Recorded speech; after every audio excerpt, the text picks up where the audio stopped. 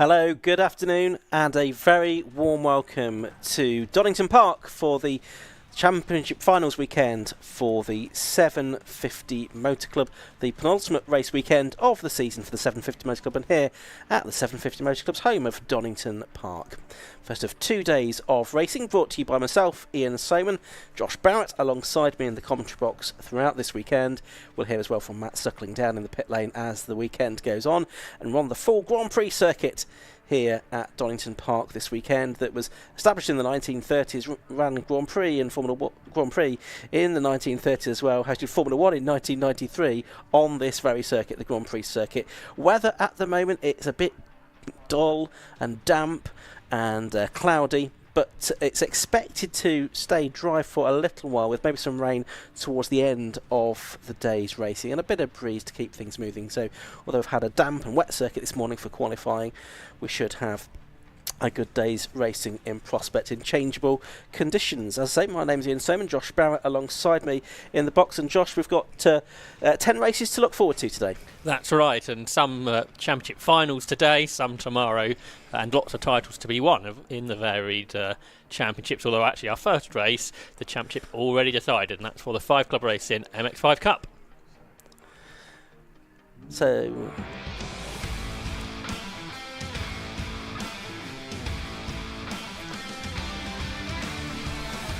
let's have a look at how the grid will line up then. We'll bring that to you in just a moment, but I can tell you on pole position it is the man that is the champion already this season. Ben Short wrapped that up in the last meeting at Alton Park. There's still the fight for second place in the championship to be resolved between Jordan Johnson and Oak Richardson, but it's Ben Short, number 71, on pole position today. Alongside him is number 70, which is Michael Pearce. Second row is 17, Oak Richardson, and 16, which is Shea Pearce. Row 3 is 230, Tom Holland, and 64, Scott Lawrence. On the fourth row of the grid, it's 220, which is Owen Mills, and 95 is Andy Bailey. 32, Jake Micklewright, and 128, Samuel Gorman on the fifth row. The sixth row is Jack Lawrence in number 97, and Jordan Johnson, last year's champion, in number 1. Row 7, 25, David Williams, and 46, Neko Favo. Stephen Craggs in 47, and Ian Tomlinson in number 9 on the 8th row. The 9th row is 111, James Winstanley, and 21, Matthew Pennefather Neal. Matthew Short is on the inside of row number 10, besides Martin Vernon. Then on row 11, it's 68, Stephen Robinson, 96, Sam Moody. Row 12, 29, Mary Barnard, and 129, Paul Barnard. And then row 13, 75, Jerry Rivers Fletcher, and 90, Andrew Robinson. 14th row is 26, Isabel Burrows, and 23, Martina Ward. 15th row, 41, Alex Quach-T, and Philip Barrett in 191. Row 16 is 31, Neil Burrows, and 11, Richard Beale, and it's 63, Stuart Dowson at the back. So 33 cars we should have, a big grid, and that sets the tone very much for this weekend's racing here at Donington Park. The grid looks to be pretty much formed up, and it is a green flag waved at the back, and we will go straight into racing. No green flag lap for the 5 Club MX5, these Mark 1 Japanese roadsters. We're about to get the lights going on, and very shortly they'll go out for a 15-minute race. It's a 30-second board, in fact, being shown. We'll then get the 5-second board being displayed, and then we will get the red lights on. So Jordan Johnson, he is back on row 6. He's got work to do. Oak Richardson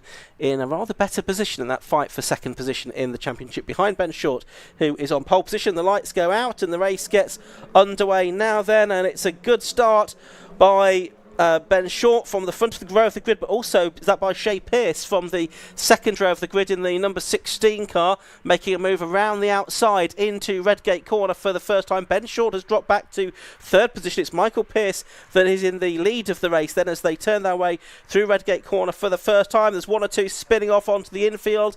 That 47. Is the 47 car, which is Stephen Craggs. He's gone round onto the grass at Redgate. Yellow flags waving for that, but it's Michael Pearce leading Shea Pearce then as they head down towards the old hairpin for the first time, Josh. Yeah, so Michael ahead of his son, but it might not be for much longer because Ben Short looked up the inside. He couldn't make it, so great start from the Pearces. There's another in the gravel. That was 97, Jack Lawrence, who will get out of the gravel, but have to go across the wet grass before rejoining, probably at the back. So it's very slippery out there. That's what all the drivers have been reporting in qualifying this morning. It's no different now.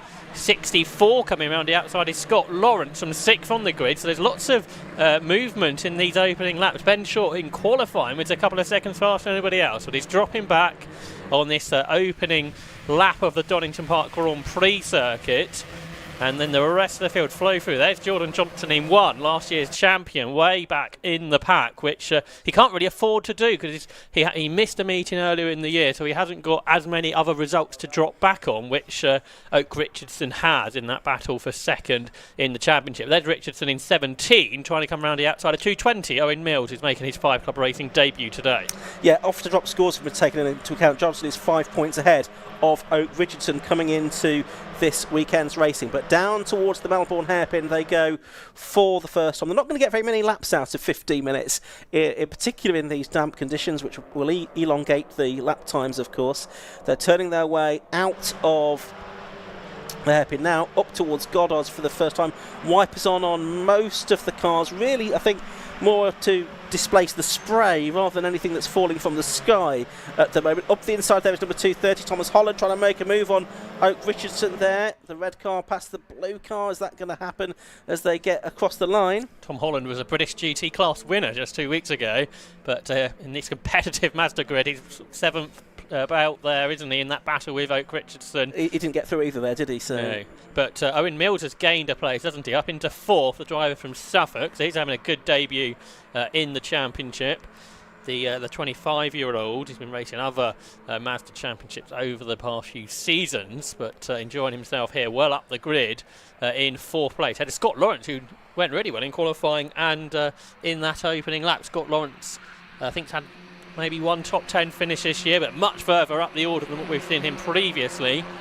It's a really jumbled grid, really, isn't it, this 5 Club Racing finale? It certainly is, and Ben Short obviously only down there in 3rd position at the end of the first lap. The man that's won 14 times this season. Matt Pennefather Neal made up 8 places on the opening lap of the race. He was one of the drivers to gain quite a lot, but there was lots of ups and downs on our timing screen at the end of the first lap. But for the moment, it's Michael Pearce leading, Shea Pearce 2nd, Ben Short in 3rd. They have got a gap back to Scott Lawrence in 4th position, but now Ben Short looks like he's trying to attack Shea, who's we've not seen much of this season. I think Michael's been competing in all of the events, but Shea not having taken part in all of them. Michael's been 4th 3 times, but yet to be on the podium. That could change today, but he's got his son trying to make a move. To the inside comes Shea Pearce, the 26-year-old from Oxfordshire. Then Ben Short, who has won championships in the past. He's won the championship provisionally this year too. Obviously can't afford to do anything stupid this weekend. So he's kept the first lap and a half sort of watching what's going on, but I'm sure he'd like to win the race. Yeah, it certainly would. And it looks like it's Owen Mills, isn't it? It's in 4th, that's sort of now latched himself onto those first 3. Big slide out of the corner for Shea Pearce in 2nd position. Does that give Ben Short the opportunity to attack? He's on the outside line for the hairpin at Goddard's, but already as they arrive at the corner, Ben Short, number 71, has made it through into 2nd place now, but he's sliding himself on the exit of the corner. That might mean that Shea Pearce has more momentum as they head along the Wheatcroft Straight, coming towards the end of lap 2. Oak Richardson's up to 5th, so he's gained 2 places on that lap, so he's coming through nicely. One of the drivers, other than Ben Short, only 2 other drivers have won this year. One of them was Oak Richardson. Matt Hallam won last time out at Silverstone. Ben Short has got 2nd, as you said, the previous corner, almost got the lead now as they go on to Hollywood. He's drawing up alongside Michael Pearson in 70, wheel to wheel down the Craner curves, and Michael Pearce doesn't fancy that, does he? And he might lose 2nd place with it too. Short though, he's had a big twitch. He was right on the edge of the limit of his Mazda MX-5 there. So up to 2nd has come Shea Pearce, ahead of his dad Michael. Then Owen Mills there in 4th place. But yeah, I think that was Michael Pearce not fancying being on that tighter line in these conditions down the Craner curves, Ian. You mentioned Matt Hallam. He was in contention for sort of top 3 position in the championship, but he's one of the drivers that's not here this weekend. Andy Bailey lost 11 places on that last lap. He's dropped down to 17th position, so he was up there in the top 10, so that explains one of the places that Oak Richardson gained as well on that lap, and it looks like he is trying to bridge the gap to those first 4, isn't he? But it is Ben Short now, number 71, the champion, out in front, looking for his 15th victory of the season, also looking to get as high up the Autosport number of race wins during the season list as well. He's sort of certainly one of the winningest drivers in the country this year. He's got Shea Pearce behind him, and now you've got Owen Mills in the number 220 car trying to attack Michael Pearce for 3rd position. As Josh said, he's looking for his first podium finish, is Michael Pearce, but he's got his work cut out next. He's got Owen Mills and Oak Richardson as well closing on them, so it's now 5 cars, I would say, Josh, for the lead. That's right. Owen Mills was the driver who set the fastest lap in the on that previous lap. Look at the wide line everyone is taking at the Melbourne hairpin, trying to find some sort of grip. We've seen some big slides out of here earlier. This time it's Owen Mills who's all up the curb on the exit of the corner, but there is 71 short. There is 16 Shea Pearce, who has his arm out of the cockpit. So is there a problem here? Yeah, the safety car is being deployed.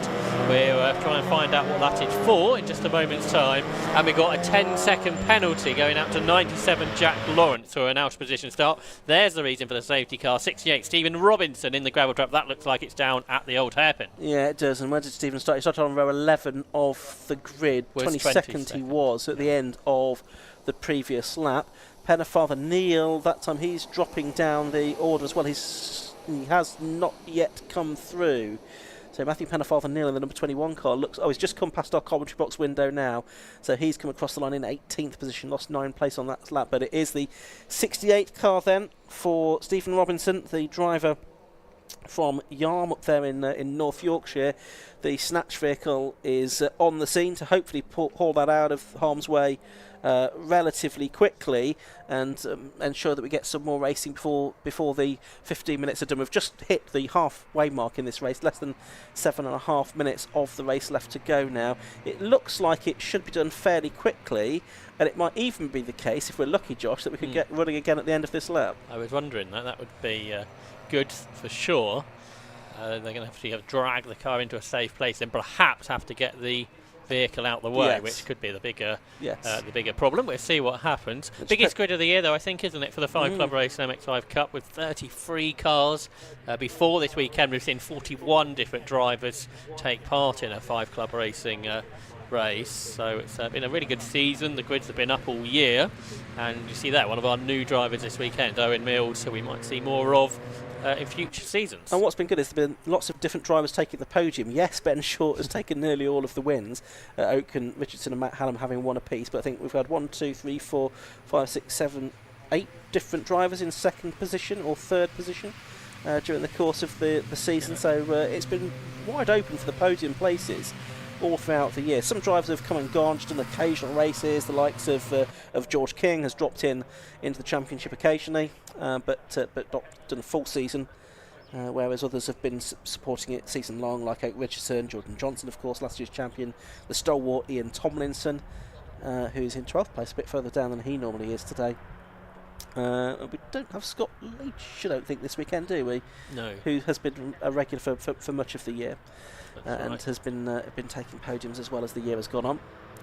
But a great championship, of course. These Mark 5 MX1, Mark 1 MX5s even get the right way round. 1.6 litres Japanese roadsters from the late 1980s, early 1990s. Regulations for this were written by Alan Robson many years ago, and he ran the 5 Club category for several seasons, retiring from that role at the end of last year. Ben Hansey taking over the running of the championship this year, himself a former champion in 5 Club. Safety car light still on, so it looks like we are going to get, unfortunately, at least one more lap behind the safety car in this race. They've just not been able to get that car out of the way in time. So we do have another lap to go behind the safety car. So while that's happening, just tell you, Jordan Johnson, of course, last year's champion, he is at the moment in 8th position. He is 4 places behind his rival for second place in the championship, Oak Richardson. He's a HGV mechanic from Gloucester, been racing for 6 years now, for the champion of 5 Club in 2023, and it's a car that was prepared and run by himself and his father, Adrian Johnson. He's certainly one of the front runners in this championship and has had several podiums this season, Josh. And you mentioned Alan Robson a moment ago. This year, for the first time, the Alan Robson Trophy is going to be awarded at the end of the season. It looks like Michael Pearce might pick that up, which is a trophy for drivers who haven't had a podium before the season started. And it'd be even better for him if he can go out winning that with an overall podium, which is possible today. Absolutely. Shea Pearce, just to talk about Shea then, from Banbury. He is 26 years of age. He's a classic Porsche race and rally mechanic. His father is Michael, who'd been battling with during this race. Only started racing 3 years ago, done quite a bit of karting in the past though.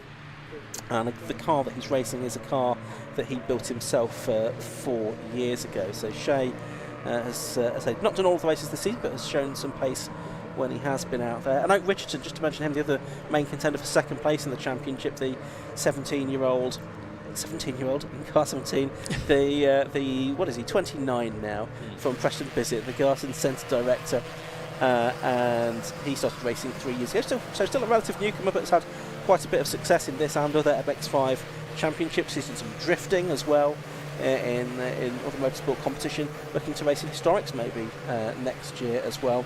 And another driver to have built his own car. That's quite often the way in the F5 Club MX5s. That there are teams that will run cars like Ben Short's team, BS Motorsport, but equally many drivers have prepared and run their own cars, Josh.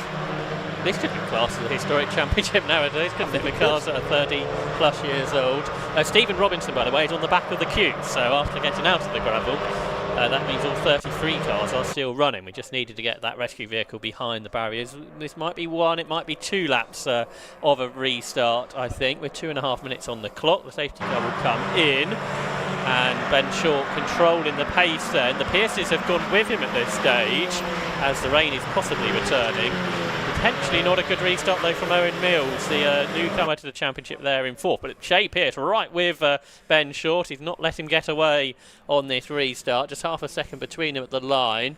There were 2 minutes and 14 seconds on the clock, so this could be the last lap of the race. They head down towards Redgate Corner, and Ben Short has controlled it then into Redgate without too much of a drama. Then the Pierces. Don't think either of them had a podium in the championship before. And then Owen Mills in 4th, but both those contenders for second in the championship are not scoring as highly as they might have liked. No. Oh, and Ben Short goes very wide, gets a wheel on the curb. I thought he was going to go off, but he managed to collect that up somehow. So Short, Shay Pearce, Michael Pearce, and now it's Oak Richardson, his turn to have a moment down at the old hairpin. And it looks like Jordan Johnson's got ahead of Thomas Holland since the restart, so he's up to 7th place now. He's narrowed the gap to Oak Richardson.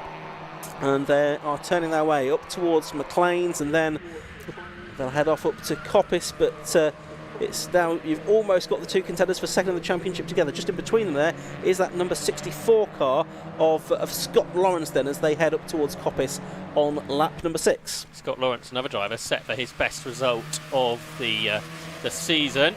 But there's a whole gaggle of cars. Sam Gormer in there as well. He's had a best result of 5th this season, but he's inside the top 10. Any of these cars could end up on pole for later on. Anything between 6 and 10 will be drawn out of the bag for pole position. So Oak Richardson has held on to 5th despite that huge slide he had into the old hairpin. But he's only got that one car, as Ian mentioned, between himself and his championship rival Jordan Johnson. It might not even be that by the end, because Johnson has been quick on this restart lap, although Tom Holland perhaps fighting back behind. Down through the Melbourne hairpin they go then. Ben Short has reeled out a bit of a gap, hasn't he, on this lap. There were 19 seconds to go. It's touch and go whether we'll get the checkered flag this time or whether we will get one more lap out of it. Ben Short again going deep into the hairpin. More grip out there in these conditions, and he comes up to the line. And do we get the checkered flag this time, or do we go on? Yes, we do get the checkered flag. The checkered flag does wave, so it's Ben Short, his 15th victory of the season. It's Shay Pearce in 2nd place, Michael Pearce 3rd, Owen Mills 4th, Oak Richardson 5th, Jordan Johnson 6th in the end. So only the one place between them then. Thomas Holland, Scott Lawrence, Samuel Gorman and Jake Micklewright. Josh rounding out the top 10. Yes, so Scott Lawrence dropped back, didn't he, on that last lap? But a good result, best result we think for him, as well as the Pearces, father and son. So congratulations to both of them. But Ben Short finished where we might have expected for his 15th victory of the season, and set the fastest lap on that last lap. Not as quick as qualified at 9 o'clock this morning, interestingly. So conditions, if anything, have not improved since we went qualifying this morning. But it looks like everybody has got their car home. Yeah, all 33 starters, even with that mid-race safety car. We've got Scott Lawrence home too. Let's see if we can take a look at the results. Yep, Ben Short it was that took the win at the end of a 6-lap race that was interrupted by the safety car there in number 71. He beat number 16 Shay Pearce by 1.689 seconds. Third then was number 70, that was Michael Pearce, Shay's father. Fourth, number 220, Owen Mills. Fifth was number 17, Oak Richardson. Sixth was number 1, Jordan Johnson. So second place still very much up for grabs between those two in the championship. Seventh was number 230, the British GT racer, Thomas Holland. Eighth, number 64, Scott Lawrence. Ninth was 128, Samuel Gormer. Rounding out the top 10 was number 32, Jake Micklewhite. Then Nico Favo, David Williams, Ian Tomlinson, and 750 Motor Club's very own James Winstanley in 14th position. Further back, it was Andy Bailey of Mint Alloys in 15th. Matthew Short 16th, Matthew Pennefather-Neal 17th, Mary Barnard, Martin Vernon and Sam Moody rounding out the top 20, with the rest of the drivers you can see listed on your screen down to the 27th position. And then on our final page of results, you'll see that I think everyone did make it to the end in the final conclusion, including Stephen Robinson, who was in the gravel trap for a while. So that brings to an end the first race of the day. We'll have one more race to come before the lunch break. That's going to be for the Radical Bike Sports Championship. We'll have that coming up in just a few moments' time. We'll hear from Matt Suckling before then, though, down in the pit lane with our top three drivers. So we've got the bike sports race to come. Then after lunch we've got the Takiwa Road Sports Series, then the 116 Sprint and 120 Coupe Cup, Nankang Tyre Sports 1000, Zam Helmets Formula V and F1000 as well. Then we go back to 5 Club for their second and final race of the day, then bike sports, and then the 116s and 120s. They'll also have their final races of the day and of the season as far as the sprints for the 116s are concerned before the end of the day. So lots of racing still to come here at Donington Park today. And a reminder, if you've not already found it, then you can find the digital programme on the 750 Motor Club website, which is 750mc.co.uk, 750mc.co.uk. That's where you can find the digital programme. You'll also find links to the live timing, and you'll find links to the Alpha live stream of this race meeting as well. So if you're here at the circuit and you want to have a look at that as well, you can have a look at the live stream, all available via the 750 Motor Club website. So we've got lots more racing to come, lots more championships to be decided, and very shortly we'll head down to the pit lane to hear hopefully from our top 3 drivers, and 2 members of the same family as well, which will be interesting, alongside Ben Short, who took his 15th race victory there. Didn't look as if he was going to do that all the way through the race, but he was nevertheless emerged with a 1.7 second victory. So let's head down to the pit lane now, and we'll say a very good afternoon for the first time to Matt Suckling. Thanks, Ian. Yeah, down here with our race winner from that MX5 race, Ben Short, for what's going to be the 15th time this year, I think, a winner? Yeah, quite possibly. I'm not sure, yeah. But, yeah, that was an interesting race, wasn't it? The quali line doesn't work when other people are on the track. So, yeah, first couple of laps didn't really go to plan. But it's good to see Scott Lawrence, despite all of his whinging, BS Motorsport runner. He was at the front at the start, and these two showed that they were quick in quali as well. So, yeah, bit of a race there, and then safety car slowed it down for a bit, and then it was a little sprint to the end. Was that a hindrance for you with the safety car? Not good. Not good. My own fault. I thought, right, I'll try and be sneaky here, and I'll go really deep into the first hairpin and try and get a nice run out and get a bit of a gap before we get to the start-finish line. But to do that, you need to actually be talented on the throttle, which didn't pan out for me. So we ended up all crossed up with everyone just sat behind waiting for me to get out of the way, pretty much. So, yeah, it was less than ideal, but it was a really good fun race. First time we've raced these in the rain for a little while, I think. So, and these Massimo tyres did well, and fair play to all the other drivers. You know, it was pretty tricky out there, and bar someone having a little trip into the gravel, everyone's come home safe, and the cars look straight as they're going down the pit lane. So that's fantastic. Good stuff. And one more race to go for the year, Ben. Yeah, that's right. Yeah, one more, and then we get a bit of time off. Although we might do the Burkett. I'm sure you will, Ben. Well done. Congratulations on the victory. Ring Sharon, who finished in second place. Well done. Congratulations. Is that your first podium of the year? That is my first podium of the year. It's my second event of the year as well. I did Croft at the start of the year, and then this is my second one. So don't get out too often, but it's nice to be up here. This is my old man. He's finished in third, so yes, it's his first podium as well. So it's brilliant to be on the podium with him. Yeah, bookending the season, aren't you, with the first one and then the last one this year. So tricky conditions, as Ben said. How did you find those? Yeah, tricky conditions. Brilliant fun though. Absolutely cracking fun. yeah, turn one was interesting. Managed to just get ahead and followed Dad down the Craner curves and held it from there. Ben came past, tried to hold him off, but there's no stopping him, is there? Good stuff. And Michael, we'll bring you in as well, who finished there in 3rd place. What's it like racing with your son?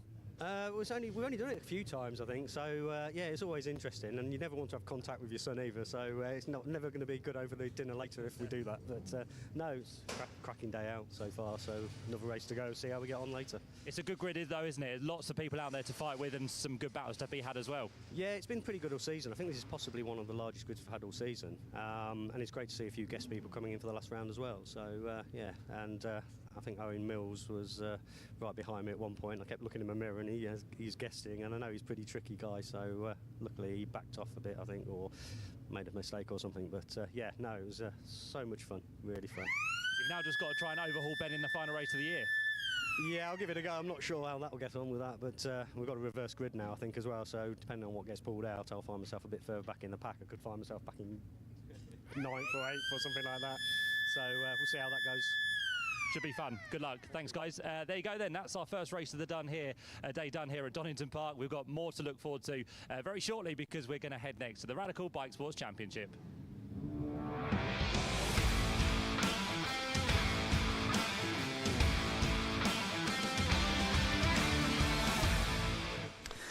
And the cars heading off on their green flag lap ahead of the penultimate round number 9 of the Radical Bike Sports Championship for 2024. This is a championship that has already been decided in favour of Leon Morel. He wrapped that up last time out at Brands Hatch, which was a little while ago at the end of August. So he's the overall and Class B champion.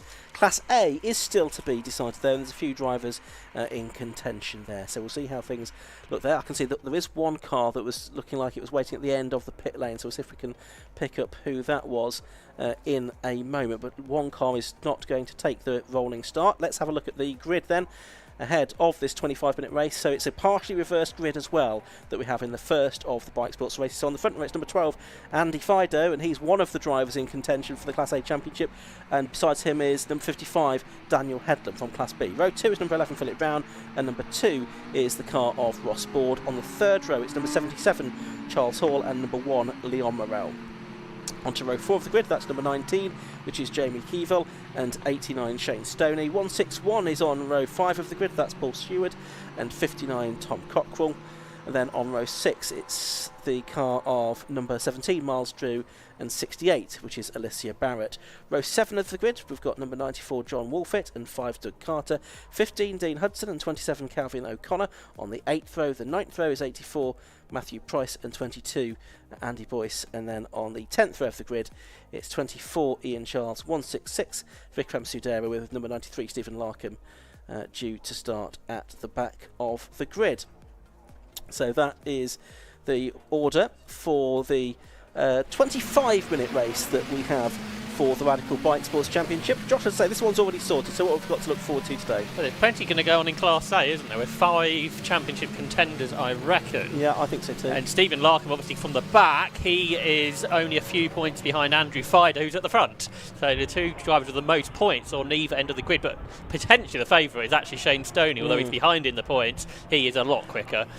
In qualifying, Shane Stoney was 6 seconds quicker than Andy Fido. If the car lasts 25 minutes in both races without problems, which has been a bit of an issue this year because the car has had so many dramas for Shane Stoney, but when he's going, he is super quick. He was fastest in qualifying by 2 seconds, but as you say, we've got this top 8 reversal from qualifying, so he goes off 8th. James Keevil and Doug Carter are also championship contenders after drop scores, just 12 points between the 5 of them, I reckon. Fido 5 ahead of Larkham, who's equal with Stoney, but Stoney has no other results to fall back onto. Then 3 back to Keevil and a further 4 to Carter. So plenty to go on in the tuned engine class. As you say, Leon Morel, he has had all the success in Class B, and that is why he is a champion for a 3rd time in the Bike Sports Championship. And this, the last ever weekend of the Radical Bike Sports Championship. In this, guys, it's the Radical Club Challenge from 2025. And we welcome a dedicated class for the Radical SR1 model for next season, and look forward to having more and more support in that class as we move into the new season. Right, safety car has pulled in, So the rolling start about to get underway. The cars making their way 2 by 2 through the Goddard hairpin and up to the start and finish lines where the red lights are on, and they go out now and their cars blast off up towards us then for the first time. There's one with a wheel on the grass there. That was Morel, wasn't it? A bit further back. Charles Hall trying to make some ground up as well. He's up to second place now as they head into the first corner. But they swoop around Redgate down to Hollywood and through Redgate, through the Crater Curves for the first time. A 25-minute race, longer race, different format this year for the bike sports. The second race has a pit stop, but this a straight race, and the down through Old Hairpin for the first time, Josh. Yeah, Morel was on the grass. He was being squeezed by his mate Ross Ford, and he sort of leaned on him to make sure that he knew he was there. We've got a spin. It's Doug Carter, who's not a big fan of wet conditions, I'm afraid. He's in the gravel at the Old Hairpin, and that doesn't bode terribly well, I don't think. So the rest of the field head up the hill. Already Andy Fido from pole is behind Shane Stoney. They're 68. Alicia Barrett having her first ever race today. The former Carter in the Formula Woman car, and she's qualified well with him, right in the middle of the pack.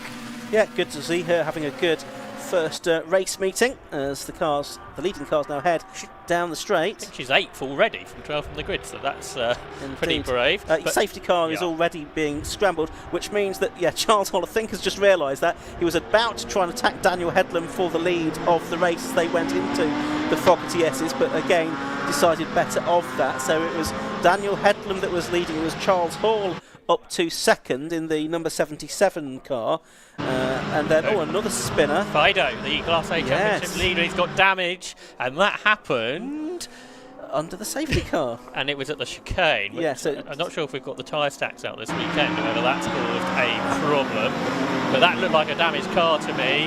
And it's Stoney, it's Shane Stoney who's the other car involved. Yeah, now is that as part of the same instance or is that a separate problem? Yeah, I just said Stoney had just got ahead of Fido, didn't I? So whether the yellow flags weren't seen or something like that, but that is the main championship contenders in Class A in Strive. So potentially, although he didn't really do much in qualifying, Stephen Larkham, the Northern Irishman, could come into contention here. Yeah, so let's see where he's got to at the end of the first lap. He's not appeared past the timing line as yet in this race, which has gone immediately under the safety car. Fido's come through, but with damage. Stoney, I think Stoney's not going very far at all. He's got damage, has he not, to his rear wing? So I think those two cars have come together, and a big shake of the head from Shane Stoney. I said earlier about how quick he was, but he needed to finish this race. And it's not going to happen. And the marshal sort of shepherding him off the circuit at the Melbourne hairpin, where the cars join the circuit from the assembly area. Someone else who's going well in is another deputy, which is Paul Seward, up in 6th position. Yeah. Not sure what he's raced before, but his first race, I think, in bike sports, and he's up in 6th place. Stephen Larkham, number 93, came across the line in 18th position, having started from the back of the grid. So the two cars that we lost on the opening lap then were number 5, Doug Carter, who's the car that's being towed away at the moment, and number 89, Shane Stoney. So James Keevil could well really bring himself into Class A contention here. Yeah. After drop scores, he was 8 behind Fido, if you agree, Ian, hopefully. Let's have a look. Yes, I do. So, and he is the only one in actually a good position at the moment. I think he's 2nd in Class A behind Charles Hall. Fido is 4th, but with damage. And Larkham is 6th in Class A, and Stoney is out, Carter is out, and that's certainly going to be the end of Carter's championship hopes. It's going to be the end of Stoney's championship hopes as well, I think. Yeah, so Jamie Keevill's really going to be the one that comes into it, isn't he? I mean, what's he done this season in terms of his results? He's had 2 overall podium finishes. Is it 1 class win, I think, that he's had during the course of the year? Yeah, that came at Anglesey. Yeah, and a few other podiums within Class A. So he's had a bit of consistency there. Who sometime Lotus-Salan race as well, I think, isn't he, Jamie Keevil? Yeah, had his first outing at Bike Sport at the end of last year, I think, and he is in the ex-Robert Rees Radical SR3 with the 1500cc tuned Hayabusa engine. He's 29, but he's been getting quicker. He's been right up there or thereabouts, and of course he was the 2nd quickest driver in qualifying to Shane Stoney. Yeah. So he could come through here.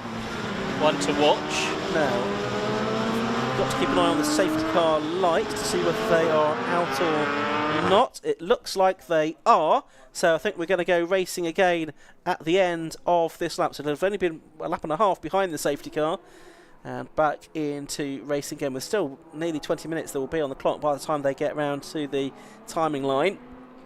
So it's number 55, Daniel Headlam leading. For an overall win here though, Charles Hall, so he's in a good shout, number 77. And Leon Morel, of course, the champion, he's in third place. I think any of the top 5 could win this year. I wouldn't really want to bet on anybody for them top 5 not winning it. They're all quick. So an entertaining 20 minutes in prospect as the green flag waves. The race gets back underway here at Donington Park, and Charles Hall immediately pulls out to the driver's left of Daniel Headlam to try and find a way through into Redgate Corner, but didn't have a way through there. Morel with them, and Brown behind Keevil now, is that? As they make their way up to or down through the Craner curves. Once again, quite a lot of spray, of course, kicked up by these cars into the helmets of the following drivers, and a spin in the background for the number 2 car. That's Ross Board, and he's picked up quite a lot of gravel there up at Redgate. Yeah, and he had his best qualifying. Fido is still going with his damage. Whether he might want to be called in for that, so we shall see what the officials think to it. Confusingly, Paul Stewart is in the Formula Woman car that others have raced earlier in the year, whereas the Formula Woman driver this weekend was Alicia Barrett, so that's slightly off-putting. But yeah, that change has happened at U4. Keevil is ahead of Brown, so up into 4th position. But yeah, Charles Hall, I reckon that splitter is dragging, isn't it? The front yes. splitter on that car. You can hear the vibration, can't you, as well, through the effects mic as they turn their way through. So that's not going to be helping the aero. That's been a big crossed-up moment there for Morel as well. But I just wonder if that's been done on the curbs, maybe, Josh. I wonder if it was doing it at the start. The ADR's been a bit problematic, hasn't it, when Charles Hall has raced it? It's quick, but it's those sort of extra modifications causing a few challenges. So Morel wiping the visor. As you said, the spray pretty violent in these cars, and I think we've had some big slide for Keevil. Did he save it? Yes, he did. Used his perhaps experience of 1960s race cars to save that. So we've seen quite big slides, which you don't normally see in these cars. Shows you how tricky the conditions are. 1 minute 45 the lap time. That is 6 seconds slower than Shane Stoney did in qualifying. So wonder if track conditions aren't ideal at this stage. Certainly not. I mean, that's 17 seconds outside the lap record, which was set by Scott Mittal 3.5 years ago. That splitter's not getting any better on not. Charles Hall's car. He's had an awful season, hasn't he, Charles Hall? But here's one of the Radical SR1s, and we should see more of these next year, Ian. Yeah, no, it's great to have them out with us this weekend. There's Doug Carter, isn't it? Yeah, so like the last race, Back they got the car out of the gravel and let it go again, which is good news. Yeah. So we've got a real battle on for this lead, haven't we? This is a really close race in the Radical Bike Sports Championship. Got 4 cars pretty much nose to tail, with Dan Headlam leading the way, the 31-year-old ex-single-seater racer, raced in the BRDC Formula 4 Championship a decade or so ago, being chased by Charles Hall, another former single-seater racer, but from longer ago. He is a former champion in bike sports. He won in 2020. Then you've got Leon Morel, who is set to become the 3-time champion, and then Keevil with them, Jamie Keevil. But yeah, it's a really interesting battle between these top 4. And this perhaps actually the first time this year where we've seen the reverse grid actually jumble the order up, which has remained that way for more than one lap. Yes, absolutely right. And probably the conditions are part of that. Getting a moment there for Charles Hall on the exit of the corner. It was interesting to note as well the lines that were being taken. They were more sort of conventional lines that was being taken in the MX5 race.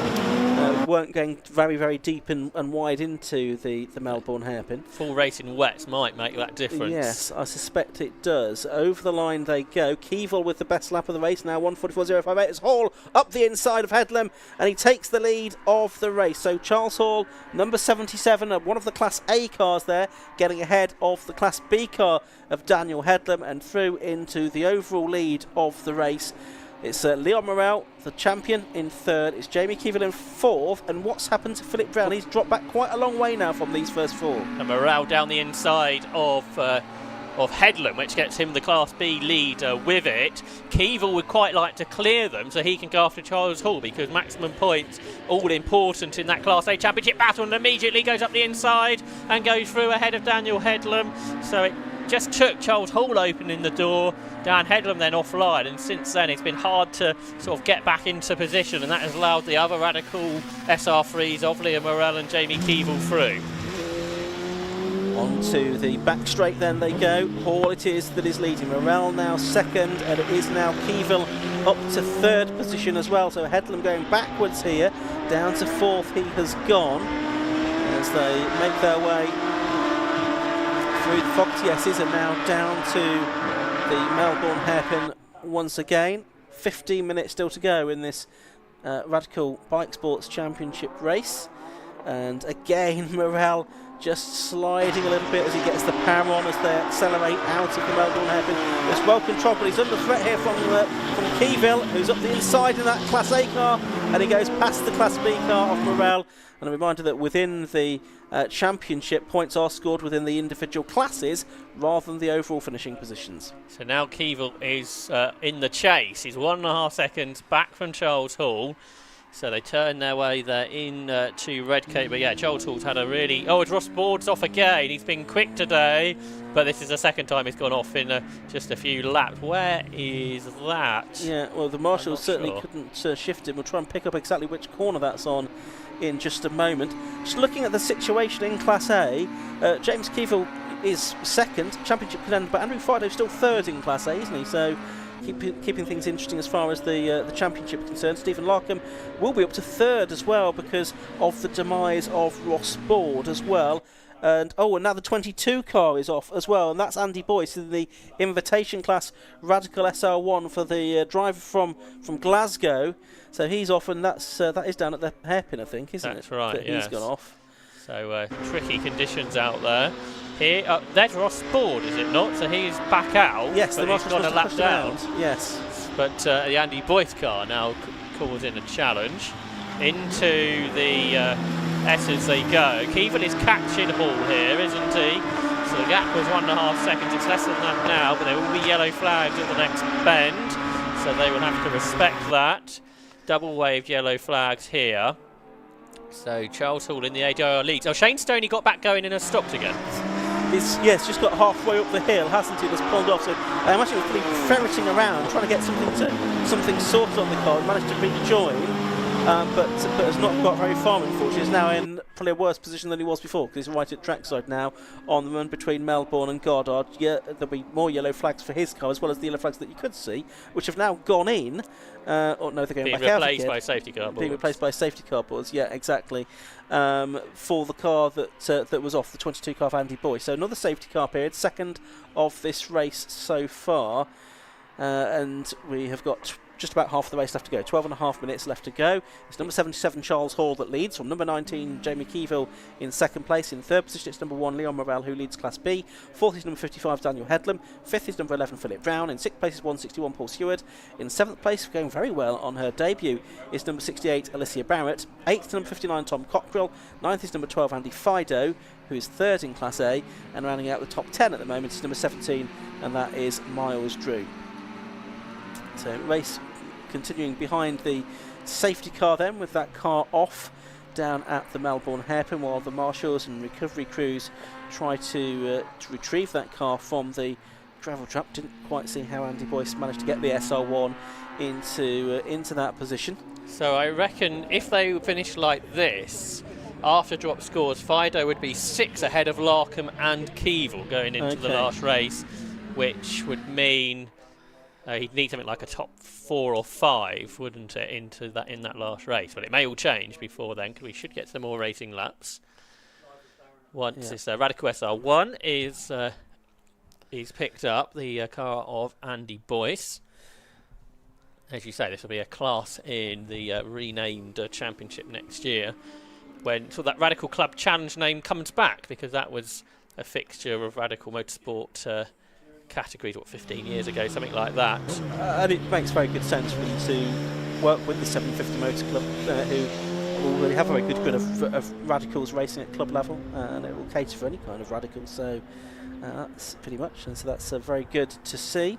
Just looking, we lost one of the non-radicals, the Wolfit Spire. That only completed a couple of laps. That, I think, stopped somewhere out on circuit, although we've not necessarily seen where that was. So that was another retirement, along with Shane Stoney, and now seemingly Andy Boyce as well, although we've seen the cars get released back into the race during the course of the day so far. I think we'll have at least one more lap behind the safety car, A couple more drivers making their debut today, Calvin O'Connor and Dean Hudson, who are in 11th position for Hudson, 13th for O'Connor, so they're having an okay debut.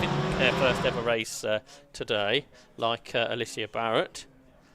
But Barrett, I think, a pretty experienced karter, so that should really help, shouldn't it? We've seen so many karters go into sports prototype racing and be quick. So can have at least a further lap behind the safety car. The good thing is this time, when the car can be recovered, the snatch vehicle can quickly retreat behind the barrier. But of course, we've also got Shane Stoney's car to deal with, which we didn't have that problem earlier. I imagine they're just going to try and get it possibly behind the barriers up there, or out of the way. See if they can do that. But that's not in a particularly exposed position where it was anyway. So hopefully that can be not disrupt things too much further. So another lap to be completed. Then they're across the line now to complete lap number 7 of this race, with 9 minutes on the clock still to go in this Radical Bike Sports Championship race.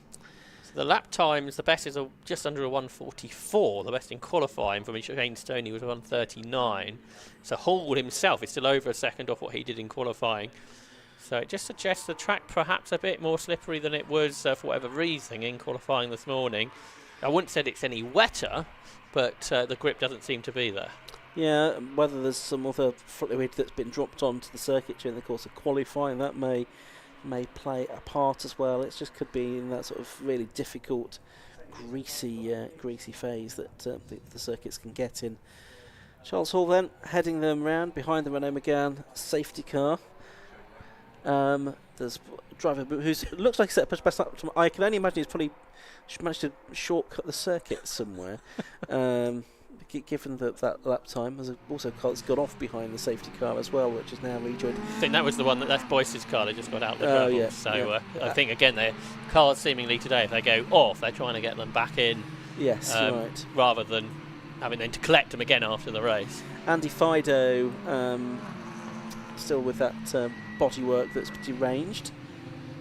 We could see him in the queue there a moment ago. Man that was on pole position for this reversed grid race. So all being well then, we should be able to get going again at the end of this lap, which will probably leave maybe 6 minutes or so left to go, and therefore probably enough time for at least 3 laps. See when people keep it on the road. Yes, of course. Which has been a challenge for some. Yeah, Fido's, I think, lucky he's not been called into the pits, really, isn't he, with the damage? But that's a crucial championship moment as well, isn't it, really, if he does finish the race with that front left bodywork that's been ripped away, but seemingly not going any further.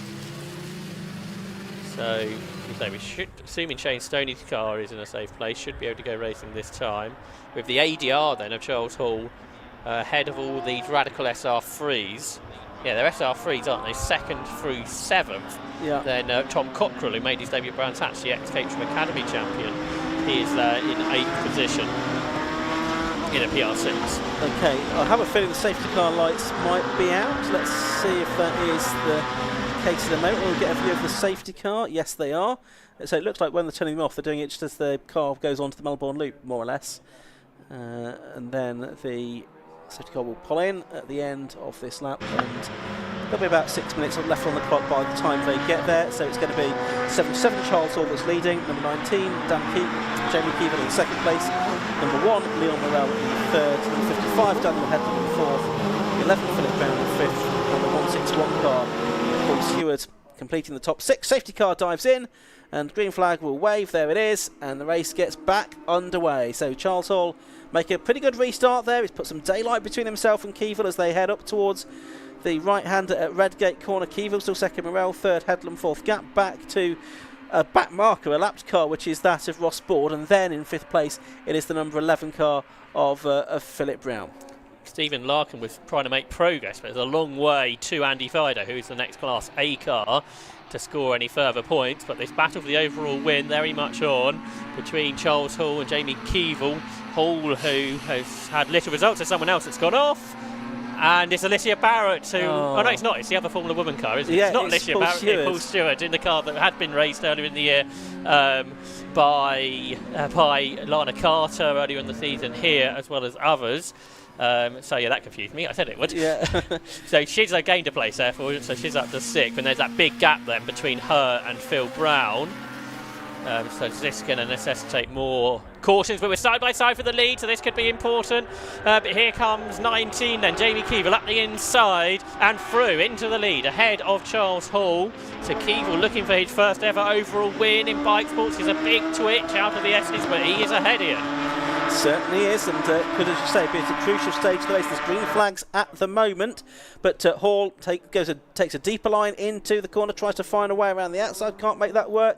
Who's going to get more momentum on the exit of the corner? Looks like they're both accelerating away. There's another chance, though, at Goddard to try and make a move on the inside there, which Charles Hall does not do. So it looks like as they come through to complete lap number 9, with the checkered flag now made ready, it is Jamie Keevil that wins for the first time in overall, I think, in a bike sports race. Second goes to Charles Hall, who overtakes him on straight down. Whether he's seen the checkered flag or not, I'm not quite sure. I think he may have done now. Third place goes the way of... I think now Keevil's chasing after him, wondering if the checkered flag was waved. Yeah, Daniel Headlam got ahead of Leon Morel as well to take third place. So Leon Morel only second in Class B on this occasion. Philip Brown was 5th, Alicia Barrett 6th, 7th was Tom Cockrell, 8th was Andrew Fido, 9th was Dean Hudson, and 10th was Matthew Price. And that checkered flag coming early, I suspect, because of that Paul Stewart car that was off in the gravel trap at the old hairpin. And rather than throw another safety car and just keep the order the same until the end, it was decided the best thing to do is to throw the checkered flag. And because Keevil got the fastest lap on that lap as well, he got 4 more points, so that means he will only be 2 behind going into the finale. So that's going to be exciting later on for the Class A Championship fight then. Number 19, James Keevil it was that took the win at the end of 9 laps from number 77, Charles Hall in second place. He was just under 4/10 of a second behind in the ADR amongst all these Radical SR3s. Third, number 55, and winning Class B was number 55, Daniel Headlam. Fourth was number 1, the already crowned champion Leon Morel. 5th, number 11, Philip Brown. 6th, number 68, great result for Alicia Barrett, her first time out in bike sports. 7th to number 59, Tom Cockrell. 8th, number 12, Andy Fido, but he was 3rd within Class A. Picking up important points for that. 9th to number 15, Dean Hudson. Rounding out the top 10 was the invitation class entry of the Radical SR3, Matthew Price, number 84. Head of Stephen Larkham, up to 11th from the back of the grid. 12th was Calvin O'Connor. 13th was Ian Charles. 14th was Mark Grayson, as Charles Hall has come through to take the checkered flag again. In 15th place was Miles Drew. 16th was Vikram Sedera. 17th on our screen, although I don't think he made it to the end, was Paul Stewart, then Ross Board, Doug Carter, Andy Boyce, John Wolfert and Shane Stoney, who all had various dramas and failed to finish the race. So that is the first of our Radical Bike Sports Championship races done. They'll be back out again towards the end of the afternoon. It's about 5:15 when we have the mandatory pit stops as well, although we'll go from a sort of conventionally ordered grid based on the qualifying time. So that's the second bike sports race to look forward to a little bit later on. We're going to go into our lunch break very shortly here. We're due to be back underway after the lunch break at around about 1:50. For those of you watching on the live stream, we'll hopefully fill the gap with some interviews in the pit lane from Matt Suckling. But we've got 8 more races to come this afternoon, Josh. I think one thing I didn't register at the time, Dan Headlam taking 3rd overall, was his first Class B win of the season. Okay, brilliant. We've had Liam Morel, Phil Brown and Tom Cockrell win Class B, and Dan Headlam has added his name to that list. So a really good result from him, keeping Liam Morel at bay. And obviously a first overall win, as we mentioned, for Jamie Keevil. So two very happy drivers. We'll talk to Matt Suckling shortly. And championship decider, a Donington decider coming up in the Class A part of bike sports. That'll come up later on. But for now, let's have a chat with our race winners with Matt Suckling.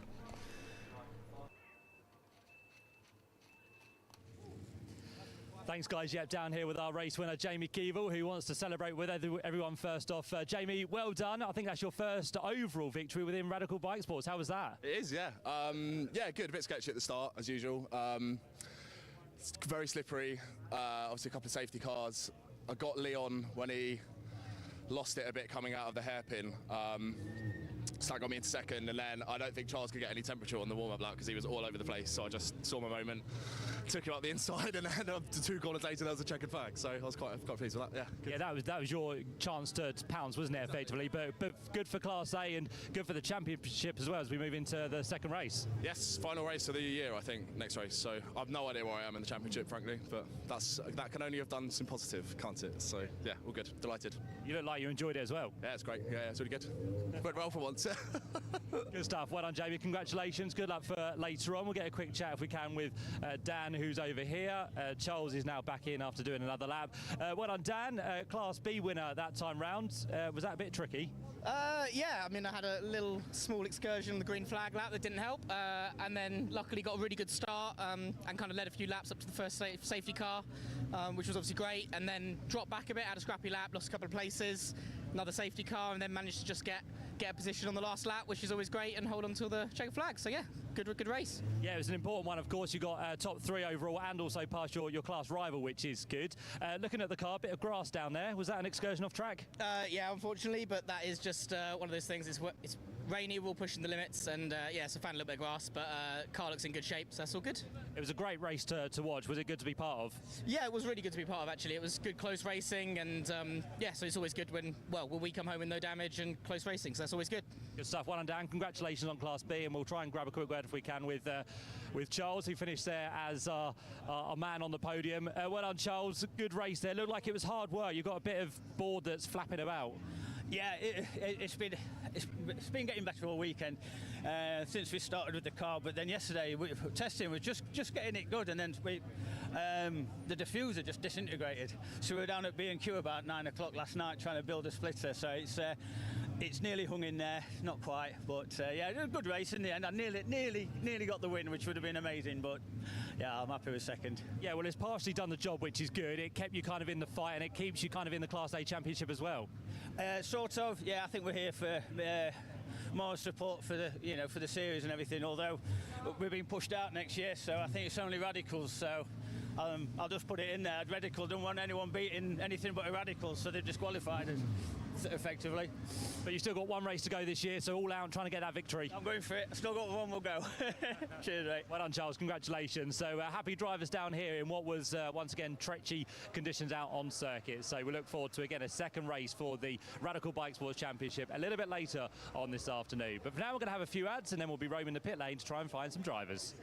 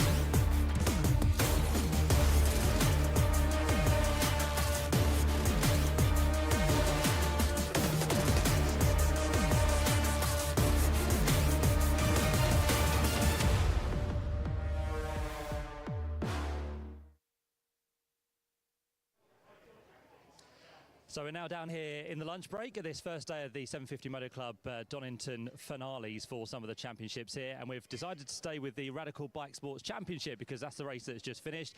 I'm going to grab a word with Andrew Fido, who's kindly joined us down here in the pit lane. Andrew came here this weekend looking to try and take Class A honours. I think it has got a little bit closer after that race, but just talk us through what happened in your race, a little bit of damage to the car there. Yeah, it's a bit of a messy race. We had a reverse grid, so I started on pole. Had some contact from behind into turn one, which put me offline, dropped a few places. Chasing the pack down through the back straight into the chicane, and I think I was behind Shane Stoney, who cut out. Yeah. Avoiding him, I make a drastic turn on the wheel which spanned me, and then I hit the side of his car. Then I had to wait for the whole pack to go through before I could rejoin again. Obviously safety cars helped me, caught me up, I picked a few off and still managed third in class. So out of a disaster, it's not too bad.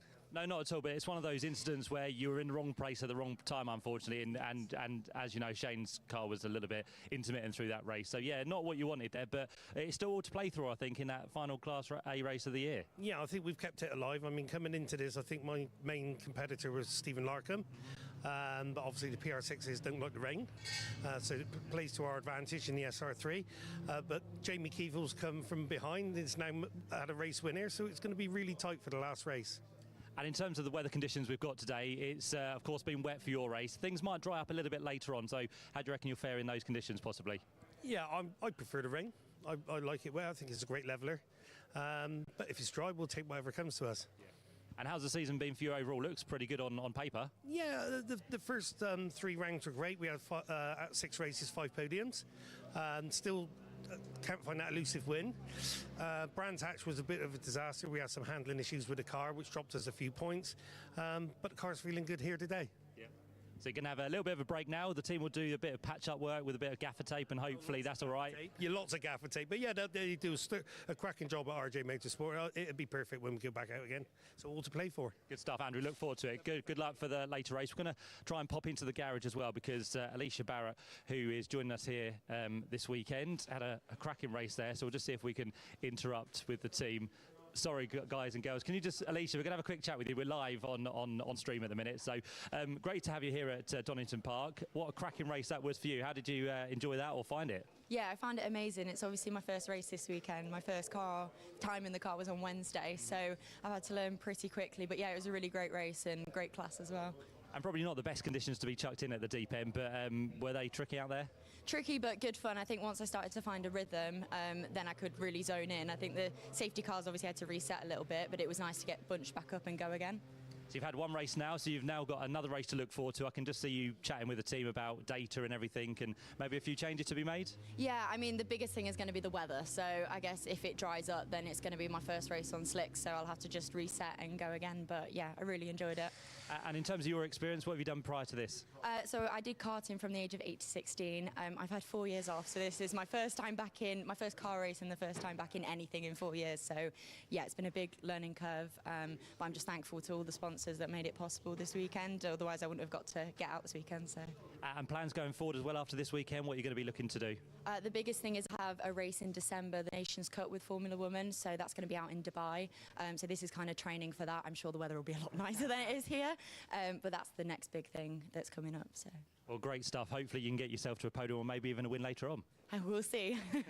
Alicia, well done. Good luck for later on. So there you go. That's Alicia Barrett, who's in that number 60 machine, doing a fantastic job out there on circuit. So we'll see what she can come up with in race number 2. A lot of body work down here. Lots of cars being repaired after that race. So yeah, lots of teamwork to be done. So let's head on down and see who else we can get from the garages. This is where all the Radical drivers are based. We've got race winner's car there, which is James Keevil. So he's now popped off to have some lunch. Doesn't look like there's too much work going on with that car. So I think he was very happy with how things turned out for him in that first one. So wet tyres still on, but as we said, possibly some some slicks to be put onto that car later on. We've got Ross Board's car down the back as well, the green and black machine, which had a couple of offs in that race, but managed to get it to the end, which is good for him. And yeah, a few more things being done on the cars within the pit garages.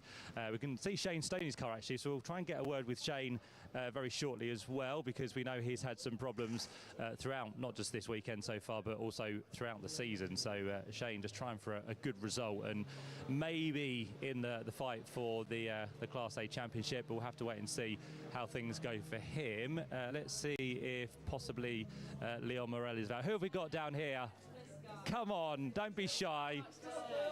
Is this Phil Brown? It is Phil Brown. Phil, how are you doing? I'm doing all right. It was a scrappy race, safety car, so yeah, couldn't get the heat into the front end, and so the leaders were pulling away. Yeah. But yeah, we're here to tell the tale, and hopefully the sun will shine and we'll have a dry race second time round. You managed to keep it on the tarmac, which was very hard out there. Many people were off in the gravel and doing all sorts. Tell my children that, because they were very disappointed in my performance. What happened? Good. Yeah, exactly. I stayed on the track, so I'd say put an outfit on and get in the car and go and do it yourselves. I know the feeling. In terms of your racing career, how many years have you been doing this now? This is my second season. Leon convinced me to take it up. I did a bit of rallying back in the 90s. Second in class this year, enjoying it. So yeah, wonderful. Yeah. So lots of great people to race with. For you, what's the ambition for the later race? To get a good result, or just keep it on the tarmac again? I've got to go for it, really. I mean, I think I've secured second in class, so I'd like to try and beat Leon. It seems very hard to do, but if it's dry, I'm going to go for it. So yeah. Well, again, that's another thing to tell your family. Second within the class, that's a good achievement. Well, it is, but not good enough, I'm afraid. But thank you anyway. You have to come back next year and try and take the top spot. We will, yeah. Keep trying. Good stuff. Cheers, Phil. Thank you very much. You've been thrown under the bus there by your friends and family. So that's Phil in the number 11 Radical. So he's having a good year so far.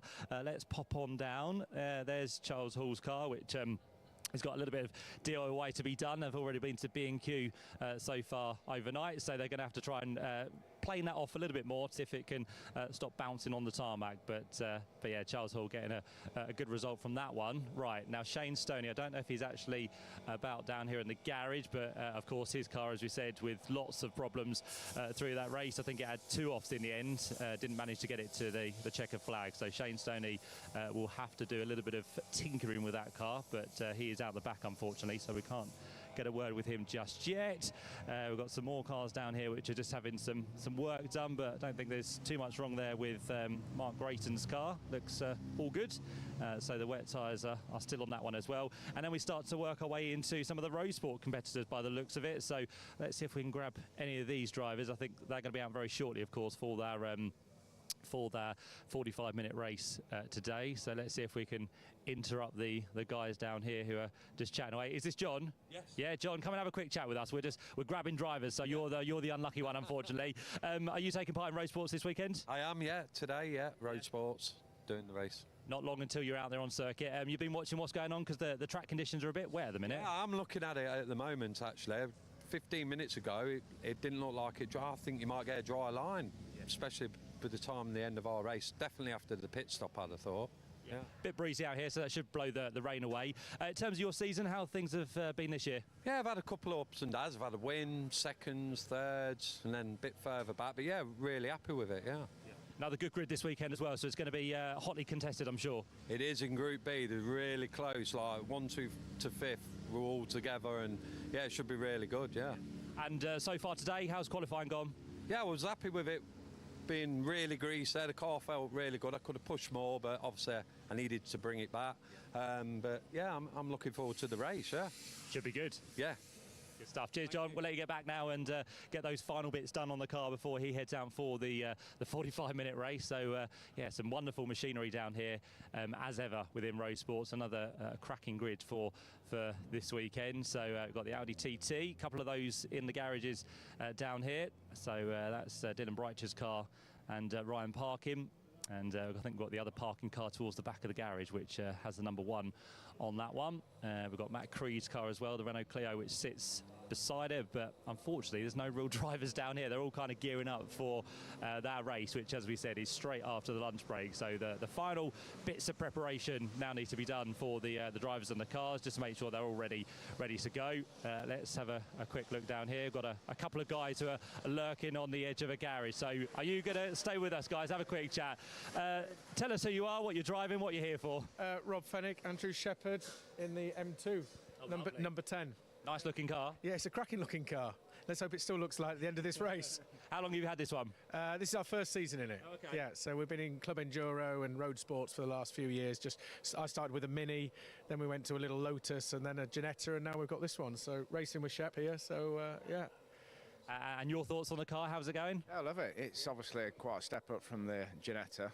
It's straight into an A-class, and especially when it's wet. Neither of us had a lot of experience in the wet, but there's one way to learn. We've got all the excuses. Have you noticed that? We're perfect for it. You're getting him in early before it all happens. Exactly that, exactly that. So how did qualifying go this morning? It was all right. In fairness, it's the first proper time we've driven the car in the wet, so it's just been a massive learning curve, as Shep says. So, you know, we've qualified in 20th, which is nowhere near where we want to be, but we're just building up and building up. The car feels good. You know, we're just going to see what's going to happen. At the moment, it's just waiting right to the last minute, isn't it, to work out what tyres we're going to run and everything else and what setup. It's just, it seems to dry and then it seems to rain and then it seems to dry up a bit. So we'll just wait and see what happens into turn one. It'll always be interesting, won't it? Great British weather, as always. In terms of the conditions, what would you prefer, the drier track or the wet one for you? Dry.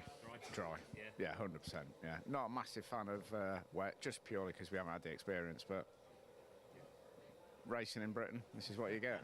Always get the wet weather. So a rear-wheel drive car, how does it kind of compare to the other things you've driven? In fairness, the Ginetta was rear-wheel drive as well, but this obviously has 3 times more horsepower than what the Ginetta did. So it's just a handful. It's great, and you know, we're just learning, getting that set up right. So it's a weapon, but it's great fun. We're just learning this season and keep going for it and doing whatever we can. We put a bit of time in testing, and that's all we can do, really. Yeah, definitely. And in terms of the race, you said you qualified 20th. Where would you be happy with in terms of a result? If we could get a top 10 today, we'd be over the moon, I think, wouldn't we? Yeah. Top 10's where we've got to be going for, really. We've got a few slower cars in front of us, but they're good drivers. You know, some good drivers in this grid, isn't there? You know, you look at them, there's some serious people, and they do a great job, and they've got some good cars. So we're just, you know, as I said, we're just got to keep pushing at it and see where we go, and hope the luck goes our way. Good stuff. Well, guys, cracking car. Good job today. Hopefully it goes well for you, and keep an eye on that weather. It could be changing any time now. So thank you very much to the guys down here in an immaculate BMW M2. So we can see the marshals now getting the drivers ready to head from the garages very shortly to get themselves round to the assembly area, ready to kick that race off in just a short while's time. So yeah, conditions, to be fair, are improving. It's starting to appear with some blue sky, which is always helpful, and hopefully we'll have some warmer weather to come as well. So yeah, things are improving here at Donington Park for this Donington Park meeting on the full Grand Prix circuit for this weekend. Just seeing who else we can kind of catch down here. There's a few drivers that are lingering around, but anyone going to come and join us? Is a lovely car, Nissan Primera by the looks of it. So no, it's not. It's an Almera by the looks of the back of it. So yeah, the Nissan Almera down here in the garage. So that's another unique car that we'll have out in the road sports. Let's see if we can actually grab a quick chat. Sam, are you right for a quick chat? I know you're on your way. Very quick, yeah, just so we can keep our live feed going. Sam, how's things gone lately? I think you've been in the wars with other things, haven't you? Absolutely. How have things gone lately? Well, we got engaged last Friday, so that is an absolute delight. Yeah. And then in true style, went from there to Mallory Park to do some motor racing. Had the best qualifying session of my life in the Master 7 Championship. Yeah.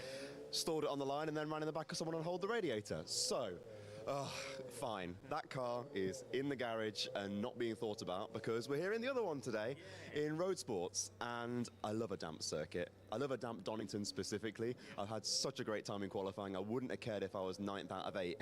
Turns out I was pole. So I've got Sam Dennis in the Civic, which has been breaking all the lap records this year, sat right behind me in a rolling start. So I'm going to make sure I'm in the right gear. Eyes up on the lights this time. God, not like last weekend. And see what we can do. But it's going to be a good lap either way. Are you doing the whole race on your own? Yes, I am solo this weekend.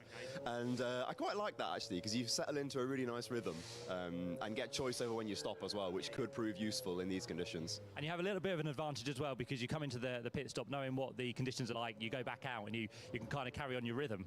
When it's mixed like this, yes, I think it does help a little bit. the flip side is a bit of fatigue, and also you don't know all that's happening in the race very well. We don't have a radio in this car. My mum's up there with the pit board, but it's difficult to know all of the things that are happening. So sometimes by the end of a 45-minute race, you're a bit blind. So just drive the car, overtake everyone you can see. Let's go flat out. Exactly, yeah. Is there any other setting? No, I don't think so. Sam, you've got to go. Good luck. Thank you very much. See you on the other side. Yeah, we'll do. Sam there, Sam McKee, who's in the number 36 BMW, so hopefully he has a better run today after that dismal performance he said he had at Mallory Park just last week. So not good for him. We've got some another amazing bit of machinery. We've got so many of these wonderful cars in the Tiguan Road Sport Series, and you can see the Seat Cupra down here very shortly to head out onto the circuit. So that looks like that's going to be a quick one. We've got a couple of the Honda Civics down here as well. You can see John Peerless possibly has disappeared somewhere, so John's not around by the looks of it. Lots of excitement in the back of the garage, which is good. What else have we got? We've got some more BMWs as well. So BMW seem to be the choice of car within the Road Sport Series. So we've got another wonderful machinery which is just sitting ready to go. You can hear it running there, so that's going to be heading out very shortly, as we said, into the assembly area to get its race underway. And again, it's not really a chance for us to grab a word with the drivers because they are now very shortly to be heading to the assembly area. But Matt Hampson in the number 69 machine. Let's see if we can actually. We're going to disturb him. Matt, sorry, very quick word with you if you can. How are things with you? Okay, it's wet, but it's fun. Yeah. Been slipping and sliding around the track, but looking forward to it. We seem to see quite a few people in the BMWs in this series. How's that going to fare for you today? This is a slightly different thing, the M2 CS. It's but it should be competitive. But we'll see. We haven't really had any running in the wet so far. It's only just now. It's only today actually this season. So we'll see how we go. You hoping things dry up for the race? I prefer it in the dry, like all drivers do. And very quickly, how was qualifying for you? Okay-ish for me. Pretty good for Andy. We came 5th, so which is good. Good stuff. We'll let you get on. Cheers. There we go. Matt Hampson then in the 69 BMW. We can see all the cars now as they head down the fast lane into the left flick of the assembly area. We've got some Lotuses next door by the looks of it, so they're now again just ticking over, ready to take part in this Tiguan Road Sport Series. Got Jonathan Weston Taylor there and Andy Hiley. Don't know if we've got the co-driver about. No, it looks like both of the drivers, well, one of them is about to get into the car and the other one is possibly not here. No, so into the car gets the driver aboard the number 53 machine. And again, wonderful cars we have within the Road Sport Series, a real mix. Whatever power to weight ratio you have in these cars, you can find yourself within a class of the Road Sport Series. So that's why it's a very popular grid with so many cars out there. We've got Darren Bull's Seat Cupra. Looks like we've got some more cars towards the back. We've got Colin Gillespie over there as well in the number 150 VW, and then towards the back looks like we've got Will Beach as well. So some drivers. I think Mark Grice is over the back as well. He's just about to sort himself out. He's got his hands device on. He's going to get his race helmet sorted as well. So that looks good stuff here. A bit more fuel going into the car as well by the looks of it. The jacks are just about to be pulled off of the number 82 Cupra. There goes one of the Ginettas out. Souped up Ginetta with the rear wing on it, so that's on its way to assembly.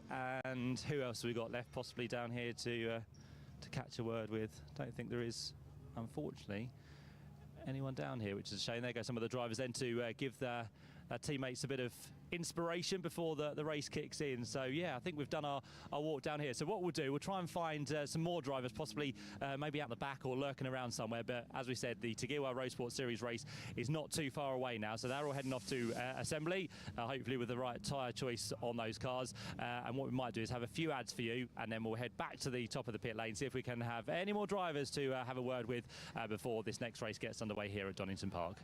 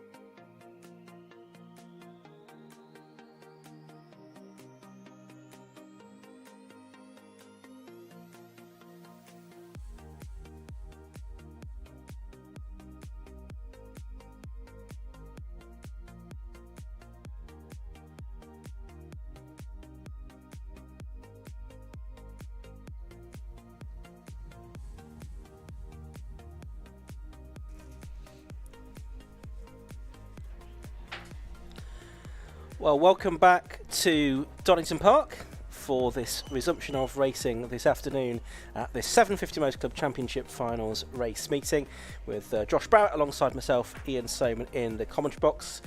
And we've got the first race after the lunch break shortly to get underway. It's the Tagiwa Road Sports Series 45-minute race with mandatory pit stops and, in many cases, driver changes as well. This is how the grid is going to line up. On pole position, it's going to be the number 25 Cupra of Darren Ball, and besides him is the number 117 BMW Compact of Ian Jones. On the second row, it's number 1 Scott Parkin in the Audi TT, the only driver to win 2 races in road sports this season, and Will Beach in the Seat Leon TCR. On the third row of the grid, Matt Hampson starts the BMW M2, that he shares with Andy Schultz in number 69. Colin Gillespie in the Leon, number 150 is besides him. On the fourth row of the grid, it's number 15 Graham Crowhurst in his BMW, and besides him is 221, another Cupra, that's being started by Luke Browse. On the fifth row of the grid, it's 444, that's being started by Claire Norman, and besides her is number 6, which is Ryan Parkin. Row 6 will be number 37, Dan Sylvester, and 83 will be Chris Nyland. On the 7th row of the grid, it's going to be number 12, Liam Crilly, and 23, Matt Creed. Row 8 of the grid is number 14, which is John Munday, and the 55 car, which is being started by Paul Simonson.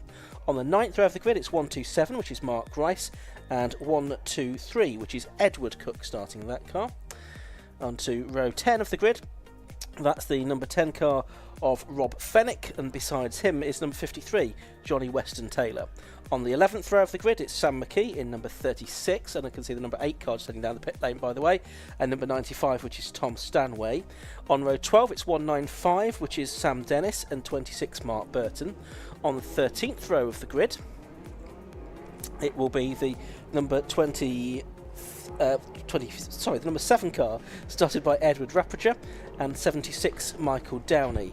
On the 14th row, that's going to be Wayne Lawson in number 19, and 27, Sean Traynor. On the 15th row, it's 413, that's Andrew Cooper, and 144 being started by Richard Longdon. On the 16th row of the grid, it's going to be number 68, that's John Dundee, and 3, Ben McCauley. Row 17 is the Nissan, being started by Stephen Cogswell, number 20, and next to him is number 97, Alex Wilkinson Hughes. On the 18th row, it's the number 9 car, which is the car of Kiefer Del Piero and Ethan Simmons, and 258, which is Michael Watson. Row 19 of the grid is 104, which is Mark Purcell, and 77, David Griffiths. Row 20 is 176, Martin Orger, and the 22 car, which is started by Andy Bicknell. On the 21st row of the grid, it's number 16, John Peerless starting that car, and next to him will be the will not be the 28 car, because that was withdrawn. I think we will have, starting from the pit lane though, the number 8 car of Matthew Tidmarsh and Chris Webster. Various drivers have penalties to serve in the pit lane in their pit stops for success in previous races. The pit lane window is open between 15 and 30 minutes into the race. It's a 60-second stationary stop plus any penalties. 5 seconds for car 1, Scott Parkin, 10 seconds for 3, Ben McCauley, 15 for 8, Tidmarsh and Webster, 5 for 12, Liam Crilly, 10 for number 14, John Munday, 15 for number 15, Graham Crowhurst, 15 for number 18, Simon Morger, 5 for number 20, Daniel and Stephen Cogswell, 5 for number 36, Sam McKee, 10 for 53, Johnny Weston Taylor and Andy Hiley, 10 for 69, Matthew Hampson and Andy Schultz, 5 for 150, Colin Gillespie, and 15 for number 195, Samuel Dennis. Sonny's trying to come out here at Donington Park for the first road sports race in nearly 2 months. Silverstone on the international circuit in August was the last time out, and this the 6th and concluding race of the season. Josh Barrett. Yeah, that's right, and she said earlier, there have been loads of different winners this year. It's been a competitive season for road sports. Scott Parkin won at Crofton Silverstone, Chris Boyan won at Snetterton, Johnny Weston Taylor and Andy Hiley won at Cadwell, and Simon Major won last time out at Silverstone. And that's just in the overall order. Lots of different winners in the classes. Class B has been won by someone different every time. The only dominating driver in some ways has been Sam Dennis, who's won 3 of the 5 races in Class C. And he's also had a very good season in Club Enduro, but that will come tomorrow. But it's in big grids all year as well, hasn't it, Ian? And we've got a full capacity grid here as well. With Chris Webster, as you said, became a reserve when the car broke in qualifying. I'm afraid something's gone very wrong for the MGZR of 104 Mark Purcell. It looks like it's been off, and now it's cooked the engine. Yeah, and it's reversing, fortunately, behind the barrier, but there's telltale grass on the circuit like it's been off into the barriers. 4 classes: Class A, Super GTs for cars up to 300 brake horsepower per tonne; Class B, the GT class, up to 240 brake horsepower; Class C, the Super Sport class, up to 180 brake horsepower; and Class D, the Sport class, up to 145 brake horsepower per tonne. The red lights are on the gantry, but the safety car is still out because of that incident that has happened. So we are going to have another lap behind the safety car. The clock has started to count down, so the 45-minute race is underway, but the car's still behind the safety car because of that incident from Mark Purcell. There is another car behind the Tidmarsh and Webster Ginetta in the pit lane. Just trying to see which car that is. That's another car that we set for a pit lane start. Mark Burton, perhaps? Could be. Can it look like a 2-digit number, which is about as much as I could give you? That's another car that didn't... Well, he did qualify 25th, so not sure. We've got onboard camera here. We've got number 6, Ryan Parkin, who is 35 today, so happy birthday to Ryan, as obviously is his twin brother Scott. I was going to say, let's not forget Scott in all of that. And Scott is up there on the second row of the grid, Ryan a bit further back on row 5. Ryan driving solo today, was in the programme to share with Dylan Brichter. We've also lost from car 19. James Pickford's no longer driving that. Car 28 is no longer entered. We've lost 117, Martin Gadsby, so Ian Jones is driving solo. We've gained some drivers as well. 183, Edward Cook starting that car alongside Stephen Cook. 221, Luke Browse now starting that car with his father Paul taking over further on. We've got one more entry completely, which is the number 22 car, which is the Andy Bicknell and Maximus Bicknell BMW as well. That is the way that the programme looks. We've had a few changes to the programme, but a very big grid, more than 40 cars we have, although not being one of them being started by Mark Purcell.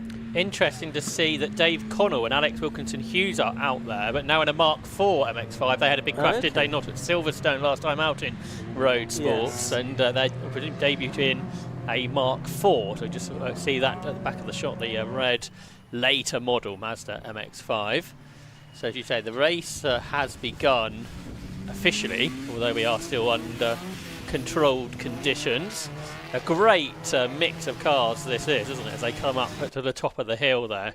You've got TCR specification cars, and you've got the BMW Compact on the front row of the grid, that car that Martin Gadsby has developed. Ian Jones driving it today, very rapid indeed.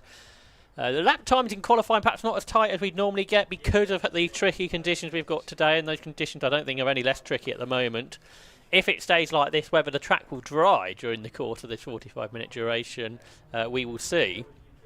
But there's a huge variety of cars. You've got the Audis of the parkings, you've got the BMWs, all sorts of models, including the M2 that's near the front, that Andy Schulz qualified in 5th place. And then further back, you've got Hondas, Renaults, Volkswagens, Lotuses. So yeah, it's a fantastic entry, as always, from Road Sports, and it's going to be a great way to end the season. So we've got 42 minutes left on the clock. We're going to get the race underway this time. Your safety car lights are out, and so with about 41.5 minutes left on the clock when the safety car pulls in, we'll be off and racing. In fact, already the green flag and green light panels are showing, but you can't overtake before the timing line. The red lights are still on, red so it should lights be a are still proper on the gantry, so it should be a side-by-side rolling start. Red lights are on and they go out. Away we go then for 41.5 minutes of racing, and it's a good start by Ian Jones in that BMW Compact. He slots in front of Darren Ball in the number 25 Seat Cupra, and it's a side-by-side a bit further back. That's Will Beach alongside Scott Parkin. Scott Parkin in the Audi just prevailing ahead of the white and red and black Cupra of Will Beach. So they're turning their way through Hollywood, down through the Craner curves for the first time, and Ian Jones in that BMW Compact is already pulling out a few car lengths over Darren Ball in second place. Yeah, one of the oldest cars on the grid then leads the way. There's the M2 which has been started by Matthew Hampston. He's got Ryan Parkin on the outside. The Class B leading Honda has come through really well. Was that Will Puttergill that started? No, it was Chris Nyland who started the... Oh, big slide there from Darren Ball as he was braking between Schwarzkopf and McLean. But yeah, that Honda leading Class B, making great progress on this opening lap by Chris Nyland. But Dan Sylvester's Honda having his first outing in Road Sports this year. Going with him, a change for the lead at Coppice. Darren Ball, who almost lost the car just 2 corners earlier, takes the lead at Coppice in. So it's all entertainment. He's lost the lead again. He has on the exit of the corner. Ian Jones has gone back through in that number 117 BMW, but he's got that big Seat looming up behind him of Darren Ball, and then it's Scott Parkin, number 1, in 3rd position. A few lengths further back behind these two, who are herring their way down the hill with the sunshine glinting off the cars now, which is a pleasant sight to have here at Donington. They turn their way through the Melbourne hairpin, and these two, looks like we could be in for a good battle between them. We'll see if Scott Parkin can get involved in this as well. Looks like it's still Will Beach in 4th position in the number 82 car. We'll pick up what's going on in the classes as well as this race goes on. Big slide again there from the leader. Change, where's Ian? Oh, Ian Jones is right there, isn't he? Ahead again, as you mentioned. You couldn't see him for a moment, but it is Jones that leads. 2nd then is Ball. 3rd is Parkin. Will Beach having his first Road Sports out in this year. They're in 4th position. Colin Gillespie up next in 5th. Sylvester's got the Class B lead back away from Chris Nyland, I noticed. So that's going to be another battle to monitor during the course of this race. But it's a super impressive development, this E36 compact, isn't it? A 1990s car. Standard would make 150 odd brake horsepower, but this one produces in excess of 300 per tonne. And it's driven really well by ex-Compact Cup front runner Ian Jones. Yeah, 3.2 litre engine aboard this BMW. 25 then Darren Ball behind him, in a more sort of purpose built, as it were, for its purpose racing car, rather than developed in the way that BMW has been. These two have pulled out a decent gap, haven't they, with Scott Parkin in 3rd and Will Beach in 4th. And there's another gap back to Colin Gillespie, who's there in 5th. Ryan Parkin trying to make a move possibly on Luke Browse in the Stowmarket Glass car for 6th position in the background as well. Those two more or less side by side. No, they're not quite as they come down to the Fox-Yeses, but Ryan Parkin is thinking about looking up the inside into the first element of the Fox-Yeses, but decides better of it. It's going to be tricky, I would think, to make a move at that part of the circuit in these conditions.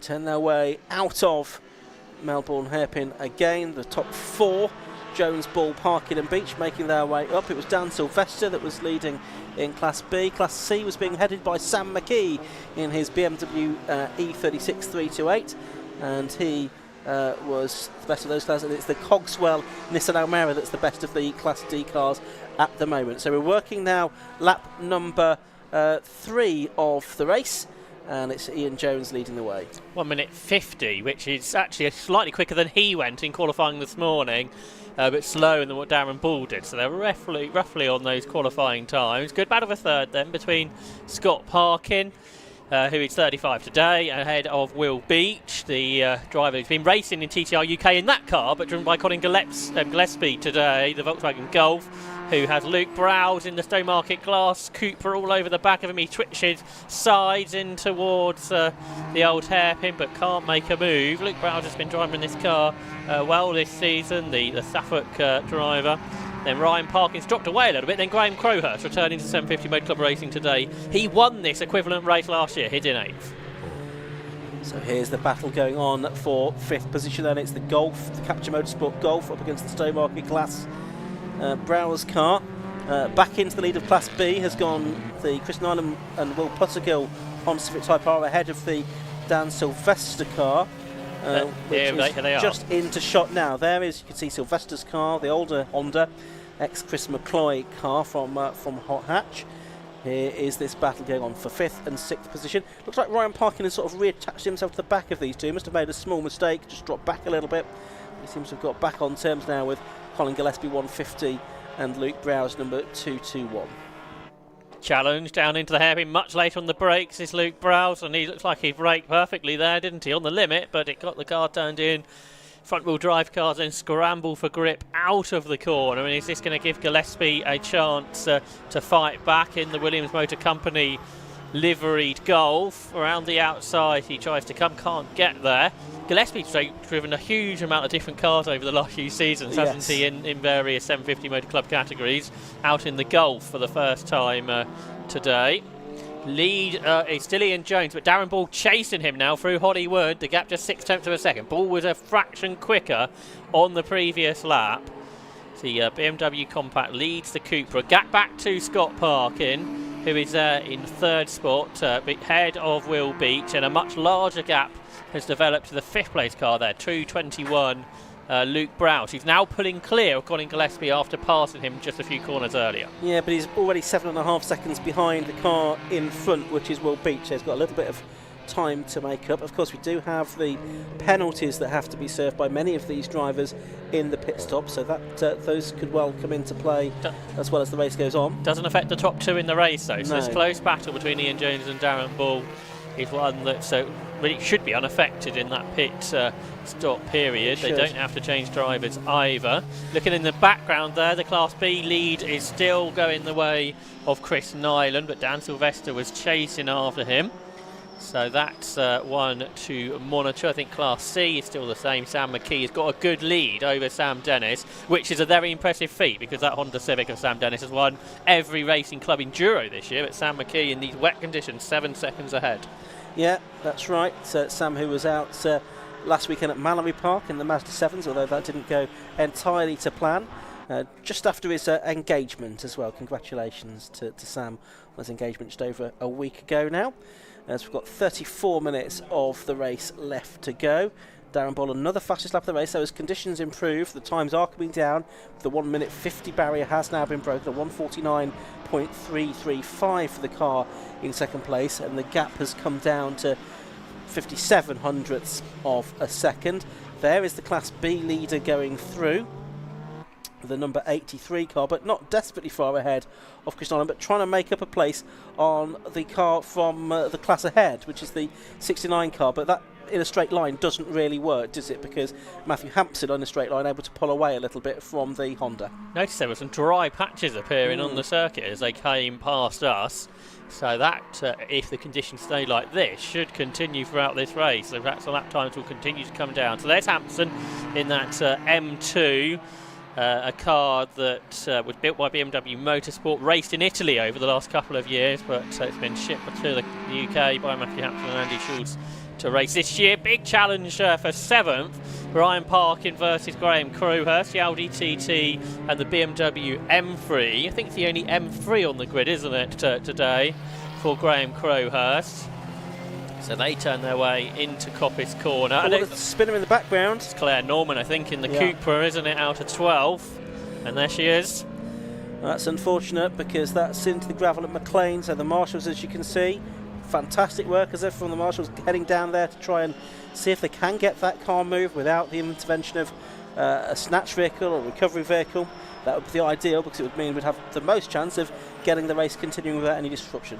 And an interruption soon would be a pit stop frenzy time, I think. Yes. We're 2.5 minutes away from the pit window. So we'll see what happens there. Lap traffic has begun. I think we've seen the BMW 116 has been lapped of Andy Bicknell, and I think we're about to lap Martin Auger's Toyota, who's having his first ever race today. He's not far though, I don't think, behind the Class D leading car, the Cogswell Nissan. You can see just coming across the line, just been lapped. So there's a Lotus off the road, that's 2:58. Michael Watson in his Lotus Elise, that was down the Craner Curves, he has rejoined. Yeah, so that's briefly off the road and back into the race, which is good to see. So we've got 31 minutes and 45 seconds on the clock. Pit lane will open in just under a couple of minutes' time then. That's the 55 car. Having a battle there, I think, with Matt Creed. Yes, that's Simpson and Stanton battling with Matt Creed in the two different classes. Creed, a Class B car, the BMW from Class A. Meanwhile, this battle for 6th place continues. Ryan Parkin against Graham Crowhurst.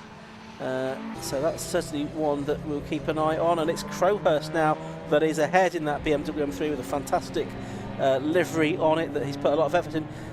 And that's the Norman car, the Seat there, just at the back of shot, just turning its way through Coppice Corner. That was the car that was off McLean's. So good news there, Josh, that's out of the gravel trap. You can see no car in the gravel trap at McLean's.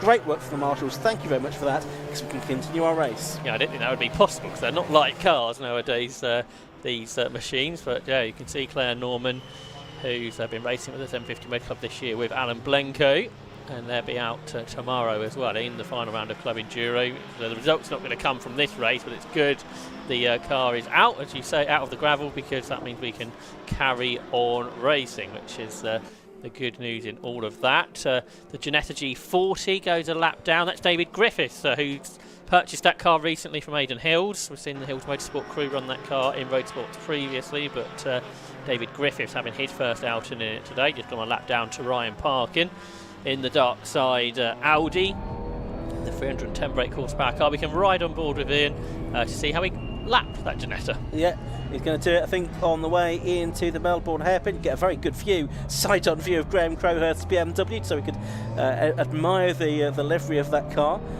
But it is a bit of a distant spec now, isn't it, for Ryan Parkin, who is heading up towards the hairpin at Goddard. Now, the pit lane window is now open with 30 minutes, just under 30 minutes still on the clock. Is he going to go in? We're not going to find out whether he goes in at that time. So he continues on his way after 6 laps of racing. Ian Jones now pulling clear from Darren Ball, 2.4 seconds the gap, despite Ball being fractionally quicker on best times. Scott Parkin is third, 4th is Will Beach, 5th is Luke Brown, 6th is Graham Crowhurst after moving ahead of Ryan Parkin on that lap.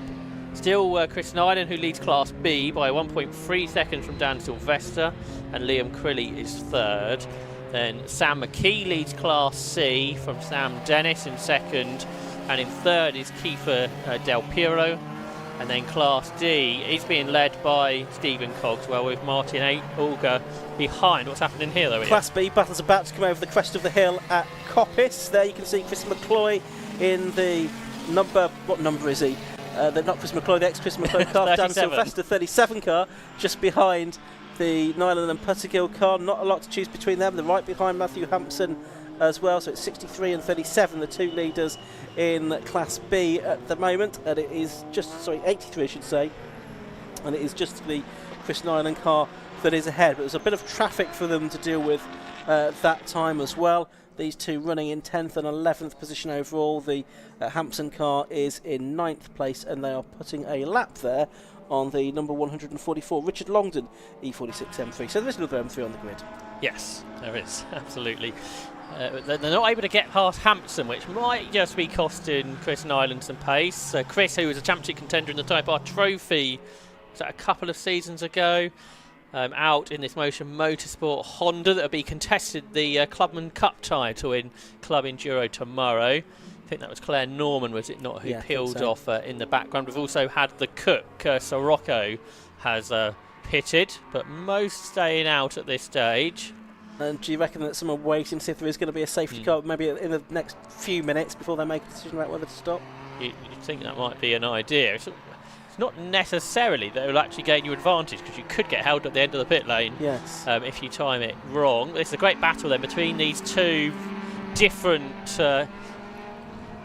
Honda Civic generation cars. Dan Sylvester did return to Hot Hatch a few weeks ago in Alton Park, where he took a couple of victories, but I don't think he's done huge amounts of racing this year. Maybe an MR2 did round. MR2s at Croft and got airborne there at Tower Corner in the second race, raced over the back of title contender Adam Lockwood's car, which was a dramatic departure from the race. He wasn't scoring points there, I think, just as a guest effectively that weekend. Although I think he's doing it tomorrow as well, is he not? Yeah, I think so. I will check with Patrick Mortel what the situation is with the points for tomorrow, because that could be important to the MR2 Championship comes to conclusion. But meanwhile, we've still got the Road Sports race going on here. Class B lead still being contested by the same two cars. Ian Jones from the lead has pitted, while Darren Ball's been the first driver to get into the 148s today to set the aimshop.com fastest lap. Will Beach also into the pits, I can see as well. So there is the Claire Norman changeover to Alan Blenko. Alan Blenko, who raced in the British Touring Car Championship in the production class, 20 years ago or so. But there is a drama. Perhaps Alan Blenko wasn't expected to take over just yet, because he's having to put his gloves on while in the car. Obviously, we saw that car in the gravel earlier on. So an early changeover. They'll perhaps be hoping for some better weather conditions tomorrow. And of course, should happen, I think. Yeah, of course, it is a 60-second stop here that they have. well, at least a 60-second stop. Not like in the Enduro tomorrow, where they have 3 minutes when there's refuelling to be done as well. But evidently, that's a little bit more of a relaxed stop potentially that they'll have tomorrow. So back into the race goes Alan Blanco, the former British Touring Car Championship driver, and now obviously well down the order after that car was stranded in the gravel for the best part of a lap. I think still some gravel being shaken out of it now as Alan continues to circulate. And I think that was a 2-minute pit stop, just to show that wasn't expected to be perhaps in when it was. But into the pits, as we said, Ian Jones, that's, I guess, a more important one to keep an eye on. Oh, there's another car off, and it is the car we were talking about earlier, the Mark IV MX-5 Alex Wilkinson Hughes. However, the MX-5 is obviously a half-decent rallycross car. Can he get out of the gravel? But he's trying to find a space in the traffic is the other problem, of course. Yeah, and there's a lot of it. There's the MR2, number 27, Sean Traylor. He's out tomorrow to try to wrap up his first championship in the MR2s in a roadster, and he's just behind the number 7 car at the moment, which is the Edward Rappridger and Daniel Perry Ginetta G40 GT5. I reckon Ian Jones's pit stop from pit in to pit out, so it includes more than obviously just the mandatory minute for stopping, was 1 minute 39. So that is something for Darren Ball to try and gain some time on. If there is any time to be found, of course. Yeah, so yeah, there's Traynor, just talking about him, and he is being, so this is going to be lapped, isn't it, by the number 69 car, Matthew Hampson, also the Class B leader as well, which is still number 83, which is Chris Nyland. Chris Nyland got caught out there, though, by the car going in the pits in front of him. That's given Dan Sylvester a chance to draw alongside in this Class B lead battle, and Sylvester's made the most of it, carried the momentum out the corner, which Nyland wasn't able to do. I think he was on the inside of the BMW, which needed to come into the pit lane, so Nyland had to get out of the throttle, and that has lost him the Class B lead.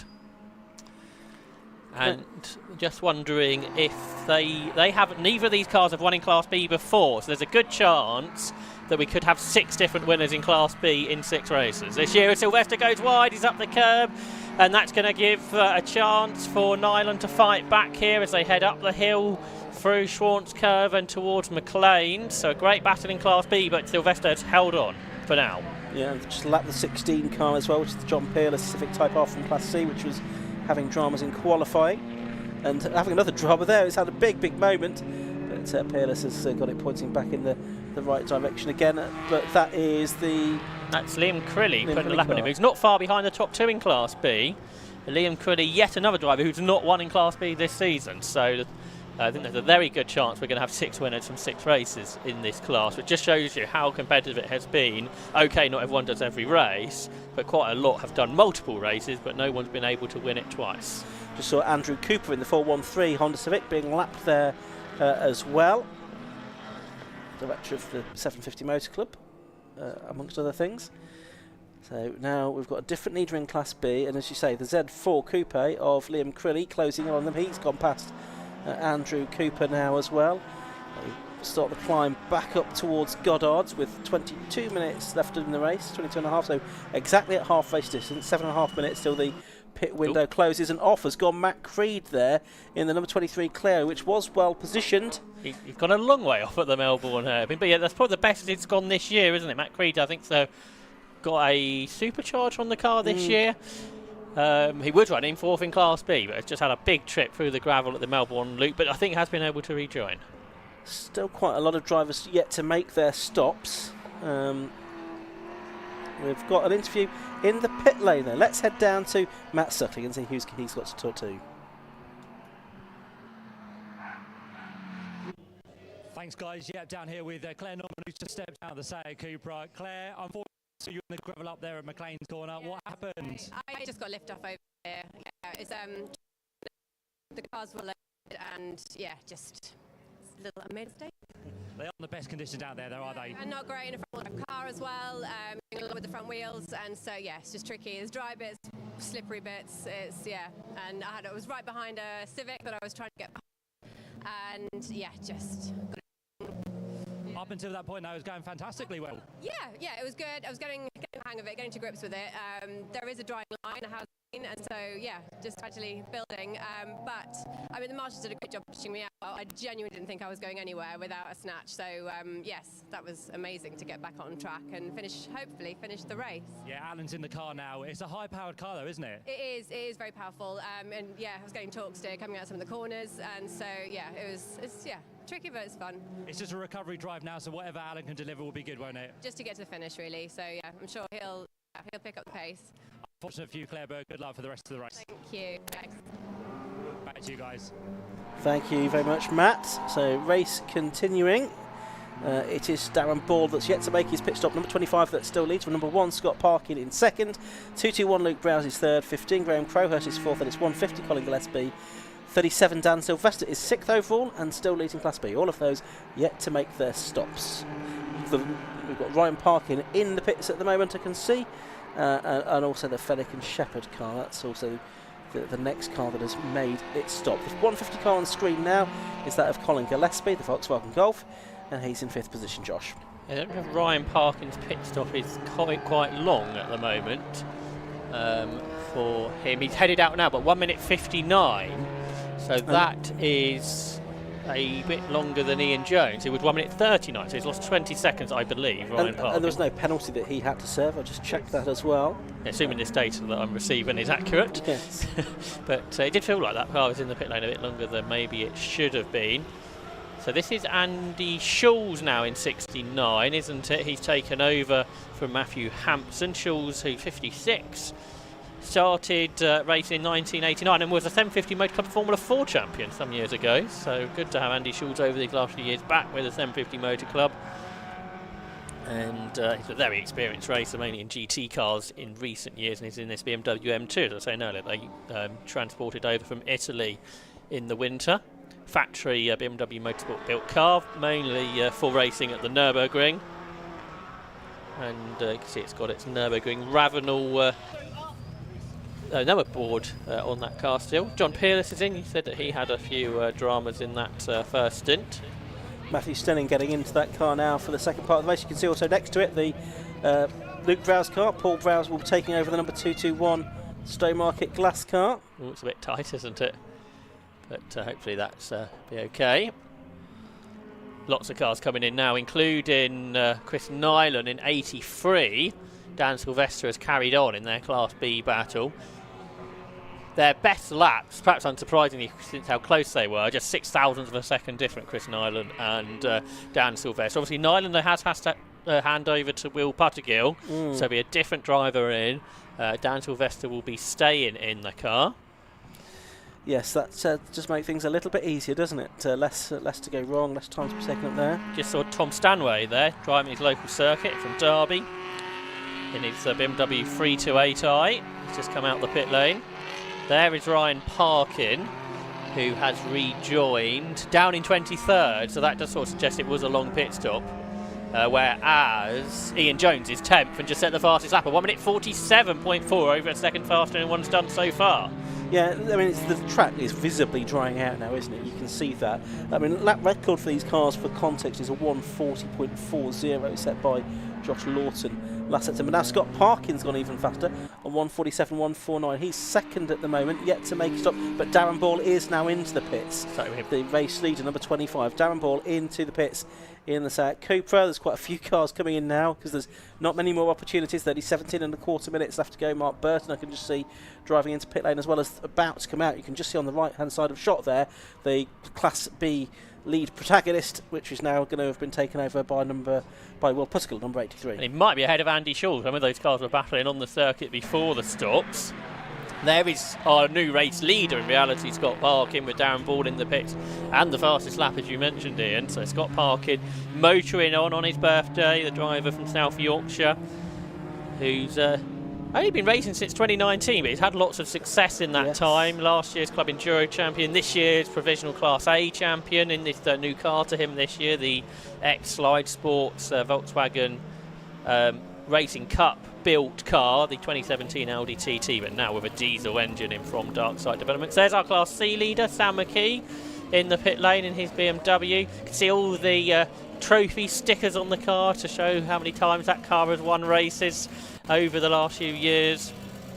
and he's hoping to add another gold sticker to that car after today, should the second stint go well. So Scott Parkin's got to come in this time, because that is just a minute of the pit window left. That's right, so he should make his way down the pit lane this time. I can see number 3, which is Ben McCauley. His Class C Lotus Elise is in. Indeed, the number 1 car is in as well. And we need to get Dan Sylvester in as well, don't we, this lap. And also the Sam Dennis car, the Class C front runner. Those cars all yet to make their stops. This is showing Darren Ball's pit time, pit in to pit out, was 1 minute and 1 second. Okay.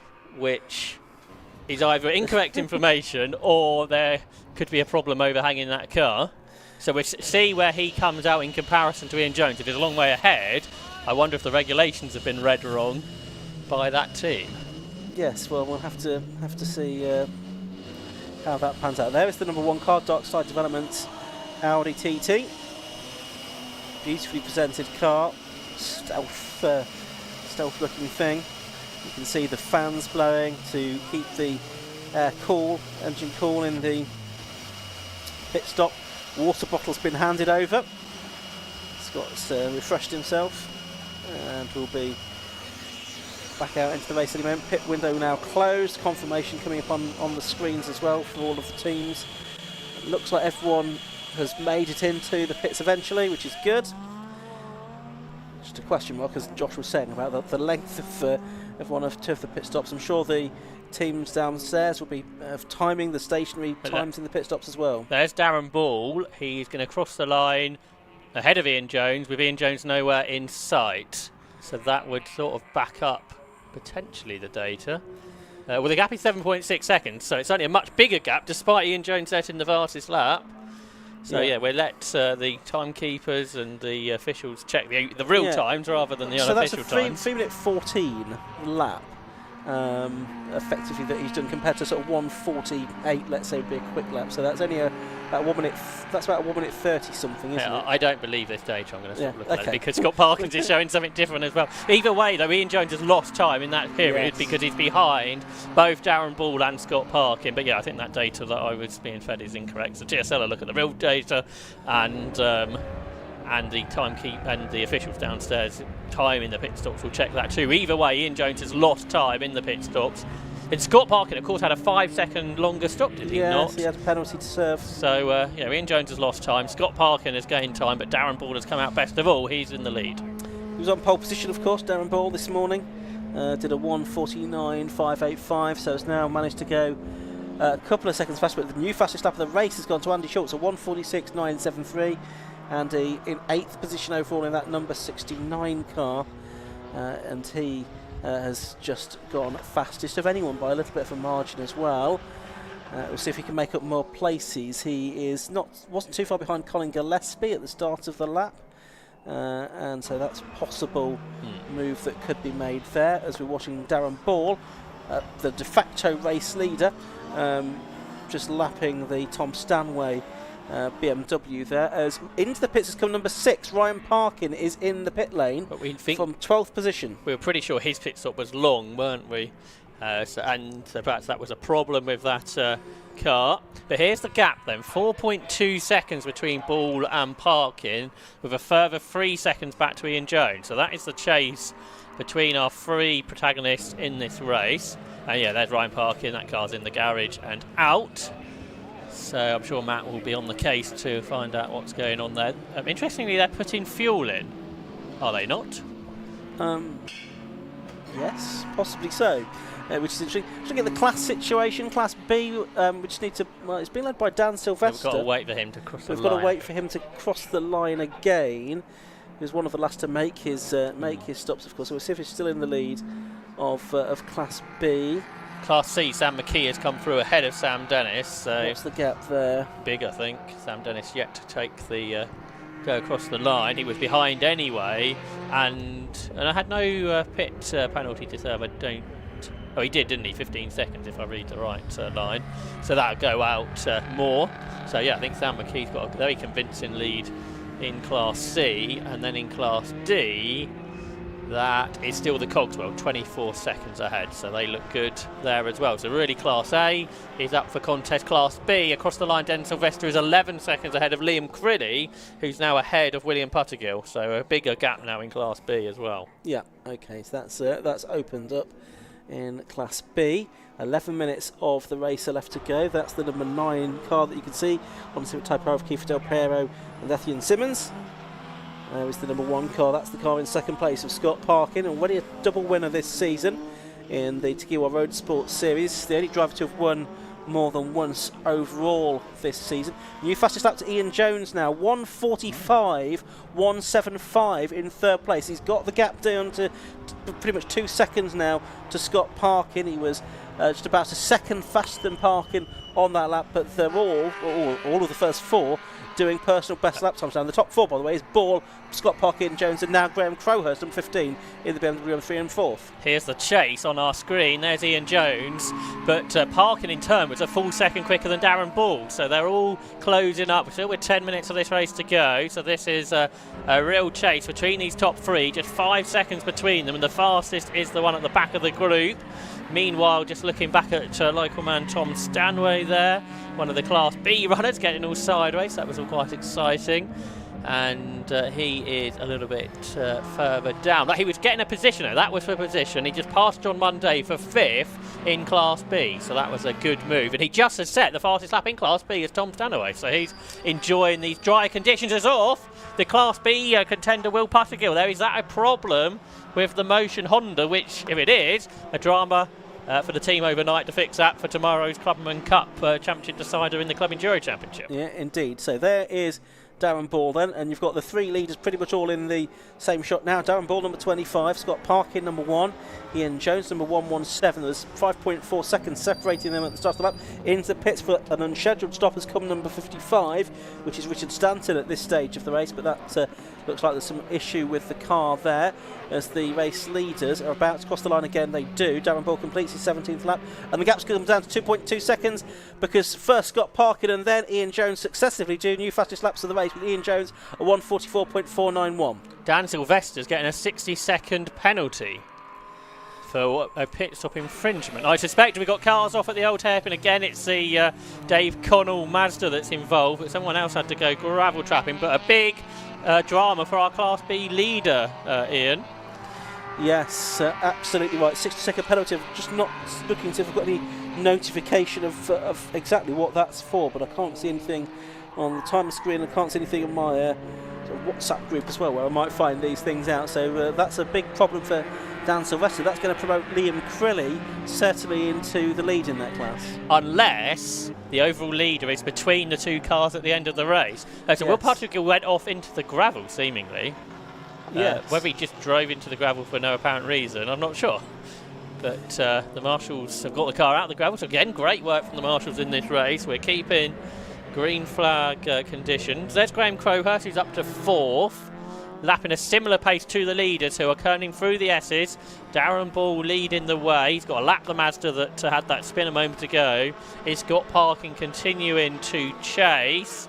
Yes, he certainly is. That's less than 2.1 seconds back to the Audi. Got confirmation on our screens of the penalties also for number 16, the and 176, so that's different cars, isn't it, to what we've and I think got? both of those were reported not to be parked at a 45-degree angle. They were sort of parked parallel to the pit lane, if you like, and so that's what that will be. So that may well have been the case for Dan Sylvester as well. That was pitched up outside the window for Dan Sylvester, so both he and the 27 car, which is Sean Traynor, stopping outside the pit window. There must have just been a momentary late getting into the pit lane.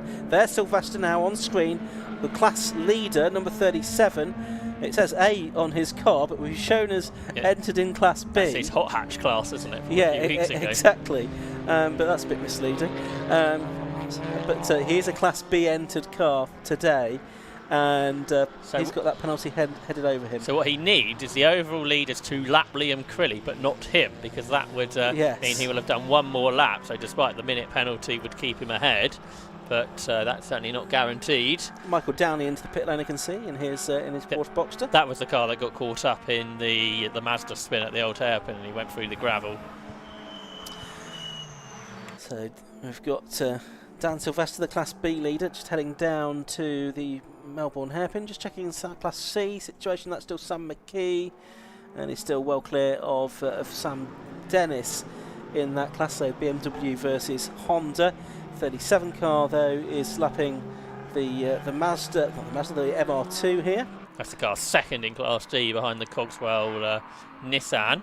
There's Mark Burton, who has been a Class B winner this year at Croft, but he hasn't featured in the sharp end. He's 6th in class today. He's battling with the Sirocco just behind, actually, for class position. That is now got Stephen Cook behind the wheel. You see that dry line that has developed. Andrew Cooper and Ben McCauley are together. Are they in a battle? I think they might be.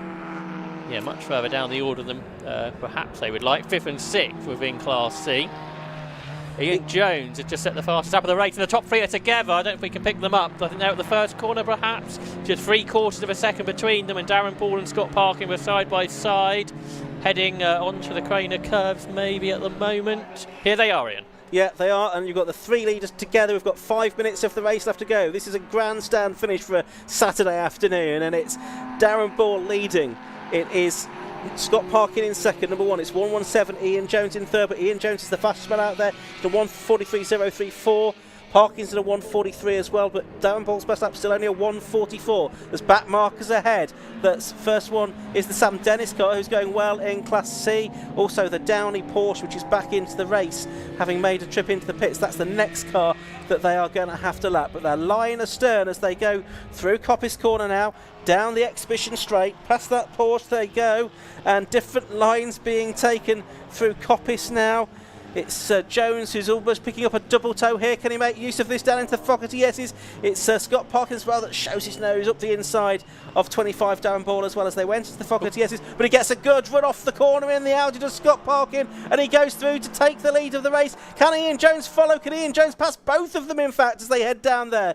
Into the Melbourne Hairpin they go, and it's the number 1 car that's now ahead. And Josh, it's going to be a run up the hill towards Goddard to see who's going to be second. It's an epic way to start the afternoon, isn't it, here at Donington Park? They are pretty much 3 cars across the circuit breaking for the final corner at Goddard's. They catch Matt Stenning's Civic, and they are still absolutely together, but and he jumps out the way. He gets well out the way of our top 3 leading cars. So Scott Parkin does lead, but Ian Jones is fighting back. He's on the dry line up towards Redgate. They almost touch. Ian Jones is desperate to win this. He comes right round the outside of Scott Parkin, wheel to wheel. The outside line for the BMW, that's sideways. The Audi, therefore, may be quicker off the corner, and it is. Scott Parkin leads then with a couple or maybe 3 laps to go. Round the outside comes Ian Jones into the Craner curves, but he's on the more slippery line, Ian.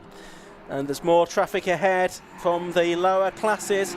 176 has got a 1 minute stop go penalty now for a pit stop infringement. We'll pick up on that in a minute because we've got the 3 leaders together. Ian Jones is still the man with the fastest lap of the race. He's second in this race at the moment. They're just lapping the Wayne Lawson off the orange Audi TT as they go through McLean's.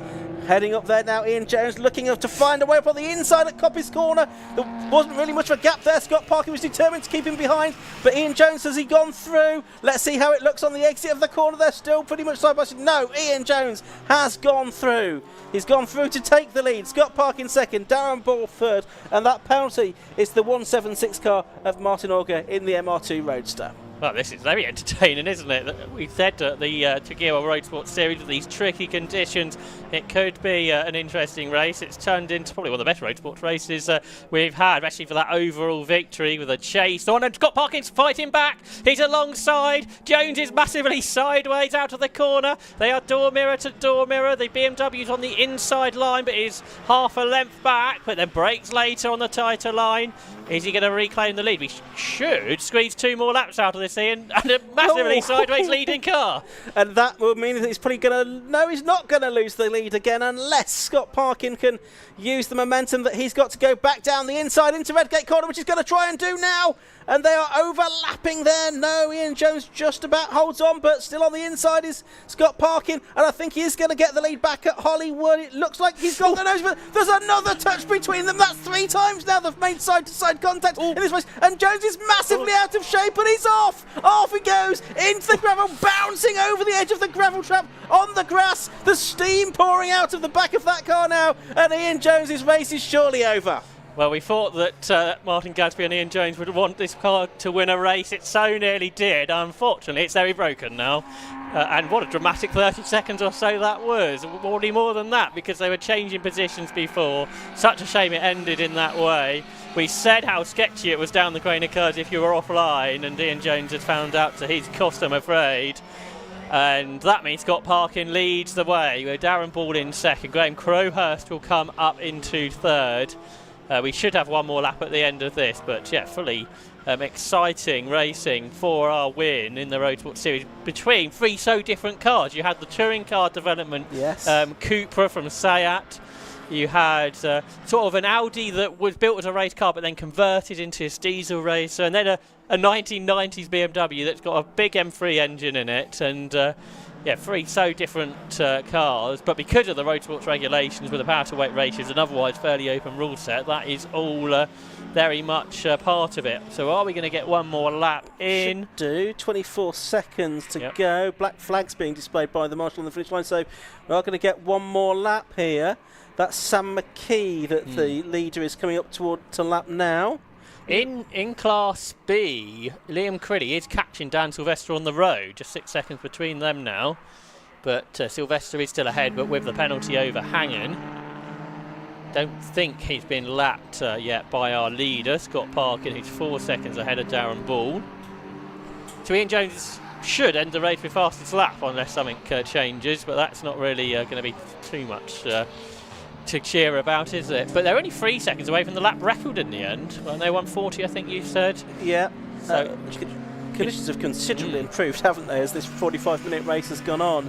I mean, so here's Parkin, and there is Liam Crilly. So Liam Crilly must not get lapped if he wants to win Class B, and it's going to be pretty tight.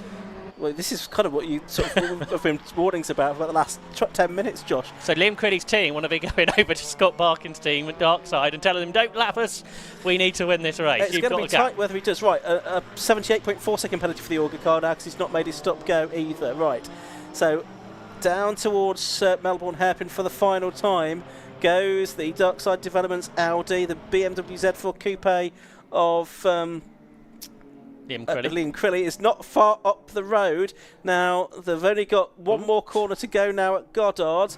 Is Scott Parkin going to think, well, I don't really need to lap this guy in the... But remember who shared a car with him last year? It was Dan Sylvester. And he's gone past him. And Crilly has been lapped. So it's going to be Scott Parkin that comes through to take his third victory of the season in the Tagiwa Road Sports Series race. Second place is going to go the way of Darren Ball, who led for quite a lot of it. He's got the fastest lap as well on the final lap. Scott Parkin as well, a 1:42.882. Sam McKee celebrates a great Class C victory, and he's going to be something like 18th position overall as well. Liam Crilly has come across the line ahead of Dan Sylvester. That's on the converted time. That's on the converted time. So but Sylvester will get another lap. Oh, Graham Crowhurst in the fastest lap on the final lap of the race. A 1:42.339 as he crosses the line in third position in the BMW. This is the battle for third in Class C, and Tom Stanway's got ahead of Matt Creed right at the end there.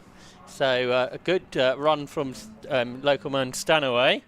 But look how many positions Sylvester would have lost if he also had gone a lap down, because he's just falling down on the timing screens, but he's going to get another lap, and therefore the penalty will sort of be overturned in that way. Yes, which is a strange idiosyncrasy of the way the penalties are applied in these races, because it's not really much of a penalty then, is it? Effectively in that situation. But that's luck more than anything. Really. Exactly. Especially when it's just a minute rather than it's only sort of half a lap, isn't it, around here? Yes, exactly. It'd be different around Branson, Indy or something like that. So we've now got all of the top 10 having come through as well. So fifth was Colin Gillespie. Sorry, fourth was Andy Schultz and Matt Hampson. Fifth was Colin Gillespie. Sixth was the Paul and Luke Vrousgar. Seventh, Liam Crilly at the moment.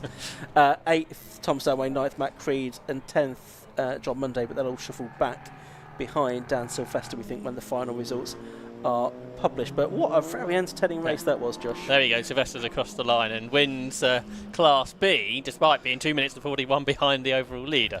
But yeah, massively entertaining way to end the season for Road Sports. They've been big grids all year, but a great race to end the season here for Road Sports. Here's the results. Yeah, so Scott Parkin, the winner in car number 1, the Audi TT completed 23 laps. Second was number 25, which is Darren Ball, 6.6 seconds drift. Third was number 15, Graham Crowhurst. Good final lap from him in the BMW E46 M3. And he was 25 seconds behind. Fourth, number 69, Matt Hampson and Andy Schultz. Fifth, number 150, Colin Gillespie. Sixth, 221, Luke Browse and Father Paul. Then the football Class B cars, so 7th overall, number 37, Dan Sylvester. 8th, number 12, Liam Crilly. 9th, number 95, Tom Stanway, completing the Class B podium. 10th was number 23, Matt Creed. Then it was John Monday, Mark Burton, who did well actually, made progress up the order during the course of that race. Then the Cuts were 13th, and the Tidmarsh and Webster Ginetta G40 from the pit lane. Excellent result to get to 14th place, ahead of Mark Grice, number 127 of the Audi, in 15th position. Ian Jones is shown on our screen as 16th, but he didn't get across the line. He retired from the race. 17th was number 10, the Fennekin Shepherd BMW M2, ahead of our Class C winner, number 36, Sam McKee, in the E36 328i. 19th was Wayne Lawson, number 19, and 20th, Johnny Weston Taylor and Andy Hiley in their Lotus Elise S2. And if we scroll through a bit more, we should see our Class D winner. There we do, in 34th position, which was Stephen and Daniel Cogswell in their Nissan Almera GTI. They were 4 laps off the lead. Second in that class was the 176 Clive Walker, but that does have a penalty. And third in that class, the Bicknells BMW 116i, and they were 5 laps adrift in the end. A great way to end the Takiwa Road Sports Series season. A big grid, a very entertaining race, and we'll have similar kind of racing tomorrow with the Takiwa Club Enduro Championship, one of 2 long distance races that we have tomorrow afternoon, as well as the Gaz Shocks 116 Trophy. Still 7 more races to come here this afternoon at Donington Park. We're going to have BMW action next, actually, with the 116 Sprint Series and the 120 Coupe Cup. They're going to have a 50-minute race. We're now going to head our way downstairs to the pit lane once again, and we'll hear from Matt Suckling with our class winners. Yeah, we're down here with our race winner, Scott Parkin. Scott, a little bit of damage on your wheel there. We saw the close battle you had for the lead, which you got the win in, but that was close. Yeah, a bit closer than I wanted. I don't mind there being like 3 mil gap, but we don't want to be touching if we can help it. I'm not quite sure what Ian was thinking then, but I'll speak to him after, see what he has to say. But yeah, very close towards the end. I could see that coming. Darren and Ian at the start, they were just gone, and I thought they must have a wet setup on the cars, or at least I think Ian's just not got a brain when it's in them conditions. So they were off. But I knew we'd gone on a dry setup, and I could tell that it was going to come to me. So I just hoped that there were enough time in the race for the conditions to come to me, and it did. Although I've just found out Graham took the fastest lap off me on the last lap, which is not very nice. So I'll have to have a word with him as well. But yeah, very close. Bit of a shame about the other car. We had fuel surge issues with the looks of it, so I think maybe the in-tank pump's damaged or not working. Not too sure. So the guys are looking. But it's tomorrow that counts for that car, because we're hoping to seal second in the championship in that. So this was just a test. So it was a great race, though, one of the best Road Sports Series races we've had this year, so it must have been quite fun to be involved in. Yeah, definitely. Like I say, I'd rather it not be as close as that, but these things happen, so yeah, fingers crossed we have a good race tomorrow as well. Good stuff. Well, and Scott, you can have your winner's garland and your winner's hat now from James Winstanley, so that is that garland. Let's have a quick chat with Darren Ball, who finished in second place. You were involved in a fight towards the beginning, and you were kind of overseeing what was happening in front of you towards the end as well. Yeah, we went for a full wet setup on it, thinking we were going to get a little bit more wet weather, and unfortunately, as the circuit dried out, my pace started to drop off a little bit. I was getting massive understeer, couldn't stay with these boys. Managed to stay with Ian at the start. Obviously, it was damp, hoping that it was going to stay damp, but no, it fell away from me, unfortunately. Were you surprised how quickly the track did start to dry? Yeah, as soon as it didn't surprise me, in all fairness. We were just hoping that it was going to stay damp for the whole session, but as soon as the sun came out, yeah, it just the line was getting drier and drier every lap. So yeah, it fell away from me. It was a cracking battle, though. It was kind of, as you said, you went away at the start, then things came back together. It was a great fight out there. Yeah, it was really good fun. Yes, yeah, but watching these guys in the front, Scott and Ian, and they're coming together in that little tussle, I was thinking, just bide my time, maybe I'll get it back. And then when Ian went off, I could see him at the old hairpin coming across, and I'm thinking I'll just back right off because he's going to come across and potentially take me out. So then Scott dropped me, I don't know, maybe 4 or 5 seconds then. So I was hoping I was going to be a little bit closer to him than that, but it is what it is.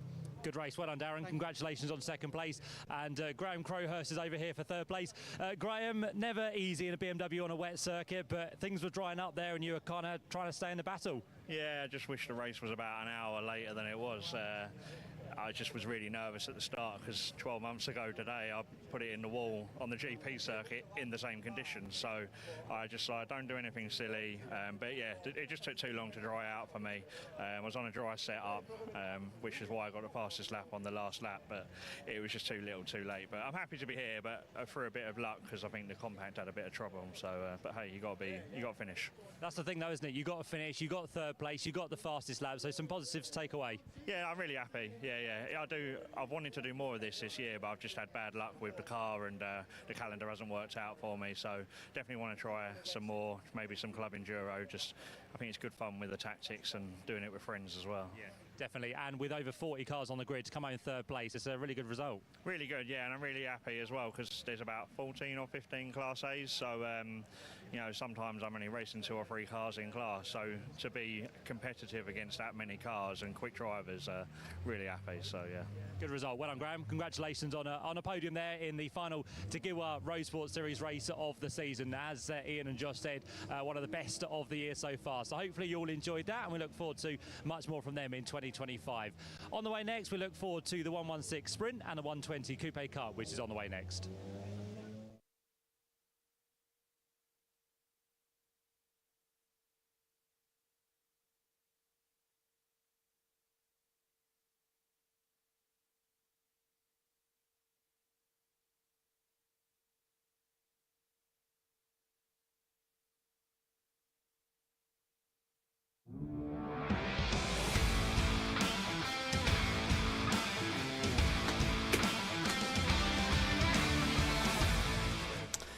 So we'll have cars onto the grid shortly for the 4th race of the day, which is going to be for the Gazshocks 116 Sprint and 120 Coupe Cup.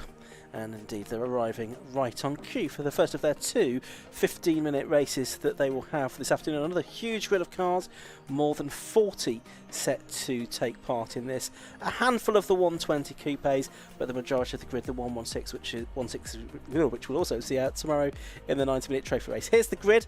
Pole position has gone the way of number 5, Anthony Seddon, and behind him is number 59, Rob Carvell. Those are the 2 drivers in contention for the 120 Coupe Cup part of the championship.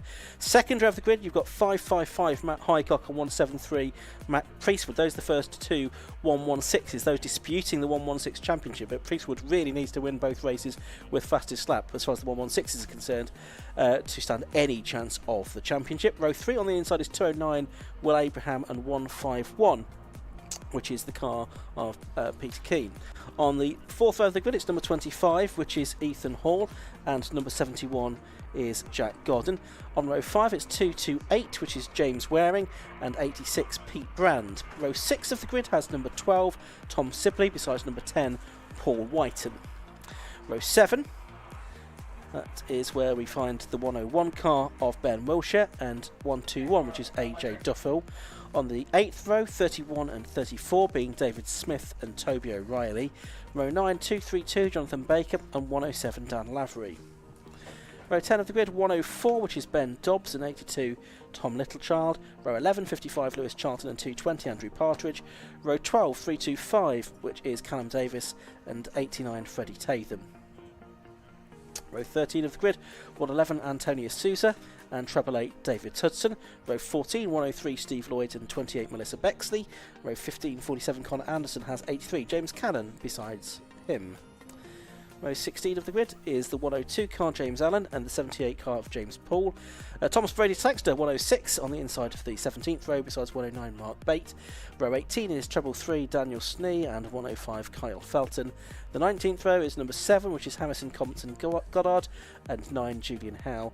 321, Caroline Early, and 14, Harry Hurstgrover on the 20th row. On the 21st row, it's number 360, Mark Milne, and with a 10-second penalty, number 30, Harry Miles. So 42 cars we will have on the grid then for this 120 Coupe Cup and 116 Sprint Championship, and we get the green flag waved at the back, so the grid is all present and correct. A huge field of these cars, which Josh Barrett look absolutely magnificent, and I'm sure are going to give us a couple of good races today. Yeah, that's right, and probably the biggest number of cars we've had on a grid And we'll have even more tomorrow with the Yes. 116 trophy. So it's just growing all the time, isn't it? This affordable rear-wheel drive racing series and championship.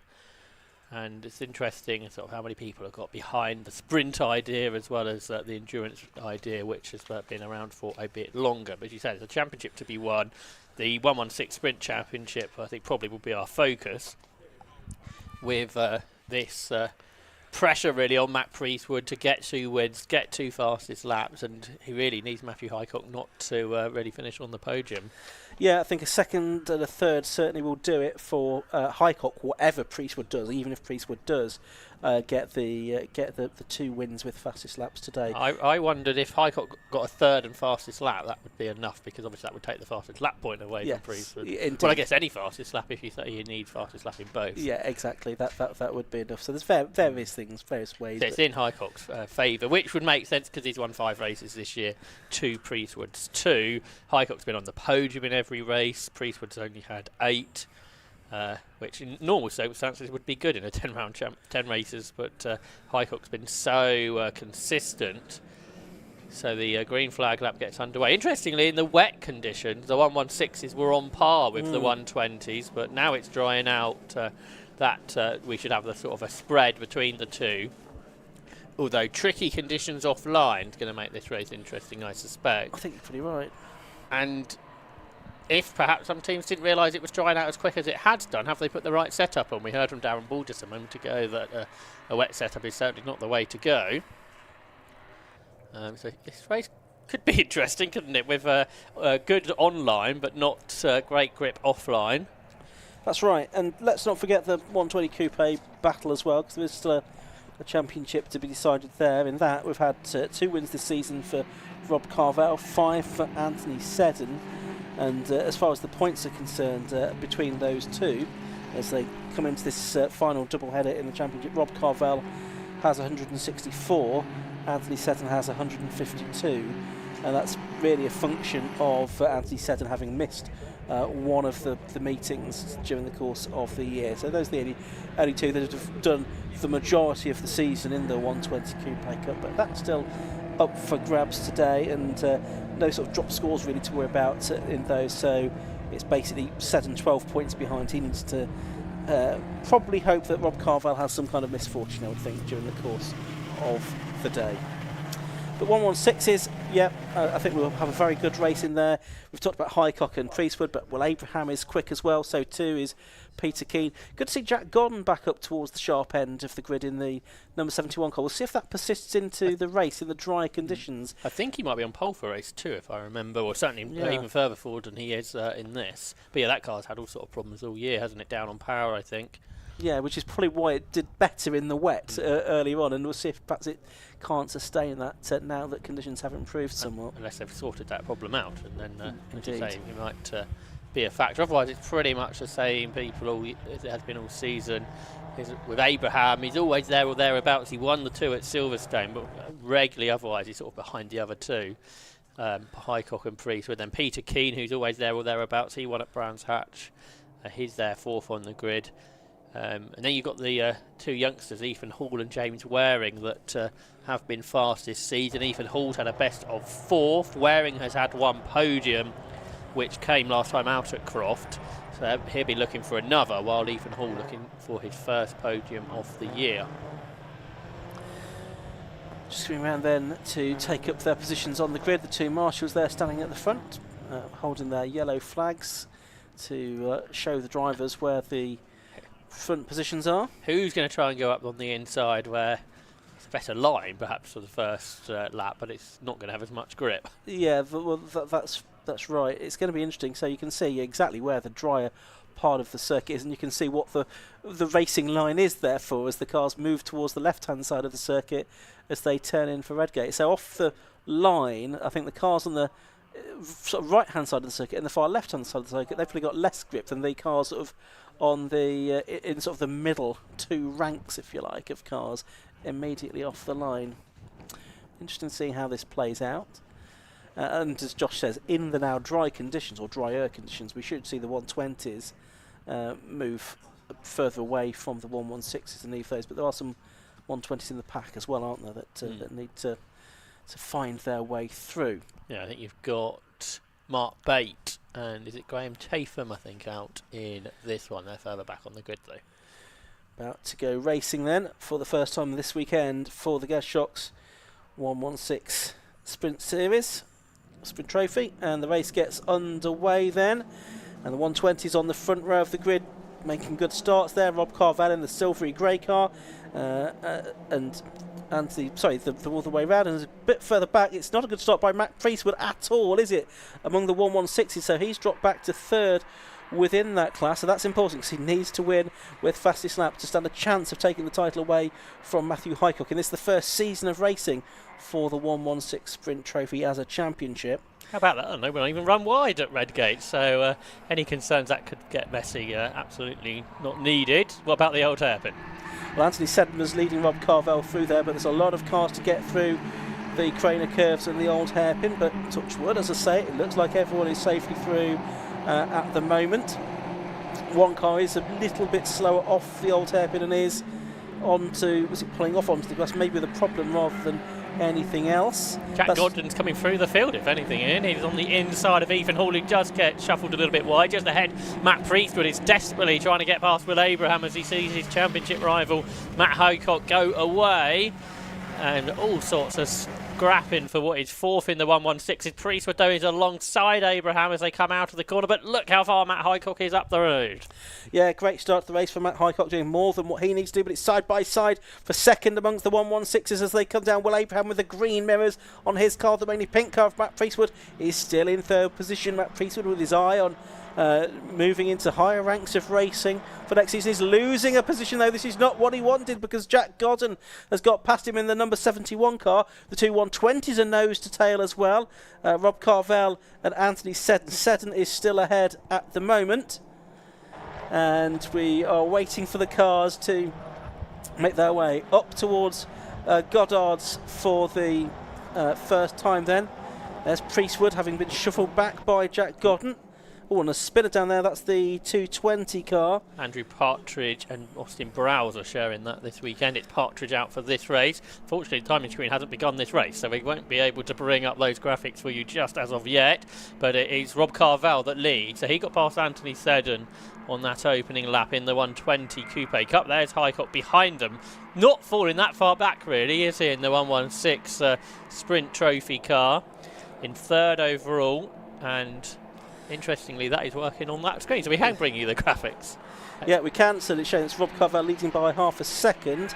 Yeah, I think the TSL live timing is not working, but the sort of back end that we have into it for our graphics are working. So we've got those. Carvel, Seddon, Highcock leading the 116s. Then Will Abraham, Jack Gordon, Matt Priestwood, Peter Keane, James Waring, Pete Brands, and Ethan Hall rounding out the top 10. There is Matt Highcock, though. Look at the size of that lead. I mean, that's not what we've come to expect in the 116 Sprint Series, or the trophy actually, during the course of the past couple of seasons. This is how you go to win a championship, isn't it? It is.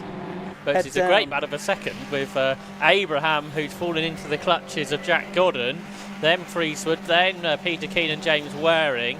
Ethan Hall dropped down on that opening lap, so he is behind also Pete Brand. But yeah, it's a great scrap for what is second in the Sprint Trophy. So they'll be heading down towards the S's, where the two 120s are. Rob Carvel ahead of Anthony Seddon.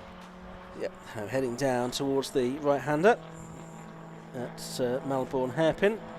Go the leaders. There's Highcock as well in third position. Here they come out of the hairpin now, climbing back up towards us at Goddard's. It's the 59 car ahead of Rob Carvel, ahead of number 5 Anthony Seddon. So if things stay this way, this is looking good for Rob Carvel to take the 120 Coupe Cup Championship. There's a car that's stopped, which is number 7, the Harrison Compton Goddard, Christopher Compton Goddard car has stopped on the start and finish straight. You can see that on the timing screen as we've got a battle on there for the lead of the race overall, and also battles going on in the 116s, and Matt Priestwood is losing ground, I think, net there. Peter Keane has come through ahead of both Priestwood and Jack Gordon. If we can look back to the second group of cars, if we can, because they were absolutely, 3 abreast at least past our commentary position, but the overall lead battle is just as good with Rob Carvel putting the pressure on. Let's look back into the Craner curves, maybe to that battle that Will Abraham led across the line, but all battles behind. What about a bit further back?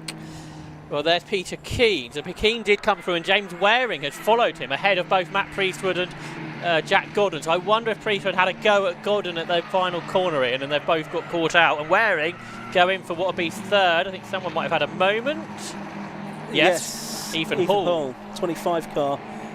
The driver from Dorking. Priestwood is trying to get back ahead of James Waring, who's had some success in the last couple of meetings in 116s. He's pretty rapid, he's certainly proved that, but it's getting a little bit too close between those two.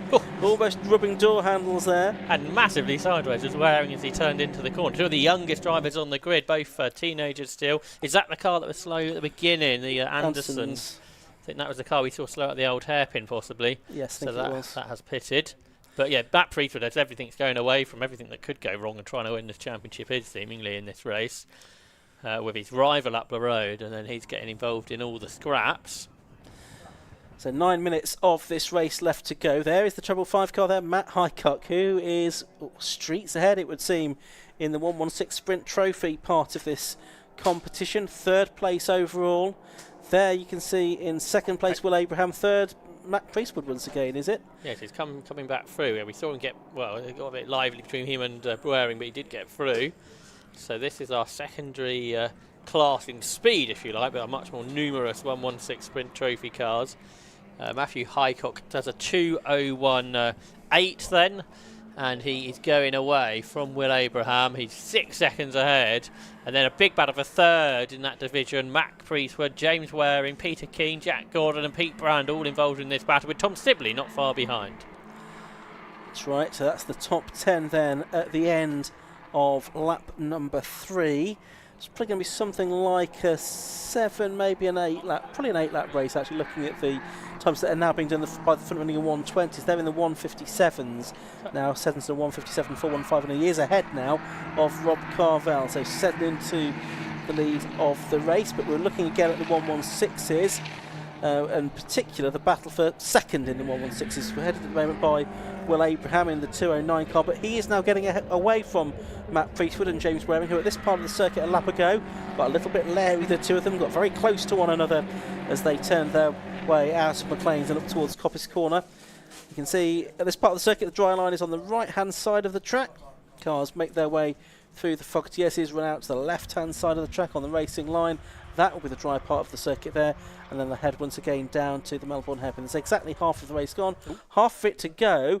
Are we going to get a change of lead? It looks like Carvel has gone through on the inside, but then run wide on the exit. Yes, he braked much too late, and that means Seddon's going to have a larger lead, I think, than what he had before. I think this is the first time any 116s have raced on the Grand Prix circuit, because the trophy has always been on the national track when they've been here. So these are lap records for BMW 116 competition, as well as the 120 Coupe Cups. But yeah, that big challenge from Carvel did not work out. So they come across the line with a full second between them for the first time in this race. Anthony Seddon ahead. 16 seconds quicker than they were in the dry, showing the speed difference when it was slippery earlier. Matt Priestwood is still ahead of James Waring. Are they catching Will Abraham? The gap was 1.5 seconds. It's now a second. They are coming towards Abraham for second in the 116 division. But they're not... Matt Priestwood's not really dropping any of that chasing pack, is he? Maybe Pete Brand in 9th overall has fallen away from Jack Gordon. And Jack Gordon's not struggling with dry conditions, is he? So that car seems to be back to where it was last year. Yeah, he's on the pace, isn't he? So what lap times he's done? He's done a 2:02.127. Best lap in is a 2:01.378 among the 116s, which is for Highcock, so it's not too far off the pace at all. So that car seems to be back into its sweet spot again, which is good to see. And the number 71 car driven by Martin Donnelly a few years ago at Snetterton. So that's your top group of cars gone through. That's back to 8th, that little group of cars. Then Pete Brand, number 86 in 9th. Tom Sibley, number 12 in 10th position. All things, though, pointing towards a victory for Matthew Highcock here, and him confirming himself as the 116 Sprint Trophy champion as well, with a round to go at the end of this afternoon's racing. Anthony Seddon and Rob Carvel, I think that's probably going to go down to the wire. 2:32 is into the pit lane, and that is the car of Jonathan Baker and Ian Mitchell for this race. Nose to tail between Abraham and Priestwood. So Priestwood's caught that second to the double Silverstone race winner Will Abraham.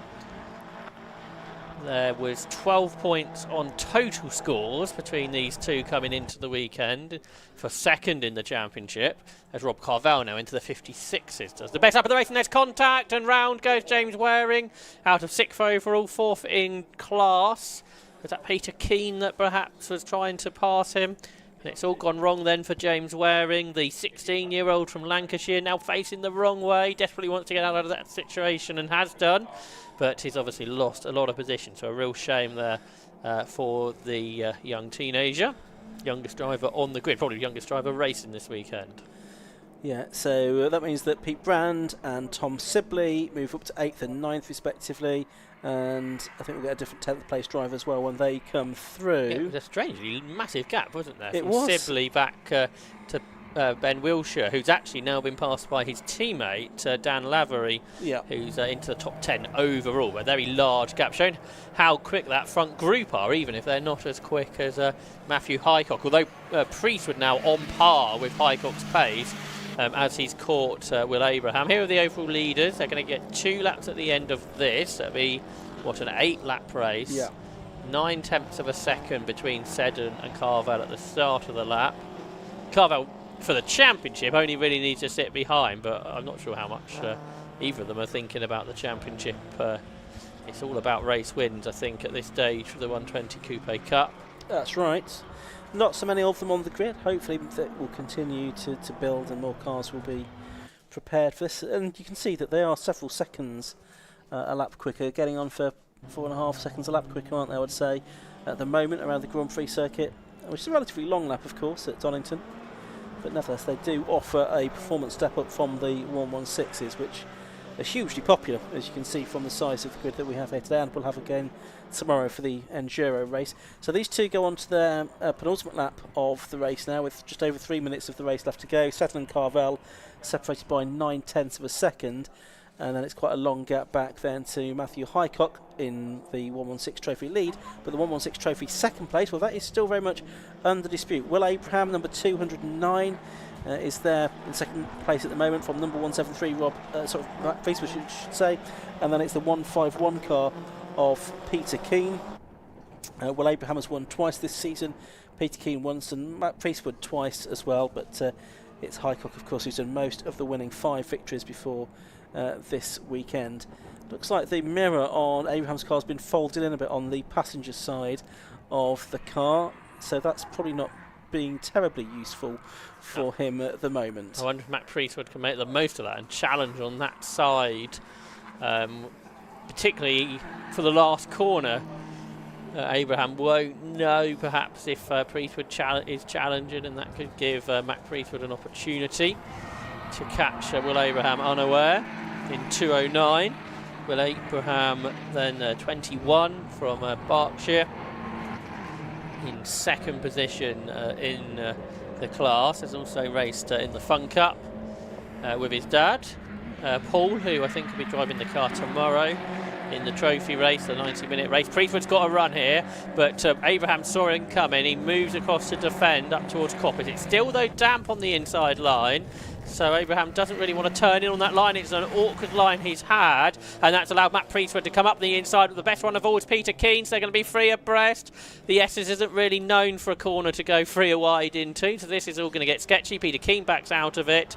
Matt Priestwood is nosing ahead, and he goes through. So Priestwood has made it. That's all started up at Coppis, and it is completed by the time they get to the Esses into second place, where there were yellow flags out, so that's why they had to back off, and that means a checkered flag has gone out, I think, to Anthony Seddon, who's won the 120 Coupe Cup race. There you can see a checkered flag a lap early with that car off at the Esses. So the 120 Coupe Championship will go to tomorrow, but we should have any moment now. Matthew Highcock coming through to take the checkered flag. And let's wait for him. Here he comes, and Matthew Highcock comes across the line now, takes the checkered flag, and wins the 116 Sprint Trophy Championship for 2024, the inaugural championship for these cars. Matthew Highcock has put that beyond doubt now. And meanwhile, we've had a great race in the 120s. The two lead protagonists, Seddon and Carvel, finishing in that order. Meanwhile, it's Priestwood that's come across the line second in the 116s, Keane third, Abraham fourth, Jack Godden fifth, and Pete Brand sixth. So Keane also got past Abraham in all of that, didn't he? So for Will Abraham, it's not been an ideal situation. Caroline Early, I think, might have been the car in the gravel. She didn't come through at the end of the previous lap. Dan Lavery, he comes through ahead of James Waring, who recovered to what would be 9th in the 116s, with Ben Wilshire 10th, and just ahead of them was Tom Sibley, who therefore was in 7th. Into the pit lane, therefore not classified, is Paul Whiten in 10, who was 7th in the championship coming into this final weekend. There's Matthew Highcock, though, on your screen now, the champion of the 116 Sprint Trophy, with 6 race victories, a couple of seconds and 3 thirds, never off the podium. And it all came good for Matthew Highcock at Anglesey, and he's only been beaten once since July. Yeah, no, he's had a very good run. But there's the overall result then after 7 laps of racing. Number 5, Anthony Seddon, the race winner. From number 59, Rob Carvalho in second place, 1.647 seconds between those two. 26 seconds back, but then the 116 winner was number 555, Matthew Highcock. Fourth was number 173, and he was 11 and a bit seconds behind the first of the 116 car. So 173, Matt Priestwood, second of the 116s. Fifth overall, third of the 116s was number 151, Peter Keane. Then sixth was 289, Will Abraham. Seventh, number 71, Jack Godden. Eighth, number 86, Pete Brand. Ninth was number 12, Tom Sibley. And 10th, 107, Dan Lavery, ahead of James Waring, Ben Wilshire, Ben Dobbs, and Tom Littlechild. Further back, AJ Duffel was 15th, ahead of Lewis Charlton, David Smith, Ethan Hall, Paul Whiten, although he was in the pit lane, and David Hudson rounded out the top 20. And we'll let the rest of these scroll through, because there was a lot of cars, nearly 42 cars started the race. We'll have a look at the cars from 28th downwards now, and you can see. Don't think Ian going through. Josh? Don't think any of the other 120s got out, did they, in that race? Didn't look like it. So we just did have Seddon and Carvel as the only two. As you say, hopefully more of those next year, because Anthony Seddon's been quite a big supporter of that, hasn't he? Saying they're good cars to drive, just that bit faster than the 116s, but otherwise quite similar. Well, they're going to be back out again later on today, 5 to 6 this evening for those cars, and that's going to be the final race of the day. We're going to stay with sprint racing next, as we are for the rest of the day, actually, because we're moving to more motorcycle engined racing. This time it's going to be the Nankang Tyres Sports 1000 Championship that is up next. Bit of recovery work to be done, picking up 1 or 2 cars that fell by the wayside during that 116 trophy, sprint trophy, and 120 coupe cup race. So it'll be a few moments before we get the Sports 1000 cars out onto the street, which don't have a green flag lap, by the way. Looks like we're into racing for those cars. Looks like we're going to catch up with the top 3 from the 116 element of that race, including our new champion. One Matt is with another, so let's have a word with Matt Suckling. Thanks, Josh. Yep, down here with Ant Seddon, who won the race. We'll get to our champion very shortly. And good win out there, good battle as well with Rob. Yeah, fantastic battle. It kept me honest. I had to work hard for it. It was a good race. We had a drying track as well. Did you contend right with that one? Absolutely, no problem at all. Some back markers caused an issue, but I avoided all the contact, so no problem. And in terms of this year with the 120s, you enjoyed driving them? Yeah, it's a mega car. It's only a shame I had to miss 2 rounds, which effectively draws me out of the championship, but I shall carry on fighting. Yeah, never over. Indeed. Another race to come. Well done. Let's have a quick word, if we can, with Matt. Where's Matt disappeared to? Here he is over here. Let's see if we can grab our provisional champion. Matt, if you wouldn't mind coming and have a quick chat with us. Well done. We think you've wrapped it up in the 116 championship, the inaugural champion in this class. How does it feel? Lost for words, to be honest. Yeah, I'm over the moon. That was probably the best start I've ever had, from a standing start, and then obviously Will and Matt going at it really hard. I could see it in the mirrors, so I just head down. Every lap was like a qualifying lap then, just to get a bit of a gap. So. And to be fair, the guys upstairs said probably one of the biggest margins we've had so far this year in 116. So you've absolutely crashed the field this weekend. Yeah, I mean, to be fair, if it wasn't for Will and Matt going, battling so hard, I don't think I would have got away that quick. But it played into my advantage anyway. It's been a long year. Everything's come together. You've got the results you wanted. You can now go out and celebrate in that final race. Yeah, I can chill out a bit now. Yeah. And celebrate as well. Yeah, thank you, mate. There we go. Matt Highcock, who finishes as our winner. I'll have a quick word with Mac as well, who finished second within the 116s. Matt said there that you two guys behind were squabbling, so you were kind of left in the distance, but still second place in the class. Yeah, great result. Great result, but very hectic race, to be honest. So didn't get the best of starts. I think we dropped down to 4th or else 5th. By the end of the race, we battled our way back up to 2nd, so good result.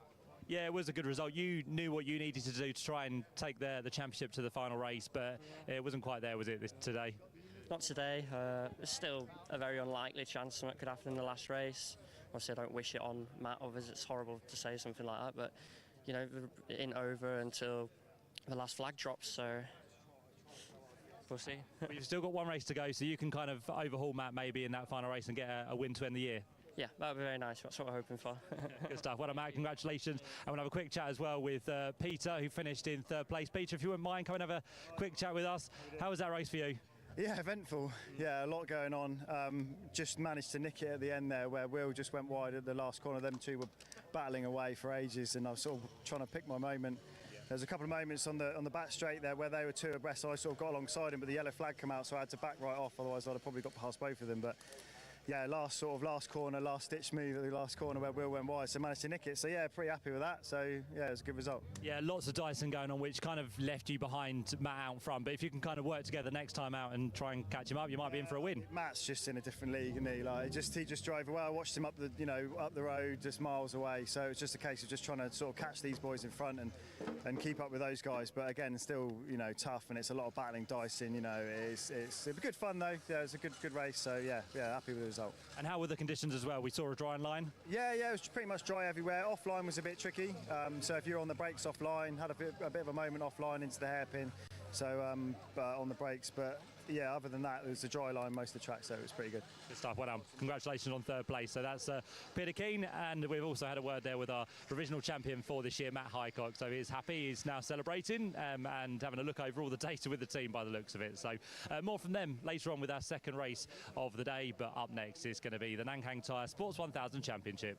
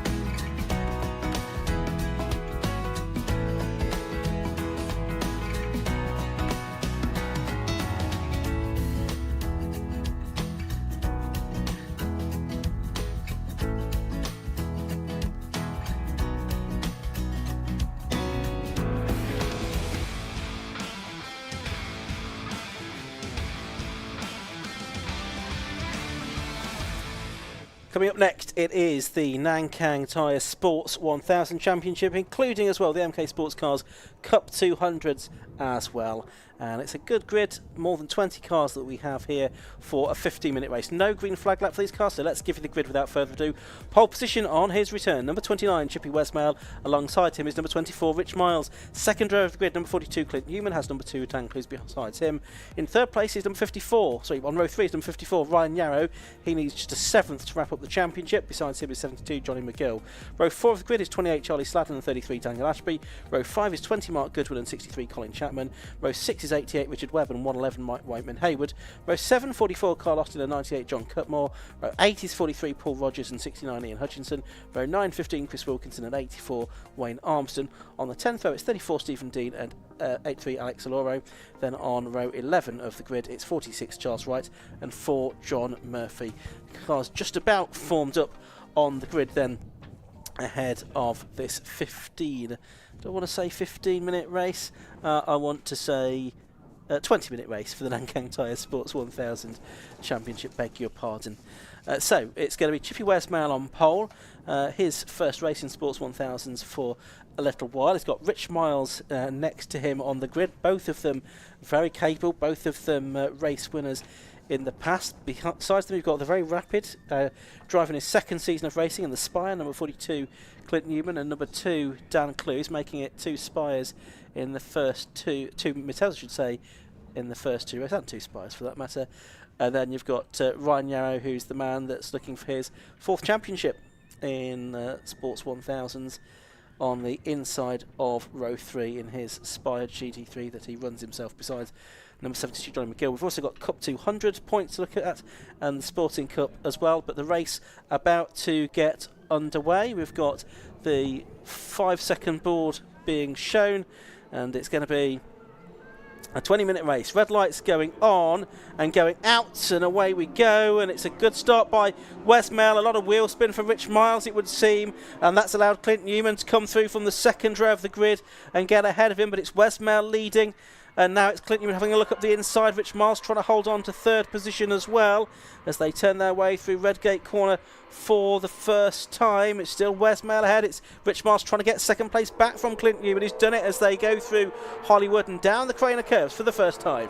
I think this might be Westmail's first race in anything this year, so see what he can do from there. There's been good starts from some of the Cup 200 drivers. I think Richard Webb from 11th on the grid is something like 6th or 7th as they turn their way down through the old hairpin. But Westmail getting away then from Miles and Newman, who had some great battles at Snetterton. That was last time out, wasn't it? No, they went to Alton in between. Some battles there. Paul Rogers is getting very close up and personal there with one of the Cup 200 cars. He qualified much further down than he would like to, and what he is saying it will be his last weekend. A former champion in this category back in 2011. But here come the battlers, including Ryan Yarrow, who are wondering if he's going to drive safe to win this championship or if he's going to go out with a good result. I'm sure he'd like both to happen, really. He'd like to get a good result out of it, but equally he doesn't want to do anything that could jeopardise his hopes. Clint Newman and Dan Clues are the drivers that could mathematically pass him in the championship before the weekend is out, but he'll be keen for that not to happen. Having said that, he's about to try and challenge Clint Newman for 3rd place here. We've got Dan Clues behind him, and Rich Miles has run wide even and Goddard. He's lost 2nd position to Newman, given Chippy Westmail a bigger lead now. He's going to get back alongside Clint Newman, the postman from the West Country, as they head along the Wheatcroft Straight, but it's going to be Newman that holds on, then Miles, then Yarrow, who will win the championship in 2020, 21 and 2023. And then in 5th position it is Dan Clues. So Newman there in 2nd. He was a winner at Snetterton. Then you've got Rich Miles, who's had 3 wins this year, and Ryan Yarrow, who has had 5. There have been, 6 winners this year? We could get 7, with Chippy Westmail leading the way. But Miles and Yarrow are wheel to wheel, and Yarrow swoops around the outside in towards McLean's. Rich Miles seems to be making a few mistakes, doesn't he? And he's about to lose another place to Dan Clues. He's on his inside as they go into Coppage. Can't quite get there. There's our Cup 200 lead, although it doesn't show as a Cup 200 car on the timing screen, but he certainly is one. Richard Webb, he's ahead of Mike Whiteman Hayward, who is trying to win the championship in Cup 200. He's ahead of his rival, John Cutmore, as Dan Clues completes the move on Miles for 4th. Certainly does. So we've also got the Sporting Cup for the drivers that haven't had top finishes in the Main Sports 1000 Championship. Charlie Sladden leads Colin Chapman and Johnny McGill in that particular competition at the moment as well. But here are the cars that are chasing after Chippy Westmail, the 2019 champion, who continues to lead this race, led by 1.4 seconds at the end of the opening lap. There's, you can see Colin Chapman ahead of Charlie Sladden there, so that could be important in the Sporting Cup. And then just behind, you've got the 88 car of Richard Webb. That is an MKE Indy with a higher booster engine, so a larger engine capacity than the cars in the Main Sports 1000 traditional championship.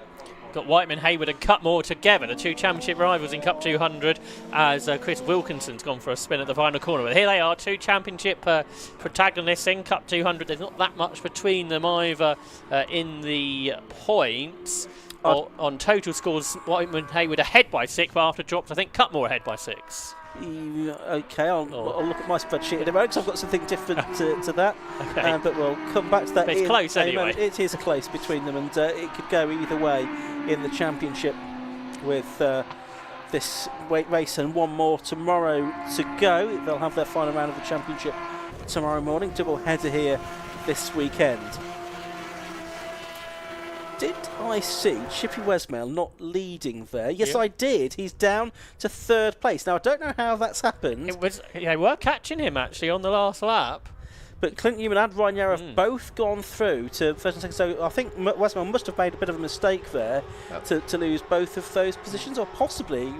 Yes, I think both of those positions. Certainly, he must have made a mistake, I would have thought. Yeah, Newman was only 2 tenths behind at the start of the lap and a lot quicker. So Westmail's dry pace is not what his wet pace was in qualifying.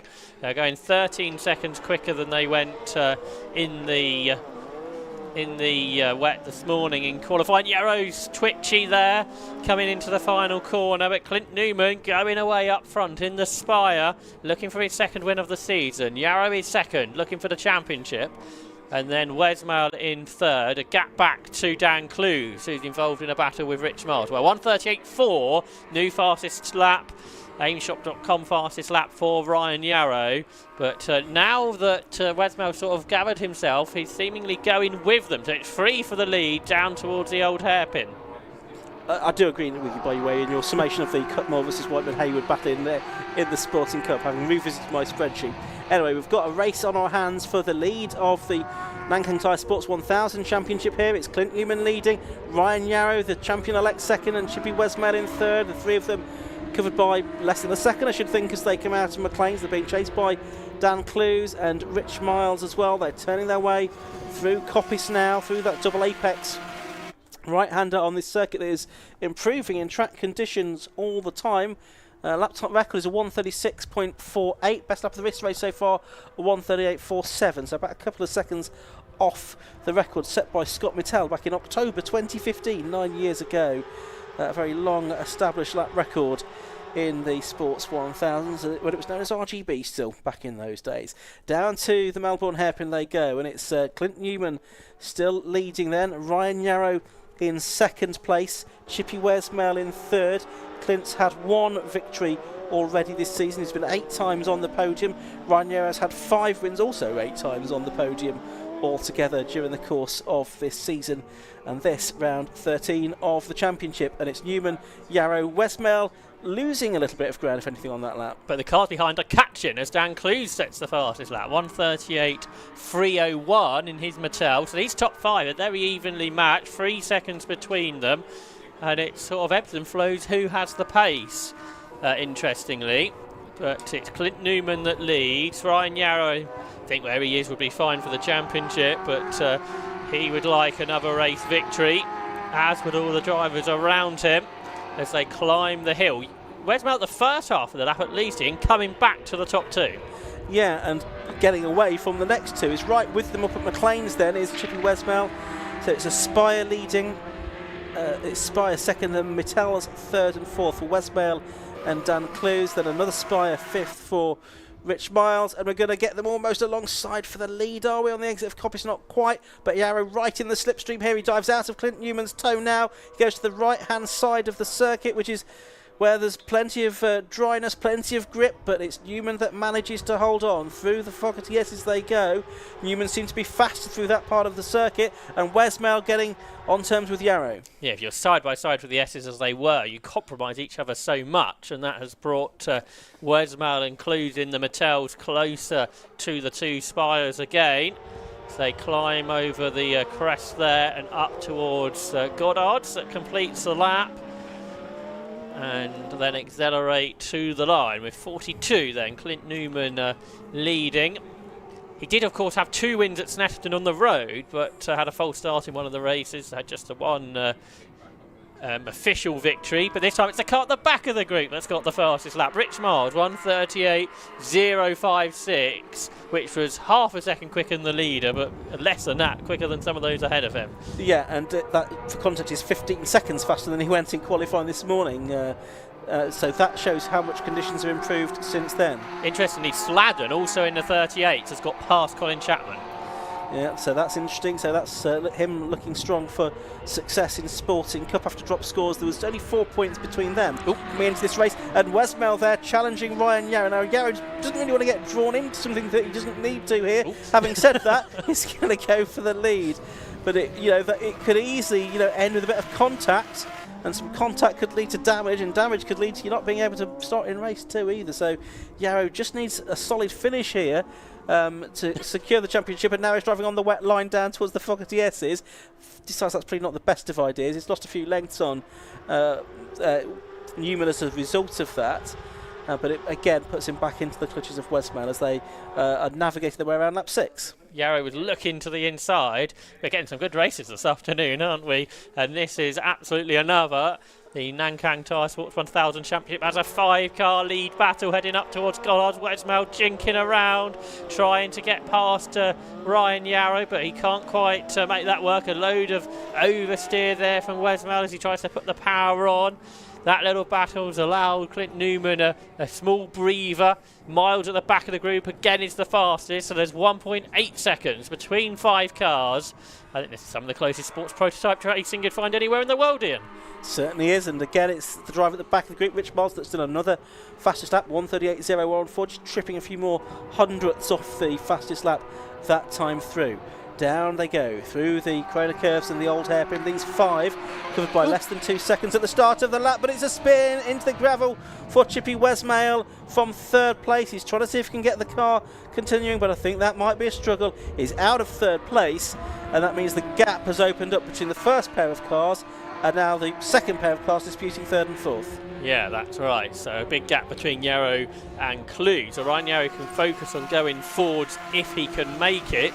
Meanwhile, in Cup 200, Richard Webb is 7 seconds ahead of John Cutmore, who is 3.7 ahead of Mike Whiteman-Hayward. So points-wise, Cutmore gaining on Whiteman-Hayward in that battle, which will go to tomorrow. Through the S's comes Dan Clues, then in 3rd with that bigger gap ahead to try and chase down Clint Newman and Ryan Yarrow, who are still in that order. It's all a little bit spread out, isn't it, from saying how close it was at the start of the lap. And with that car off, we need a safety car to recover Chippy Wesmail's car. So hopefully we'll get some more racing and the top 4 will be brought back together. Yeah, 8.5 minutes of the race left when that safety car was called. Again, hopefully it won't be too long a disruption, but it's now going to be Clint Newman that has to control the pack as the Megane will pick them up there. The marshals are sprinting off to Wesmail's car, which is only just off the edge of the circuit at the exit of the old hairpin, so you can see why it does need to be recovered. The snatch vehicle will be en route to the scene to hoik that car out, hopefully without taking too much time over it. Charlie Sladden will be with the top 4, and his best lap is sort of on par with the leaders. So can Charlie Sladden make anything of this restart, I wonder? He's had a best result of 4th this season. Obviously, if he goes better than that, he'll fall out of Sporting Cup contention. Yes, exactly. If you have a podium finish during the course of the season, you're no longer included in the Sporting Cup reckoning. So that's one of those things. Would you rather have the Sporting Cup success, or would you rather have an overall podium? I don't know. Yes, Charlie Sladden's had a good season, really, I'd say. Generally, his first season in this car, he's Where is he in the standings? 7th, I think, overall, isn't he? Coming into this weekend. He's certainly settled into this Mittal much more readily, hasn't he? The ex-Danny Andrew car than he did the ex-Tim Hovard Sabre TTI that he raced last season. Just got onto it, got it on with it a lot better, I think. And as Josh says here, setting some competitive lap times and just still learning. Only his 3rd full season of racing. Just looking at Cup 200, as you say, Richard Webb is leading that from John Cutmore and Wyman Hayward. Richard Webb's car not showing on screen as a Cup 200 car. He has been out in a Sports 1000 car this season as well, in one of the Spires, which is probably just a hangover from that when he was in a different class. It doesn't affect what points Cutmore and Whiteman you'd get anyway. No, exactly. So from that, it's not confusing at all. But no, because the points are scored based on their overall categorisation. It's not a separate class point system in for Cup 200, which is interesting. Yeah, so Cutmore being ahead of Whiteman Hayward is good. He'll have to repeat, or doesn't have to repeat it, but has to be within a few places tomorrow of Whiteman Hayward, and should be able to pick up the championship. And of course, for John Cutmore, he's been an RGB class champion so many times, so it'll also be another class championship to add into all of that. What was Ryan Yetro doing there? I can't begin to explain that. Well, is Clint Newman jumping on the brakes? I wonder. Well, I don't know. I thought it looked more like Yarrow was accelerating towards him, I don't know. Newman seems to keep dropping away from the safety car, which he shouldn't really be doing. No. When I wonder what that's catching Ryan Yarrow out. Yeah. Because I don't think they've got lights have gone out at all, have they? I didn't think so.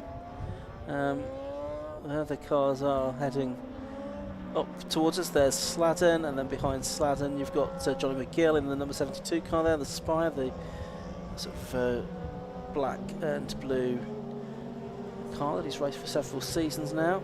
Safety car lights are still on, safety car still very much out. They're going to do probably one more lap. Yeah, look, Clint Newman accelerates and then brakes, which isn't really what you should be doing behind the safety car. And I think that's what agree with that. And that's what caught Ryan Yarrow out, I reckon, coming out of the S's. Yes. Yeah, look, is Ryan waving his arms about there? I think perhaps not particularly happy with what's going on. Well, yeah, I can imagine that's probably the case. Right, the 29 car is being pulled out of the way, still with Chippy Wesmail aboard it. I think we'll only get one more lap at the end of this. I think it's a bit heavier now than what it was. It was. There is a large amount of MSV gravel aboard the Mittal now. Who needs a spade? Exactly, great digger. Yeah, it'll only be one lap we get, won't it, at most, assuming that the safety car goes in at the end of this lap, because there's already only 4 minutes or so to go. Obviously, the problems earlier down the old hairpin was getting the snatch tractor back behind. Yes. Do you not have to stay within 5 car lengths of the safety car? That's supposed to be the guidance, yes. Something like that. See, Richard Webb's still got the number plate on his Cup 200 cars that, and he's still got the lights too. So fully road legal Cup 200 MK Indy, the manufacturer based in Braintree and Essex. Great little 7-esque sports cars, really quick cars, and we saw them go so well at the Burkitt Relay, of course, last year, where they finished 4th overall on scratch, and the Burkitt coming up in 2 weeks, which will be live streamed here on 750 Motor Club TV and on Alpha Live, and that will be a great event, I'm sure. It will. We're looking forward to that. The 6-hour relay race, oversubscribed. Lots of gravel to be distributed all around the circuit there. Yes, 70 teams there will be for the Burkitt Relay. 2 weeks today. A late flurry of entries, and now I think there's a bit of a waiting list as well, such as the interest in the Burkitt Relay. And after that, the day after that, we've got another race meeting, which is the more championship finals. 5 more categories racing there on the Sunday, with the various championships coming towards their conclusion on the national circuit this year, rather than the Grand Prix circuits we had last year. That meeting's going to be on the national circuit this year. Particularly if it's dry, which I know is quite a big question. That could be some thrilling championship deciders, couldn't it? Particularly Mazda 7s come to mind, which would be perfect cars to race on the national track at Silverstone, which always creates great racing. Right, safety car lights I think probably are out now, so it is now for Clint Newman to set the pace, as it were. How long have we got? 2:17. You're not supposed to slow once you've accelerated. No. So he's way behind the safety car. There may or may not be words after this. 2:06. We might just squeeze 2 laps. I think we probably are going to squeeze 2 laps out of this. He has now gone. Well, oh dear. Oh dear, that's not gone well. That has not gone well. You could see what was Rich coming. Miles had little choice there but to overtake, unfortunately, and he'll probably get a penalty for that, but he had little or no choice. Green flag waves, Rich Miles leads, Clint Newman second, Ryan Yarrow third, Dan Clues in fourth, and then it's Charlie Sladden in fifth. Ryan, you don't want to get involved in this, I don't think. No, he's up the inside there. He's still trying to find a way through up at the inside. Is Ryan Yarrow to get past Clint Newman, but he's not yet been able to do so. But he only needs to finish 7th, remember, to wrap up the championship. He doesn't want to get any penalty points and an exclusion or anything. So exactly, just head down, Ryan, carry on. Rich Miles, leave him to it. He's not contending for the championship. He's not done all of the races this season, hasn't Rich Miles, but he has been quick when he has been out. And more contact. This is getting very messy. Oh, and they're both off the road. Yarrow is off onto the grass. Clint Newman continues. Yarrow has now got damage to his car and he's dropped behind Dan Clues. And I'm not sure any of this was really required. Anyway, it's Rich Miles leading. It's Clint Newman second. It's Dan Clues up to 3rd place. Now he's challenging for second. Down the inside into Fogarty. Yes, it looks like there's going to be more side-to-side contact. And now there's more contact. And it's Clint Newman straight off over the curbs. And it's going to be Yarrow that's back through on the inside to pass both of them. Yarrow back to second. Dan Clues third. Clint Newman down to 4th. And the most ridiculous driving I think we've seen for a long time, I'm afraid. And yeah, Clint Newman's going to be in race control for many, many things. So carry on. Sideways again. It's meanwhile Rich Miles continuing to lead us 1.8 seconds to the good at the start of the lap. There's Clint Newman, number 42 in the TGM run Spire. But it's Miles leading, and there will be we get another lap, don't one we? more lap Just to what we go. need. 7 seconds to go as they cross the line. Yarrow second. Third is Dan Clues. 4th is Clint Newman. 5th is Charlie Sladden. 6th is Johnny McGill. 7th is Paul Rogers on his last weekend. 8th is Carl Austin. Colin Chapman lost a couple of places on that lap. He's dropped back down to 9th, and it's Dan Ashby completing the top 10. Rich Webb still leading in Cup 200, although he did lose a place to Goodwin, Mark Goodwin, on that last lap. Good luck to Matt Suckling for what's for the people he's about to speak to. Who knows what the result's going to be, I think, after this. But Rich Miles, as you say, he had no choice, really. It's what he did, and we'll see if he ends up as a race winner or not. But yeah, there is Clint Newman in what is 4th position at the moment. What Charlie Sladden... Oh, Rich Miles has got a track limit penalty now. And that's for 5-second penalty, so that is going to drop him back to 4th place. Charlie Sladden might end up on the podium here. He could well do, and that's going to put him out of Sporting Cup contention, even though he might not get a 3rd place on the road. What a race Paul Rogers is having, from 15th on the grid. He's up to 7th. Yeah, great drive this from Paul Rogers, the 2011 champion when he was driving the Contour. But we've only got a few corners to go now. It's still Rich Miles leading on the road, but with a 5-second track limit penalty to contend with. Not sure where he's been breaching track limits. We've kind of missed all of that during the course of this race going on. You've got Clint Newman catching Dan Clues and Ryan Yarrow. Ryan Yarrow is about to head through the Goddard hairpin to take what will be 2nd place on the road. It will be a race win once Rich Miles' penalty has been applied. Rich Miles takes the checkered flag. Ryan Yarrow is going to get the win. He's going to wrap up the championship provisionally, and Charlie Sladden is into the pits as well for what could have been a podium. So it's Yarrow, Clues, Newman, Rich Miles 4th, Carl Austin 5th, Paul Rogers 6th, Colin Chapman 7th, Daniel Ashby 8th, Mark Goodwin 9th, Richard Webb is 10th. And Mike Whiteman-Hayden ahead of John Cutmore in the Cup 200 division. Where is... Oh, is that... Oh, no, it's another car that looks like Cutmore's. Apologies. Yeah, no, OK. Cutmore...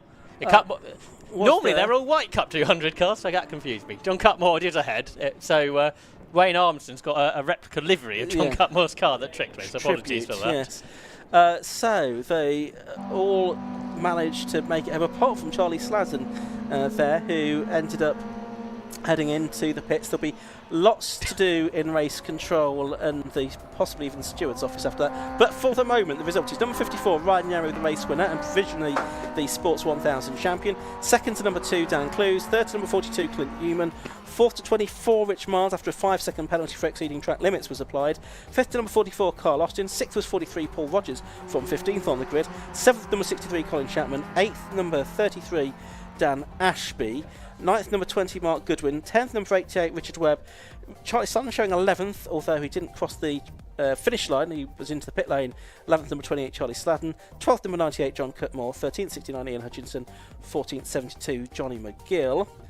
So it was Richard Webb and John Cutmore, and then third, Mike Whiteman Hayward in the Cup 200 cars. There he was, 15th overall, ahead of Charles Wright, Wayne Armington, Alex Aloro, John Murphy, Chris Wilkinson, Stephen Dean, and Chippy Westmail, having been stranded in the gravel trap at the old hairpin.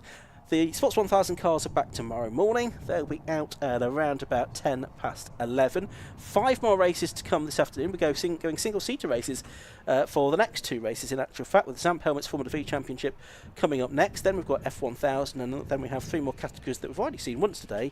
The 5 Club MX5 Cup, the Radical Bike Sports Championship, and the 116 Sprint Trophy and 120 Coupe Cup. But we'll have the Formula V's out very shortly. But Josh, that was a crazy race, wasn't it? It's such a shame how it went after the safety car, because before the safety car there was some great racing.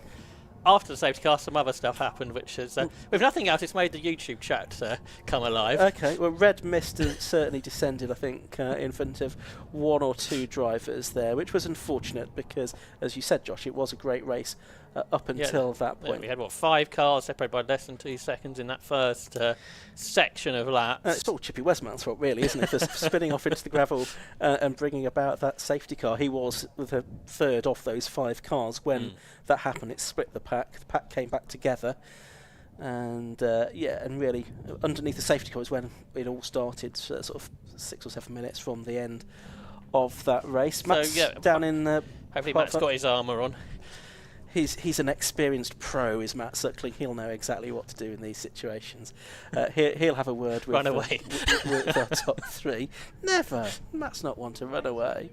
He's getting ready down in pit lane, ready to talk to the drivers. Once he's done that, once the circuit is clear, we'll have Formula V racing. But for now, we're going to head down to Matt Suckling to see who he's got to talk to in the pit lane.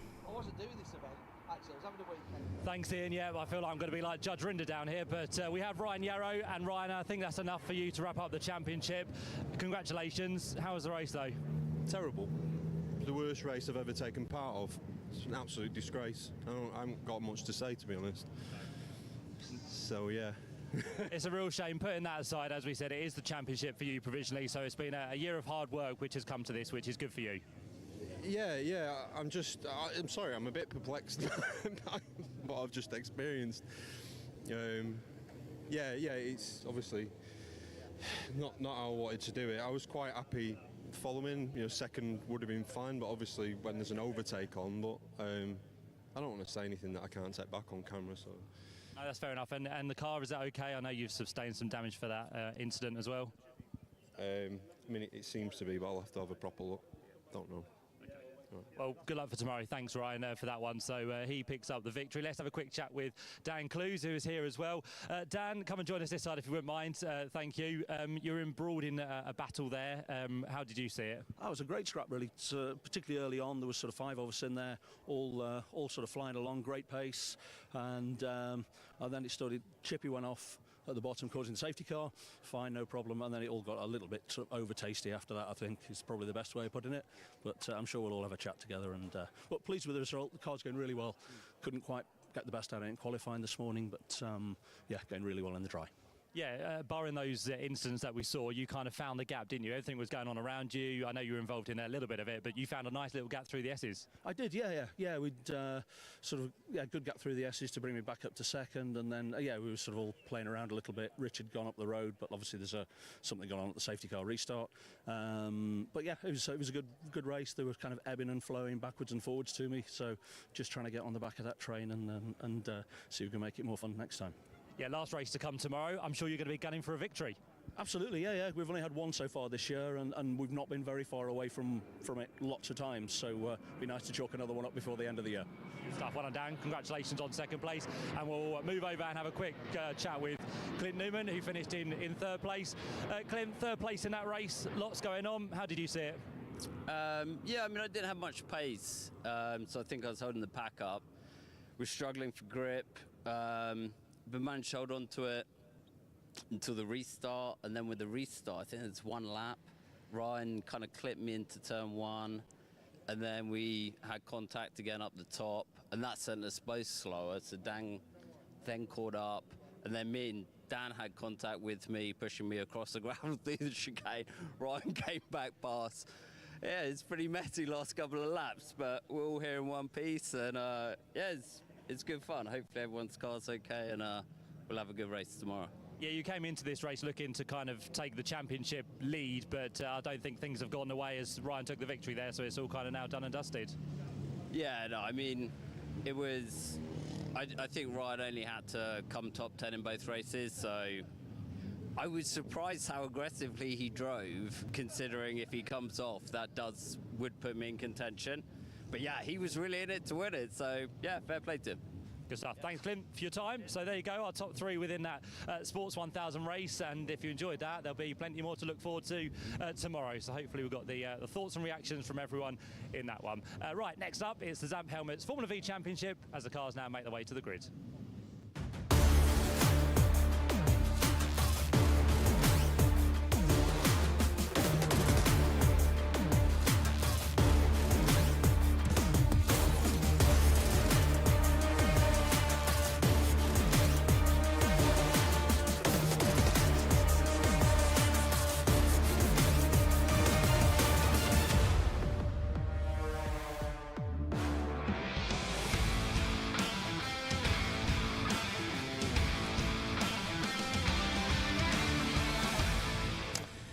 Single-seater action then from the Zamp Helmets Formula V Championship. Another championship still to be decided, and it's between Matt Harbert and Craig Bell to determine the champion. Neither of them qualified particularly well, though.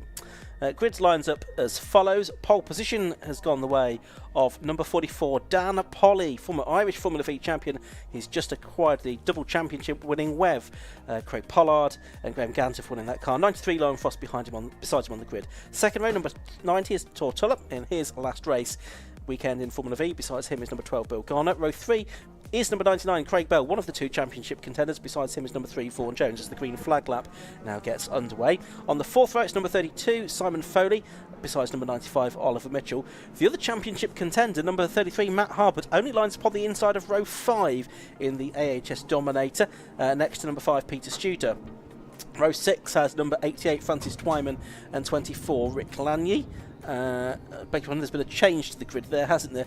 Different to what I've got on screen. Okay. We'll go with what's on screen. We'll go with 14 Probert and 66 Phil Waterhouse. Row 8, 25 Daniel Lanier and 50 Lewis Scholes. Row 9 is number 8, which is Ross Price, and 64, which is the car of Sam Moorbank. Row 10, 36 Bradley Tarleton and 47 Matt Topham. Sam Engineer, number 28, Chris Wilshin, number 59 on the 11th row.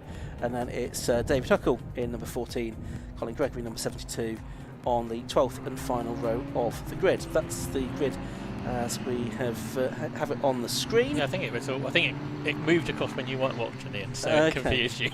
I think it was all good on what we saw on there. So we've also got the Class B Championship, which should go the way of Bill Garner in this opening race. But the overall championship, that's very much a larger question with Matt Harbert and Craig Bell, only separated by 8 points. Do we agree on that? Yeah, I agree, yeah. After drop scores and before drop scores, because they're both just dropping 2 non-finishes, aren't they? So neither of them can afford a bad result. There is 33 Harbert behind a very well qualified Oliver Mitchell, who was flying in qualifying this morning, the 22-year-old student in his first season, so he's qualified well up the grid. But I wonder if some of these Class B cars, Tuller, Garner, Foley, Mitchell, who are well up the grid in that top 8, might fall away in these drier conditions. Yeah, very different conditions now to what we had this morning. Leon Frost's in a different car, is he not? He is in a Dominator. Yes, that's right. He wasn't. He's been in a GAC, and it was entered in a GAC actually in the programme for much of the season. But now he's in the AHS Dominator. Interesting. The type of car which Matt Hyde used to win the championship last season. Another teenager is Leon Frost, already with a couple of wins to his name during the course of this season so far, and he's looking good for third in the championship, although he could be passed by Vaughan Jones and Bill Garner before the weekend is out, so he'll be looking to secure third, certainly in the championship this weekend. So it'd be interesting to see here. You've got Craig Bell starting on row 3. You've got Matt Harbert starting on row 5. Probably conditions coming back towards them for this race, with the track having dried out from qualifying this morning. But Matt's got a bit of work to do here, hasn't he, to try and find a way past Craig Bell. He could probably just about to afford to finish behind him in this race, but it's certainly not ideal. Polly and Frost in newer, quicker cars in their race before might give them an advantage, perhaps what we've seen in them in before. You'd imagine both for the Wev and the H Dominator cars that have won lots of races. So is that going to help Harbert perhaps not lose as many points? But as we say, it's he can afford to be behind him, but no more than that really. Can't afford too many cars to get between, because again tomorrow Bell further up the grid than he is. Yes, that's right. So it's going to be the same story tomorrow, and again probably expecting a dry track for tomorrow's race, I would think. Although it's the first race in the morning, so if there is any overnight dampness, it might still be around by 20 to 11 when the race gets underway. There's two very nice lines, and then there's Peter Studer. Yeah, he's just sort of jinked out a little bit. Well, maybe he's done that strategically. The old hand is Peter Studer. Been racing for a long time in various different categories of cars for several seasons now in Formula V, although he didn't do all of the races. Green flag waved at the back. This is a 15-minute race for the Zamp Helmets Formula V Championship. Waiting for the red lights to go on, which they do now. Out go the lights and the race gets underway, and it's a good start by Dan Polly from pole position. A good start too from Leon Frost on the second row of the grid. Craig Bell and Matt Harbert both seem to have made satisfactory starts as well in 5th and 9th respectively, but it's the yellow Wev of Dan Polly, who's recently bought that car, that is in the lead of the race, from Leon Frost in second. And then the rest of the cars all making their way through. We do have a 20-plus car grid. We did have one or two, I think, drop out after testing yesterday. Here is Craig Bell. He is up to 4th position. Harbert is also trying to make up ground. He's going past Vaughan Jones, and Vaughan Jones off onto the curb and off onto the runoff area and through the gravel there as a result of that. Was he eased? That could be a concern, but Vaughan Jones will be able to rejoin. A shame after good quality this morning from Vaughan, who's had 3 podiums this year. Bell round the outside of Garner, so that puts him 3rd, but Harbert is pretty much already. And Dan Polly, the 2016 Irish champion, is driving off into the distance, just like Craig Pollard did when he drove that car. And Matt Harbert up to 4th position now as well, so you've got the 2 championship protagonists, 3rd and 4th. They're probably not going to catch Dan Polly at this speed, but already Craig Bell is getting past Leon Frost here and putting another car between himself and his championship rival, and it's Harbert trying to keep Tortulla at bay as well, a bit further back. Yeah, in the Challenger, one of the older cars, Tortulla's been going really well in this car that Matt Topham was successful in last season within Class B. There's a big challenge further back. That's the other Maverick, isn't it, coming through. So that's Simon Foley, who gains a spot on Bill Garner, who's going backward. There's some steam coming out of the exhaust pipes on Tuller's car, seemingly, but looks like it's okay. So it's all very bunched up behind Dan Polly, who's also raced in the Asian Le Mans series. There's not probably many other Formula V drivers who have done that. Probably not. 1.5 seconds to lead for Dan Polly over Craig Bell in 2nd place. Leon Frost is 3rd on track, although I think his transponder's probably not working. He's now going for 2nd as well, as he was looking up the inside there of Craig Bell. So you've got 3 dominators together here: Craig Bell, Leon Frost and Matt Harbert. Frost with a dodgy transponder, so that's going to cause issues on the timing screen as this race goes on. But it's the championship contenders that are 2nd and 4th here. But Leon Frost is certainly going to want to make his mark on this battle as well, looking for his 3rd victory of the season, the youngster. And we've had 5 wins for Harbert, 4 for Craig Bell. But Leon Frost, the next most wins after that. He's won at Cadwell and at Brands Hatch. Craig Bell's last victory came at Brands. Matt Harbert won both of the races at Alton last time out, and that's really where he was just able to ease into this 8-point lead in the championship. Yeah, generally him and Bell have sort of shared wins, haven't they, at most venues. But as you say, Alton was different. Here comes Harbert round the outside of Frost out of Coppice. and he is nosing ahead, and he's ahead now. So Harbert doing what he needs to, going with Craig Bell through the pack. He's up into third place as they go through the S's. Tortalla just behind, leading Class B. A Class E won at Alton and at Brands Hatch, a race apiece. Down towards the Melbourne Loop they go. Is Dan Polly getting further away? Possibly. There's a spectacular shot there from our Upper Live team as one of the planes take off. There's Tortalla then in that number 90 car. He's still ahead of the two Class B rivals at the moment, isn't he? The two Mavericks of Simon Foley, and Garner has lost another position to Peter Studer there. Side by side, Ian, as Matt Harbert's on the inside of his championship rival Craig Bell, heading up towards Redgate, and he goes through. So Harbert now ahead of Craig Bell. That's important, isn't it, as far as the championship is concerned? Now is Craig Bell going to try to fight back here? It looks like they've dropped now Leon Frost a little bit in fourth place, and then Tortalla is fifth. Oh, and he's slowing. He's Frost slowing here because Tortalla swooped around the outside through the corner curve. Leon Frost got a problem, a new car for him, but it's looking like maybe things not quite working out as he would have hoped today. 10.5 minutes left on the clock here. This is the battle for second on the road. They're 2.3 seconds behind Dan Polly in the lead of the race, but these are the two championship protagonists. Slightly smoky. Bell's, oh, he's blown up. I thought he was looking slightly smoky. He's now looking very smoky. His hands in the air, and Craig Bell, the championship for front runner, is out of the race. The championship's not over, but it's looking very, very bad all of a sudden for Craig Bell. No, it will be over, won't it? Because if the points is at 26 of a gap, so if Harbert is second or better, he will be the champion. I'll have a look at the spreadsheet in a moment, but that sounds more than plausible, doesn't it? As they're going three wide, a bit further back, that is the 24 car of Rick Lanyon, another AHS dominator that's got ahead there of number 12 Bill Garner, and also the number 93 car of Leon Frost, who's now back up to speed again. He's going back past Bill Garner. So it's Dan Polly, number 44, that leads. Number 99, number 33, Matt Harbert, now second. Number 90, Tortalla, is in third and leading Class B. Number 32, Simon Foley, I think it is. No, number 5 it is Peter Studer that's now up into fourth place, so he's had a good lap. I think if Harbert's third, it would even be enough, I reckon. I'm sure you'll either agree or disagree. I'll tell you in a minute. Agree, that would be good. So Dan Polly leads by 4 seconds over Matt Harbert. Tortalla is there in third. Fourth is Peter Studer coming through, as you mentioned, but he's still under threat from Simon Foley. Rick Lanier sixth, and they're side by side behind, I think, with Francis Twyman challenging Bill Garner and Leon Frost. So we're pick up on that, because coming through nicely, Francis Twyman from 11th on the grid. Yes, in this situation, third should be enough for Matt Harbert here with Craig Bell. As we said, neither of them could really afford to have a non-finish. Twitchy there, Ian. Apologies for Rick Lanier.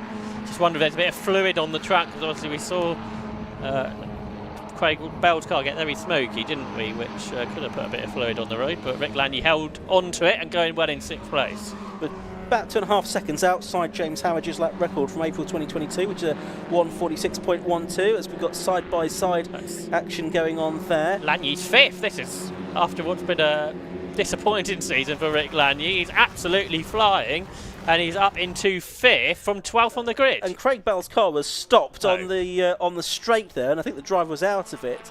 That's on the straight, just by the exhibition centre. Yellow flags covering that. Unnecessary. It's not really safety car. Yes, safety car is coming out as a result of that. So we will have an interruption while that car is removed. Not quite sure how he came to end up with his car parked half on and half off the road, because it was before Coppice Corner that the engine expired, and you would have thought he'd been able to get the car safely off the road. But anyway, safety car is having a busy day, isn't it, actually? One of its busier weekends, and it is going to pick up the race leader Dan Polly, who's just crossed the lines, complete lap number 4. Now, Harbert's best lap only 2 tenths off Polly, so Matt Harbert could go for the win here, I think, on a restart. Yeah, it's interesting. We thought, oh, this is Dan Polly's race to lose, didn't we? But actually, with the intervention of the safety car to bunch them back up, then there could be a chance for Matt Harbert here. I wonder if he has done the calculations himself and knows what he needs to do to win the championship, and if therefore he will say, actually, you know what, I'm just going to drive for the championship, I'll follow Dan around and and wrap up the championship with a race to spare. How did that go in the last race? Not terribly well. So we've got 44 Dan Polly leading, 33 Matt Harbert second, 90 Tortilla third, number 5 Peter Studer in fourth, 24 Rick Lanier is fifth, 32 Simon Foley is sixth, Bill Garner number 12 is in seventh place, 88 Francis Twyman is eighth, Tim Probert number 4 is ninth, and it's Ross Price number 8 in the gap, rounding out the top 10. The only thing that could be overhanging Matt Harbert here is what happened on the first lap with Vaughan Jones. Yes. There was no contact, but it got rather close between the two of them. Yes, and Jones ended up going off with gravel trap at the old hairpin. Where's he running now? He's in 16th place, having recovered from that. And interestingly, he'll be able to make up perhaps some places if we do get any more racing laps in, because again, this will close the pack up.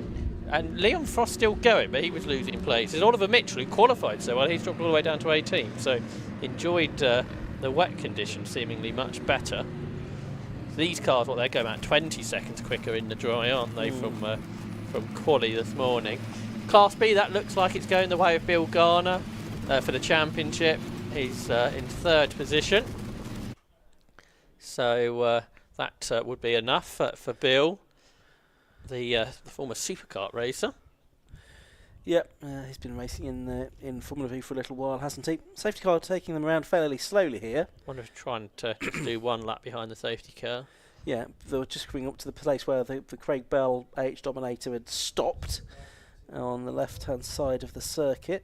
And it's not. Oh, it's still there. It is still there. It's of course nowhere near any marshals either, is That's it. There's no marshals on the outside of the circuit there, so they can't do anything to try to recover it until the safety car trainers gone past. There are now marshals that have arrived. They've had to come a long way. They ought to be able to just push that up against the barrier, I would have thought, and out of harm's way, assuming it's able to move. Yeah, not really an ideal situation, was it? But got marshals there now. But of course, we need marshals back on their post before the race can restart. So obviously the safety car won't be in this time, but I wonder if it would even be able to come in next time. If he can't, then we won't get any more racing in. Which would be a great shame. A shame the championship had to end that way as well after a season where both Harbert and Jones and Bell have had their misfortune, but they've both been so evenly matched on so many occasions. And we've had some, oh dear. Oh no, Leon Frost's car's stopped and he's struggling to get it going again. He's got it going now, but all not well with that car either. I think he's dropped to the back of the group there pretty much, hasn't he? That's right. So we've got 4 minutes and 11 seconds. That safety car lap took 3 minutes 25 seconds. So if the safety car can come in at the end of this lap, we will have one more lap of racing. Looks like Vaughan Jones lost his nose cone, I reckon, in free, looking back at the back of the shot. Yeah. And he went gravel tracking up the old hairpin. Which was not enormously surprising, going through the gravel trap at that speed. There would have been some damage sustained. Fortunately, it was just bodywork being dislodged. Yes, and there you can see Leon Frost is now right at the back of that group. He's just joined behind the number 14 car of David Huckle, hasn't he? The Shane. Ross Price is going well inside the top 10. We haven't seen him that high up this season. So that's good going from Ross. He started 17th in number 8, the GAC. Not sure how much we've seen of Ross this season. Not huge amounts from memory. There's only did occasional races, yeah, and only think had about 2 finishes so far. I think he's done 3 meetings so far this year. So he's going well, which is good to see. It's one who has gone very well in the past. Of course, I think he's had podiums in the past. The star of this race has been Rick Lanier, really, isn't it? With the misfortune he's had this year, the driver who travels from Switzerland to race here in the UK. He is in the ex-Matt Hyde car, isn't he? I think. Yes. Rick Lanier. Assuming he hasn't switched cars with Leon Frost, and well, that's what I was wondering. Because now that's the car that's being temperamental, of course. Now, where's Craig Bell's car got to? It's up by the barrier, so that's going to be okay, I would think, to restart the race with the car there. And if there's enough marshals where they need to be, then we should be good to get going again. I've got it as far out of the way as they can do. It's never good when you're watching your championship decider from the track outside. Not really. Safety car lights are out, so we are going to have time for, it is just going to be one lap of racing, but that's better than no laps of racing. And we do have a situation where we could have a race on for the overall victory here. Dan Parley against the champion-elect Matt Harbert. Yeah, Polly at Silverstone earlier in the year did get a podium. In a different car, that's that was. right, yeah. And we haven't seen him since that weekend, actually, because I think that car failed in the second race, and we haven't seen him since, but here we go. Minute 39 to go, a lap's a minute 48 around here, so this will be the final lap. Green flag waves, race gets underway. Top two here, getting away. Peter Studer trying to get third away from Tortola in the background, and he's done it. And Rick Lanier trying to buy into the podium as well. Top two are nose to tail through Redgate corner. The yellow car of Dan Polly, the grey and green car of Matt Harbert. Who is third, though? It is still Peter Studer. Rick Lanier's made it up to fourth, and Tortola's dropped out of the podium position, still fifth, but leading Class B. Harbert, though, absolutely challenging Polly seemingly for the lead, and the whole gaggle for third. So hard to know which battle to watch here. Both looking pretty racy, and you've got the likes of Rick Landy looking for his first podium, and you've got Dan Polly looking for his first win in the country. Oh, Rick Landy got it sideways today as he turned into McLean's there, but for the lead, Harbert's going for it. It's on the outside of Dan Polly, who's defending and probably being behind, heading down the old exhibition straight in. Maybe the place to be in Formula V racing. Yeah, not a terrible place to be. You can pick up the tow there, big tow given off these 1300cc air-cooled engine cars. He looks to the left, but that's the damp side of the circuit. Looks to the right, that's the drier side of the circuit. Can he find a way through? No, he can't, so it is still the wily Dan Polly that leads the way then from Matt Harbert in second. Harbert doesn't need to risk anything, of course. Yeah, I think that was certainly being cautious in that, challenging for the lead if he could get there, but not going too crazy. So Polly leads it. Studer looks good in third now. Behind, so it's going to be a fifth different winner of the season for Dan Polly, but podium number 11 is the important one for Matt Harbert. That's right, so through Goddard's they come for the final time. Number 44, Dan Polly, is going to take the checker flag to win for the first time this season in the Zamp Helmets Formula V Championship, but the champion in second place is Matt Harbert. He takes second. Peter Studer completes the podium, and Tortola's lost a lot of places on the last lap, so it's Simon Foley that's come through fourth, Rick Lanier fifth, Francis Twyman sixth, Ross Price seventh, Tim Probert eighth, Bill Gardner ninth, Tortola 10th, and then the three wide further back for what position was that? 11th that was. Vaughan Jones just taking it, so he made up a few places. Was that 3 places, I think, on the final lap? He was 16th, I think. 5 places then on the final lap to get past Matt Topham and Phil Waterhouse even, and on the way to the line. Simon Foley getting past in all that Class B battle means that's his first Class B win of the year, but second enough for Bill Garner to win the Class B title.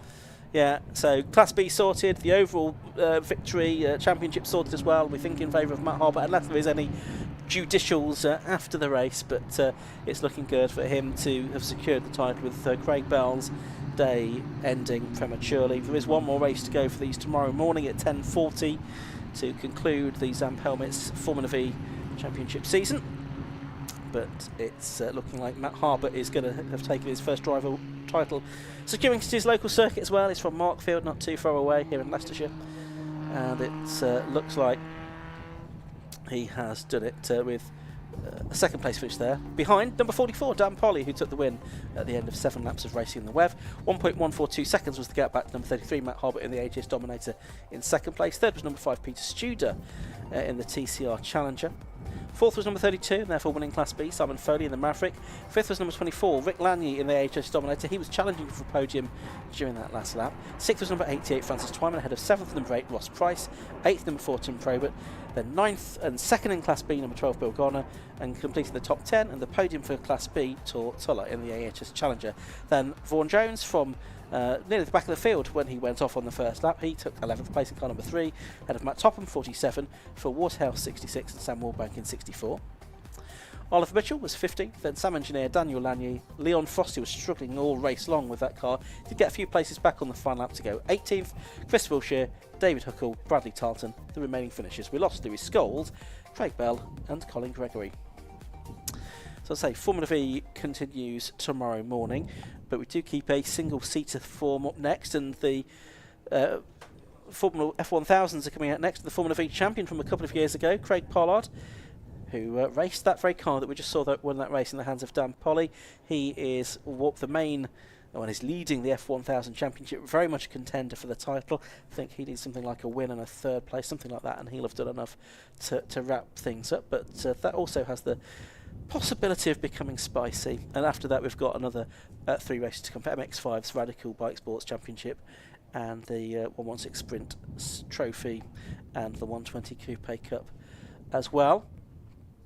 And then don't forget, more racing to come tomorrow here at Donington Park. 8 more races tomorrow. We're underway at 10:40.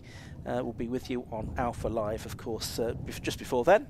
And we've got 4 races either side of lunch. But after lunch, we've got the 2 long-distance races, the Gasshocks 116 Trophy and the Tagiwa Club Enduro Championship. Also, we have the final races tomorrow afternoon for the MR2s, the National Lighting Toyota MR2 Championship and the F1000 Championship as well.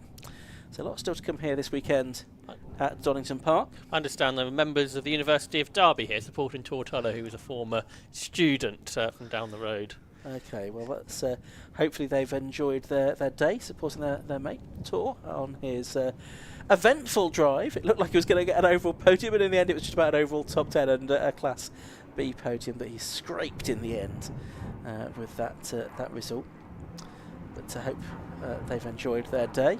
I can see Matt down in the pit lane is just getting everyone together in order and ready to speak to. They are ready for us now, which is great to hear. So let's head down to Matt Suckling. He's going to speak to our top 3, Peter Tudor, Matt Harbert and Dan Polly. Thanks, Ian. Yep, down here with our race winner, which is Dan Polly. First time here in the UK in terms of a win. How was that for you? It was pretty good. It was a bit tight there with the safety car at the end, but livened things up, and hopefully everyone enjoyed the battle on track. You had a commanding win, a commanding lead up until that point, and then safety car, as you said, came out, and Matt was right in your tail. Oh yeah, absolutely, and I think that's what makes club racing so good. You know, one small thing can happen, and it totally throws everything else, and gives great racing, and you know, I'm really happy. Seems like the car was set up perfectly for these conditions. Was it okay out there? Yeah, well, we only got the car yesterday, so we're kind of just figuring things out, but everyone's been amazingly kind to help out, giving us their time. You know, they're trying to run cars as well, but we've been very lucky, and yeah, I'm very grateful for all these people. Good stuff. Well done, Dan. Congratulations. Good luck for tomorrow as well. We'll now head over and have a quick chat with Matt. Matt, come and join us.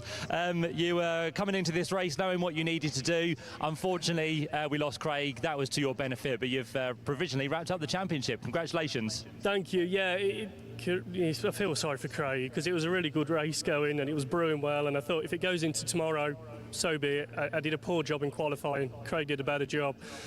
So it is a bit unfortunate that it had to end like that, but on a personal note, it's a great result. Josh and Ian said up in the commentary box that it's a shame it ended like that, but the way you've gone this season, you've both had your wins, you've both had a great battle along the way. So yeah, it's a shame, but it's good for you. Yeah, it's racing. We've all had our ups and downs. It's just a shame when it comes to a nitty-gritty right at the end of the season, you don't cross the line, you know, next to each other. But Craig's put so much effort in, and he deserves to be champion just as much as I do. So hopefully Craig will be back again, and I'd like to see him do it. But apart from that, it was a good race. You know, we started 9th, and I thought we're going to have a big problem here. And then we had a great start, got up to sort of 4th, I think it was, after lap 1. And then obviously overtook Craig, and then he must have dropped out quite soon after that. And then it was quite a nice run to home, really. So I had a bit of a dice with Dan, but he had broad shoulders on him, and there was a very wet line, so I thought I'd keep my head.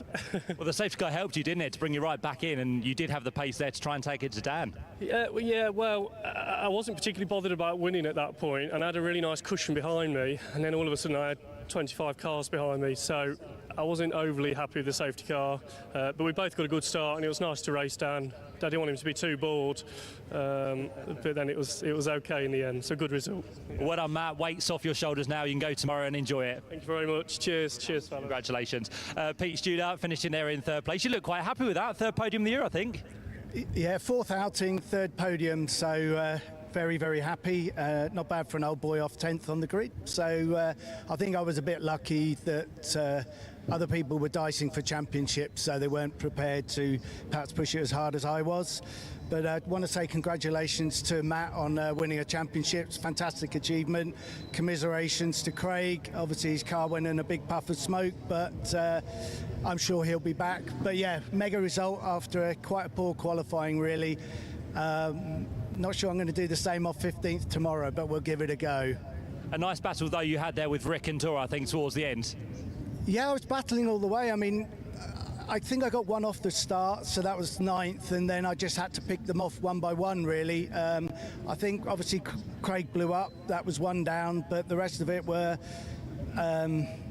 yeah, just go for it, really. And I definitely wasn't going to settle for 4th, so Tor was always going to have a hard last lap, but I managed to get him into Redgate, and then, I don't know, was it Rick or Danny held him off into the chicane on the last lap. So, yeah, didn't realise it was going to be the checkered flag, but very, very, very happy to see it. Good stuff. Well done, Peter. Congratulations. So there you go. We look more forward to that tomorrow with the Zamp Helmets Formula V Championship with the second encounter.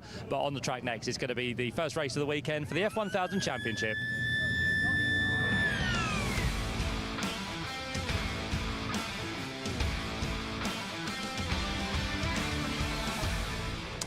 And the cars heading off onto their green flag lap at the start of this race. Some cars with new sticker tyres on them. I can see. And there's one that's not getting off the grid, which is James Hills, I think, in the number 77 car. But I think he's now pulling away and will be able to retake his grid position. So it's going to be a 15-minute race, first of 3 races this weekend for the July Racing Cars F1000 Championship. And it's going to be on pole position, number 83, Matt Higginson. Besides him is number 42, James Clennell. On the second row of the grid, it's number 12, Tom Gadd, and number 3, Tom Westworth. Third row of the grid, number 5, Rob Wellham, and 80, Dan Gore. Row 4, 77, James Hills, and 17, Chaz Height. In the fifth row is going to be David Williamson, number 88, and importantly, the man that's leading the championship, number 92, Craig Pollard. 24, Bert Chapman on the inside of row 6, besides to him, number 19, Sam Satchwell. 22, Chris Keir, and 71, Zach Palmer on the 7th row. Adam Walker in number 14 and Ryan Thomas number 9 on the 8th of the grid. Row 9 is going to be 89, Mark Betson, 15, Dane Christensen, and Lee Seagraves and Michael Frith in 33 and 37 on the final row of the grid. In the F1000s, after drop scores, we have Craig Pollard ahead by 14 points from Rob Wellham, with Tom Gadd third on 249, and Matthew Higginson fourth on 239. Those 4 drivers all with a mathematical chance of winning the championship. Craig Pollard, though, probably only needs a win on our third to wrap things up, although he's making that hard for himself, starting 10th here. And Josh Barrett alongside me. It was a shorter than expected qualifying session that might have something to do with his lowly grid position. Yeah, damp circuit as well, where perhaps tyre choice came into it, but it's an easy choice now. Slick Husier tyres, and Craig Pollard, one of those drivers not on stickers by the looks of it. There is a limited number of slick tyres allowed for the year, so you use them as you see fit. Of course, with a reverse grid race for tomorrow morning, Craig Pollard could sort of get some back, couldn't he, depending on how this race goes, and then perhaps go for that first and third tomorrow rather than getting one of those results today. Risky strategy, though, isn't it? Yes. Doing that, because I think he'll just try and get as far up the order as he can. Of course, Wellham's only 5th on the grid, isn't he? Who is his main rival in all of this. So neither of them are as high up as you'd perhaps expect. And at Croft, where they were racing very hard for the win, Rob Wellham and Craig Pollard in the final race. Craig Pollard coming out on top of the two, although I think he finished 3rd in the end in that race. Was that right? I have to check that. They were battling for the victory for a lot of the race. I'm not sure there was too much love lost between Pollard and Wellham, so we'll see how that transpires. Higginson, though, he's on pole position, and he's 4th in the championship coming into this weekend. And he hasn't won since Brands Hatch. I was going to say, just the one win, that was at the start of the year, wasn't it? And that was in a reverse grid race, so he hasn't won a sort of a lap time grid race, if you like, which is always a bit more sort of a bigger achievement. The other drivers to have had wins: Craig Pollard 4, Rob Wellham 3, Tom Gadd 4, including a couple at Croft last time, and Dan Gore's had a solitary win as well. Those are usually the 5 quickest drivers, but others have got amongst them. Chas Hyton had his first podium, his best result, a second last time out at Croft. Revs are rising, red lights are on, and the lights go out. The race gets underway, but not for Rob Wellham, crucially. One of the championship contenders, and I think they're all going to jink past him, fortunately, but Rob Wellham has not been able to start this race. It's Matt Higginson leading, it's Tom Gadd second. It looks like James Clennell is third as they make their way through, as Rob Wellham is just crawling off the grid. Well, the drama today continues. It's been a dramatic afternoon, hasn't it? So Higginson leads. We'll have to look at the spreadsheets this race goes on to see if Pollard now can wrap it up in this first race with Wellham perhaps not scoring. Through the old hairpin they go. These cars so quick, these Jedi Mark 6-7 superbike engined machines. Clennell, who hasn't scored on the podium this year, up the inside of Tom Gadd, and he goes through then ahead of last year's champion and off into the gravel for 22, Chris Keir. He gets back on the road, brings some of the gravel with him, but he is out of the gravel importantly. This is allowing Higginson to get away, but James Clennell, who travels over from the States looking for his first podium, he's wheel to wheel with Gadd. You've got Westworth in there too, who's also looking for his first podium, but he loses out to Dan Gore, who's up the inside. Craig Pollard was right in that as well. How did that survive for Pollard? Because he was sort of side by side with the S's, which isn't normally an ideal thing to do. He had to back out of it. Clennell and Gadd are still side by side, Ian. Great race between these two. It's allowing Higginson to get away. It's Gadd in second, Clennell in third. Clennell's leading the Clubman Cup, and if he gets a podium, he'll no longer be leading the Clubman Cup because you can't score any more points after that. You remove from the Clubman Cup standings, but he'll be just focused on an overall podium, I think, here. It's Higginson leading by the best part of 2 seconds at the end of lap 1 from Tom Gadd, the double Croft winner, in second place. Clennell having another look up the inside as he goes into the right-hander at Redgate Corners. A bit of bodywork gone flying off somebody's car right in front of our commentary position as well. We'll pick that up in a minute. Dan Gore 4th, Tom Westworth 5th, Craig Pollard, the championship leader, up into 6th. And so far, no sign of Rob Wellham. No, he wasn't going very fast, was he, if anything? There is a bit of bodywork. It's a novice driver, I can tell you that much. Mark Betts is pitted, by the way, but this battle now for third is on. It's Dan Gore, looked up the inside of Clennell, who was turning into the apex regardless, and he hangs on in that spot, and that has held Gore back, and that means Tom Westworth dives up the inside, the 22-year-old. There's a massive battle in the pack as well, but Higginson's not part of any of this. He leads. Gaddy's going after him in second. Clennell is third. They're absolutely side by side behind as Gore tries to keep Westworth at bay. Pollard dives up the inside. That got close, but they got through the corner. Goodness me. Yeah, it's hectic stuff, isn't it? Pollard there is certainly no doubt he is trying to make it ground now. Westworth having a look up the inside of Dan Gore into the Melbourne hairpin. Is absolutely alongside him. Chas Hyton's going to buy into this as well if he can. Still side by side between those two as they exit the corner. That bit of bodywork is still in the middle of the road on the start and finish straight. The leaders are going to be coming up towards that now. And here comes Gore up the inside of Westworth. Can he get that move done? So it's Higginson leading Gadd in second. Gadd has gone through and it looked like he's narrowed the gap. Yes, he has. He's in the best lap of the race. He's down to 1.1 seconds. Clennell is third, and then it's 3 wide further back, and it's Craig Pollard trying to make up 2 places. He's made up no places. He was trying to get past Tom Westworth in 4th and Dan Gore in 5th, but Craig Pollard for the moment still 6th. He's still running alongside Dan Gore though, and it's Dan Gore's last race weekend in F1000 for the foreseeable future. He has other plans for next season. He's lost the place now. Craig Pollard's gone through to 5th. It's brought Chas Hyton into the equation as well. I think that's a record as well for Gadd, breaking, I think, quite a long-term record on the Grand Prix circuit here at Donington. Ben Hindley had that, but Dan Gore, oh my word, Dan Gore held it on, but he's losing places. Remember, he was challenging a lap ago for third on Clennell, but he lost all those spots. Craig Pollard may not know that Rob Wellham's not in this race. He may not know that he stalled because it's all a bit of a blur at the start of the race, and he's driving a bit like he needs to get through the field quite desperately. Meanwhile, Tom Gadd is continuing to chase down Matt Higginson. So the Team Sellers racing car is on the chase. There's a car that's pulled off, by the way, on the Grand Prix loop. Could be number 9, Ryan Thomas. He didn't come through. Anyway, this battle for the lead heads up to the final corner. 83 Higginson ahead of 12 Gadd, and a real battle for the lead. And that bit of bodywork, I think, has been recovered here. It has indeed. Now, of course, you know, although Wellham is out, Gadd is still there. He can still mathematically win the champion. He's done another best lap of the race, a 1:29.209, another quarter of a second taken off his previous lap. But here is Craig Pollard now. He's going to try and take the place from Tom Westworth. This is for fourth. But again, Westworth going really well here, holding on in fourth position. The car salesman from Rainhill Prescott, 22 years of age. Been racing since 2008 in Super 1 karting, in the British Championship, World Finals at Le Mans as well. And he's in a new Jedi for this season, run by Team Sellers Racing.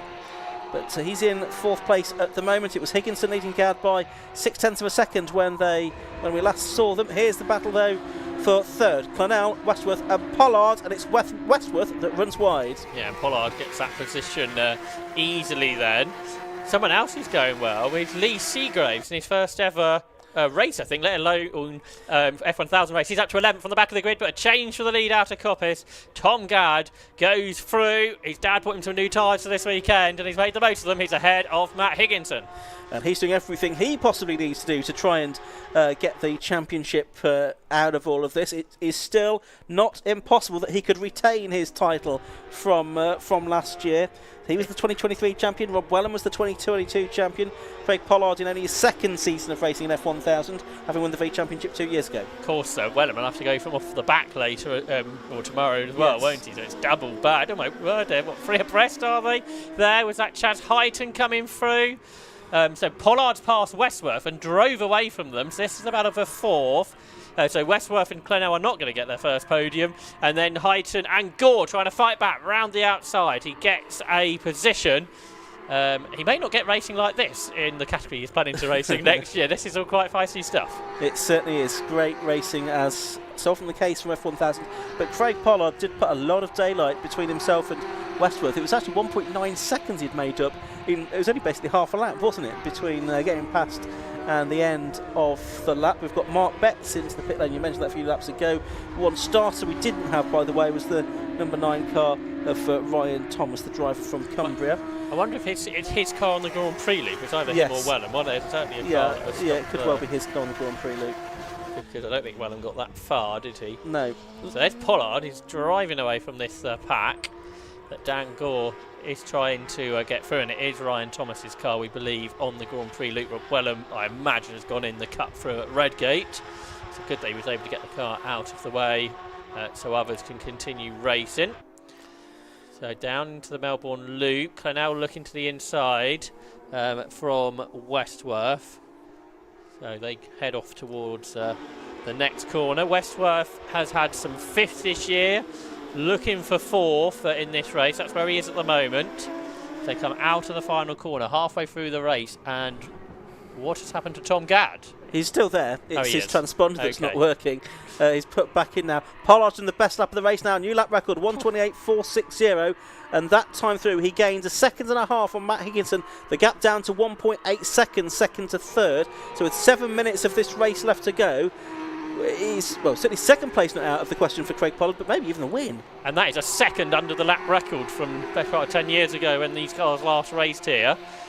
So interesting as someone like Cadwell, they're not under lap record pace on that period, but they are by a long way around here. Different circuit, very different circuit to Cadwell Park, I guess, and that will have a part to play as well.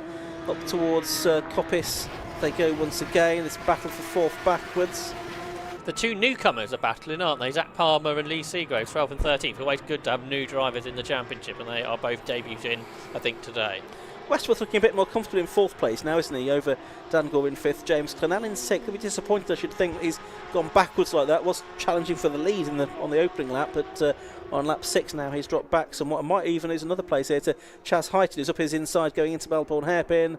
And he's got his nose in front briefly, but now we thought this might happen. Pollard is with Higginson, who runs wide at Goddard Corner, and Pollard goes through to second place with still 6 minutes of the race left to go.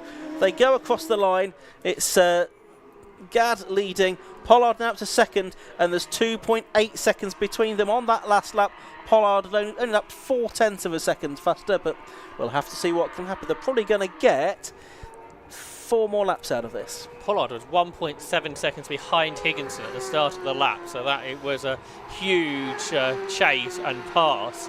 It just feels like Matt Higginson's not been enjoying perhaps the new tyres this year in the championship.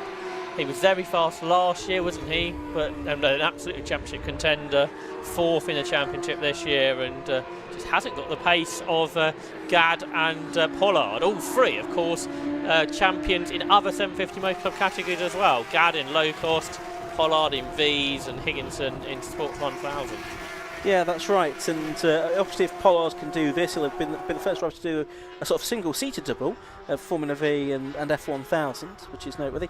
I can just see outside of our commentary box window, the bodywork has now been collected by someone on a bicycle that had with bodywork that had been lost on the start and finished straight. Anyway, you can't see that. I can out of the commentary box window, and it amused me. Down towards the hairpin they go for the 7th time in this race. And it's Westworth being caught now, I think, by Zangor. Yeah, Dangore's coming back, isn't he? He's got muscled out on that lap. You remember he was going for 3rd at the time, but he's coming back now. Meanwhile, Gadd has now set the fastest lap, and he's going away from Pollard. 1:28.3 as the leader's lap. Mick Frith, the ex-Wold sidecar competitor. Not many of them compete in 750 Motor Club racing. Battleau on for 4th. Tom Westworth versus Dan Gore. Dan Gore, the 44-year-old Caterham winner. Through around the outside they go of that slower car. I was just looking at the what that lap time equates to in terms of speed. It's an average of 101.83 miles an hour, so well over 100 mile an hour average lap around this Donington Park Grand Prix circuit, which includes 2 obviously big braking areas, slow corners at Melbourne Hairpin and Goddards in particular. So that's really, really impressive to have a 100 mile an hour plus lap on the Donington Park Grand Prix track. There's a big battle going on for 10th, the reverse grid slot.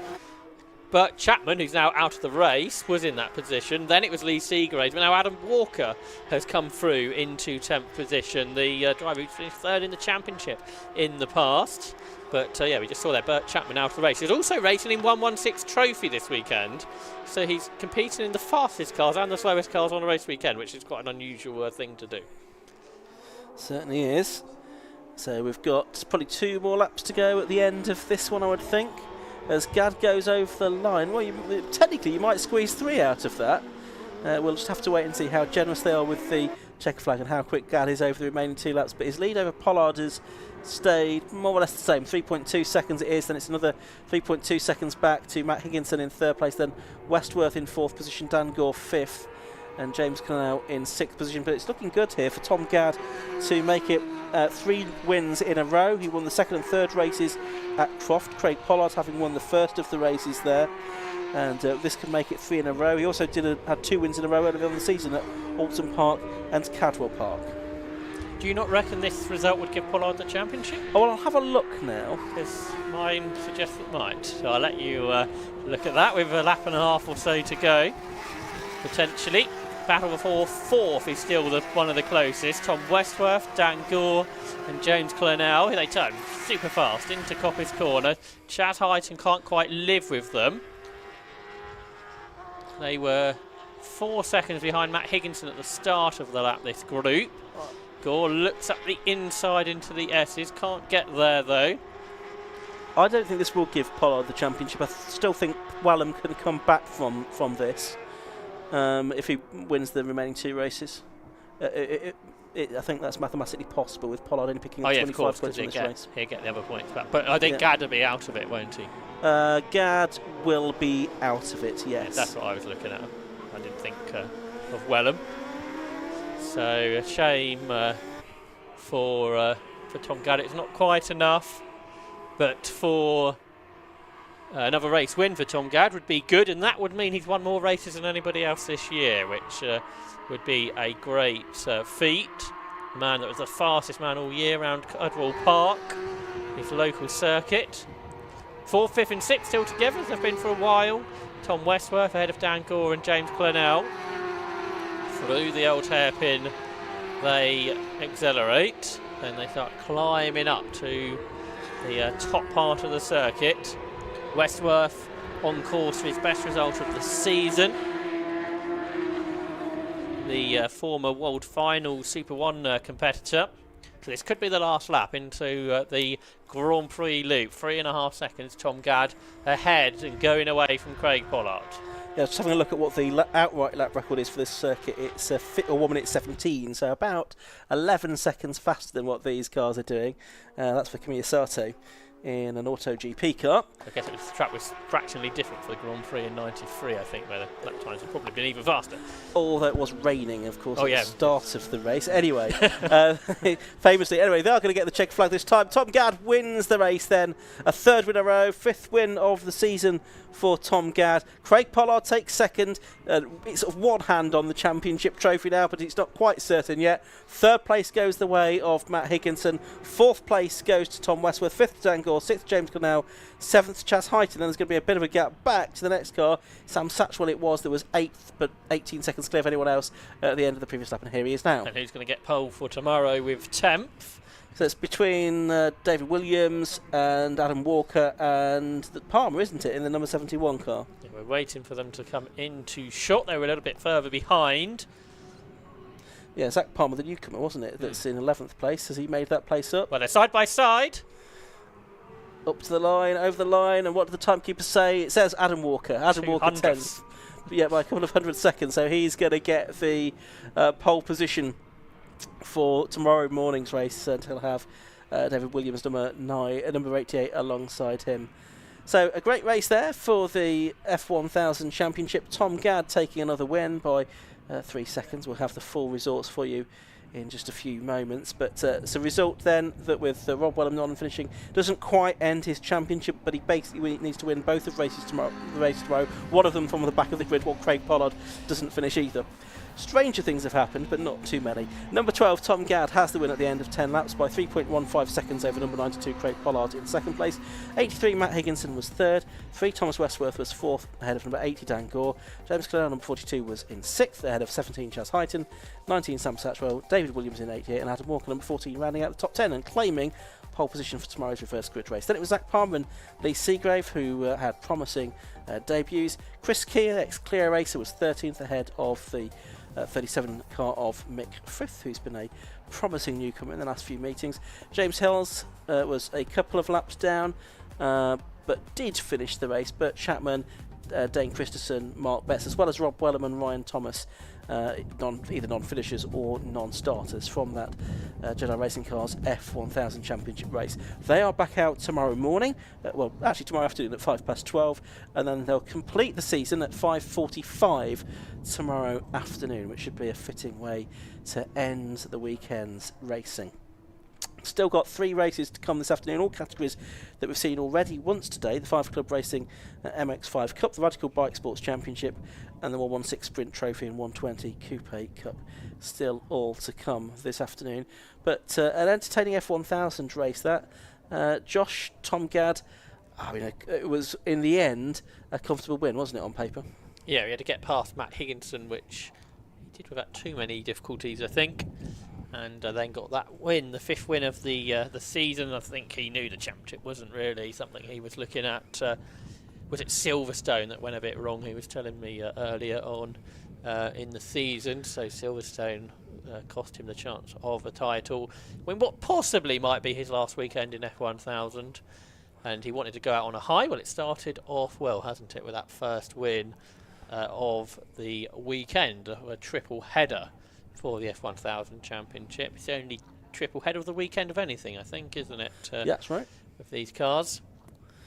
By far the fastest cars race. Well, no, the bike sports are pretty close, aren't they? They're pretty equal. These fastest 2 categories that are with us this weekend on the 750 Motor Club bill. So Matt Sucklin, I can see, has gathered up our race winner, Tom Gadd. So we will be able to hear with Matt Sucklin in a moment's time. Thanks, Josh. Yep, down here with our race winner, Tom Gadd, for the 5th time this year. 3 times in a row now. You got the hat-trick back-to-back. Well done. That was a good race. Yeah, so it was all right from my point of view. I got a pretty decent start. We didn't test yesterday, and we were on brand new tyres with the wet qualifying, so we didn't really know what pace would be on the dry circuit. So it was sort of a bit of a gamble with the setup, gamble with the gearing, and it seems to have paid off. You know, it's pretty clean from there. And you had charging Craig Pollard from behind. He was kind of bringing the gap down, but then you kind of retaliated and put it back over 3 seconds. Yeah, I saw a white car approach, and I thought, oh God, here he comes. I thought, I don't know how long's left. One of the Mattel guys that usually keeps a pit board out with the time on, but he hid that from me. So I was like, I have no idea how long's left. Just keep going until the last lap board comes out. And luckily the marshal just got it out in time because I was getting a bit of a panic on. Good race. I think you did the fastest lap as well, which is a new lap record for F1000. Oh, that's good. It's another one to add to the tally. Yeah, good result for everyone. You know, hard work from the team and all that. So yeah, it's good result. And hello to everyone at home watching. Good stuff. Well done, Tom. Congratulations. And Craig Pollard finishing in second position. Craig, well done. A good hardy fight there to get yourself back up onto the podium. Yeah, there was a lot going on at the start of that one. So I had to have my championship head on, and I was just trying to keep a clean race. That's been the target. You know, we got caught out in quali because you have to do 3 banker laps, and we said there that it wasn't worth throwing it off, and that, you know, with only getting 4 laps in quali, you haven't even got a chance to set a lap. But that said, everyone had the same opportunities as I did, and they did better, so it was a little bit disheartening, but that pays all of it back and more. Yeah, it put you ahead. I don't know if you knew what happened to Rob. He kind of stalled on the line and then retired. I didn't know he'd retired, no. Yeah, I saw he'd stalled on the line, but Rob's a fantastic driver, never taken that away from him. He's absolutely brilliant, and to be honest, I was looking in my mirrors expecting him to come up charge behind me. I didn't realise he'd retired, so it's not what I want to see. You know, we're here to fight all the way to the end, so yeah, with, you know, all the work the guys have done on the car, not just today but all year, you know, that pays everything back. Still not done. You've still got to go into tomorrow. You've still got to try and bridge that gap and try and win the championship. Yeah, and I think it's never been, you know, it's always that first to finish, you know, to finish first you got to finish, and reliability comes into that massively. You look at the amount of failures that are going on, you know, Tony, my dad, Graham, Peter, everyone is working tirelessly all the time, and I feel like I get the easy job sometimes. Good stuff. Good race there, Craig. Well done on your second place. And Matt Higginson over here just having a quick chat with Tom. Matt, if we can just dive in and have a quick chat with you. Yeah, that's fine. Matt, well done. Third place in the race. I know you had a cracking start. You had the speed early on. Did anything kind of fall away for you? No, just inherently, unfortunately, we've got power or top speed issues in the car, so I can't compete as it is. Frustrating, because I know I can win this championship, but you know, I just need a tool to do it. But great to be on the podium again. We missed out in Croft for various reasons, but yeah. You tried your hard to keep Craig at bay. You had a little battle with him throughout that race. Not really. I kind of just let him pass because, you know, he's the second fastest. So I was more looking for who was coming up in fourth. So, you know, didn't see anybody really coming. So that was brought it home safely, really. 2 more races to go tomorrow. You're going to try and end the season on a high, I'm sure. Yeah, I'll try, but we need rain to win. I can clearly drive the car in the rain and win. So, yeah, just need. Good stuff. Bring it. Someone bring it. It could be on the way in just a few minutes. A little bit too late for you. Too late for us, yeah. Cheers, Matt. Well done. Third place there. So there you go. Our top 3 from the first of 3 races this weekend for the F1000 Championship. And just to let you know, guys, there is weather on the way. A few drops of rain down here at the minute, and we'll see how that transpires for our next race, which is the final race of the year for the 5 Club MX5 Cup.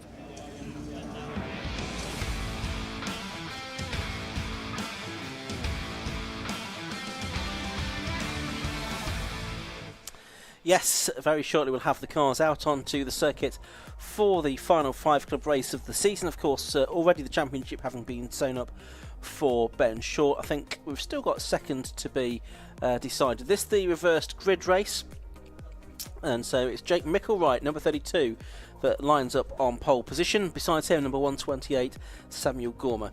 On the second row of the grid, it's 64, Scott Lawrence, and 230, Thomas Holland. Row 3 of the grid, number 1, Jordan Johnson, and 17, Oak Richardson.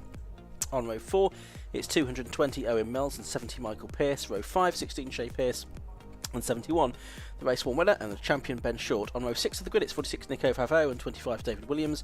Row 7, 9, Ian Tomlinson, and 111, James Winstanley. Row 8, 95, Andy Bailey, and Matthew Short in 72. Matt Pennefather Neil has Mary Barnard next to him. On row 9 of the grid, row 10 is Martin Vernon, and number 96, Sam Moody. Row 11, 75, Jeremy Rivers Fletcher, and 97, Jack Lawrence. It's Andrew Robinson and Alex Quatch T.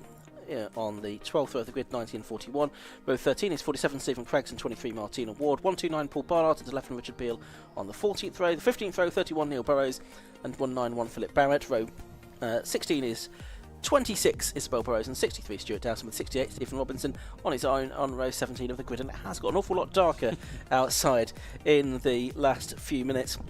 As far as this championship is to be concerned, it looks like second is still to be decided between Jordan Johnson and Oak Richardson. Jordan Johnson for this race lines up on the same row as Oak Richardson. They both line up on row 3 of the grid. Jordan Johnson in the grey number 1 car, and it's the blue car with the yellow stars on it of Oak Richardson. So we'll keep an eye on that as they battle for second in the championship. But we've got Jake Mickelwright and Samuel Gormer on the front row of the grid. We've had the green flag waved at the back, so very shortly this race is going to be underway for another 15 minutes of action, with the rain now starting to come down a little bit, as we heard from Matt Suckley in the pit lane. 1 or 2 drivers with the wipers on. 5-second board is shown, and here we go then for the final time this season in the 5 Club Racing MX5 Cup, sponsored by Massimo Tyres. The red lights go on and they go out. Away they go then, and let's see how much grip there is out there for these competitors. It's a voyage of discovery for them. So it's Jake Mickelwright on pole in the white car.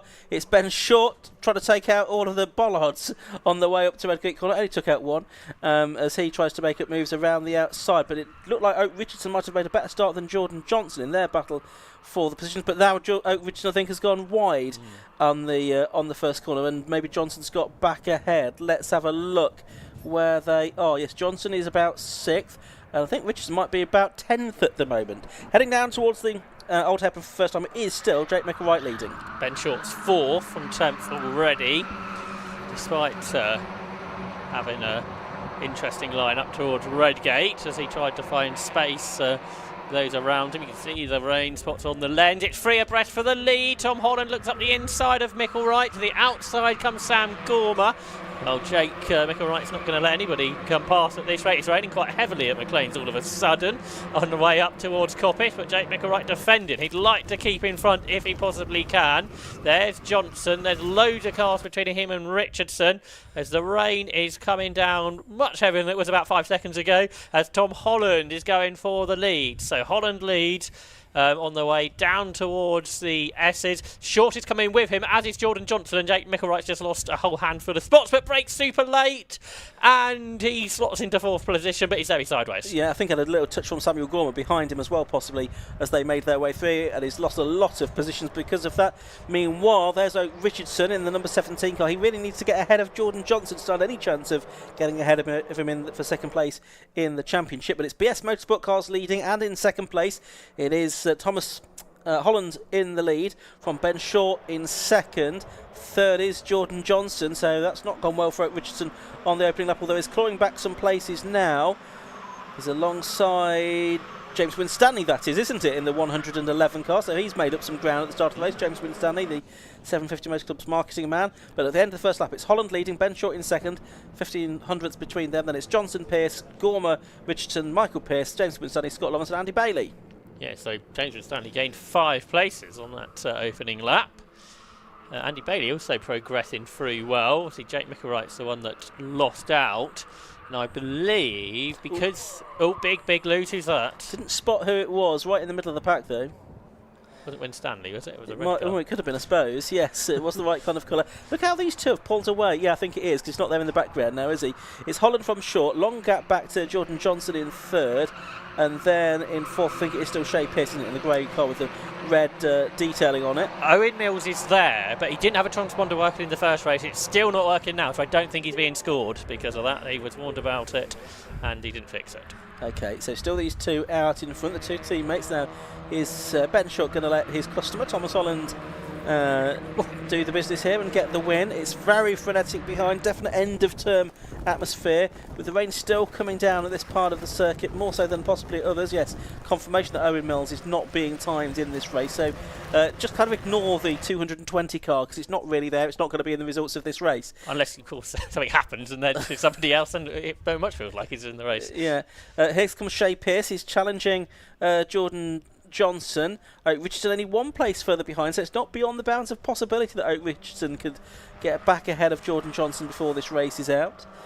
Shea Pearce there, son of Michael, who's a couple of places further back in the bright green car. is going to challenge Jordan Johnson for third place into the hairpin.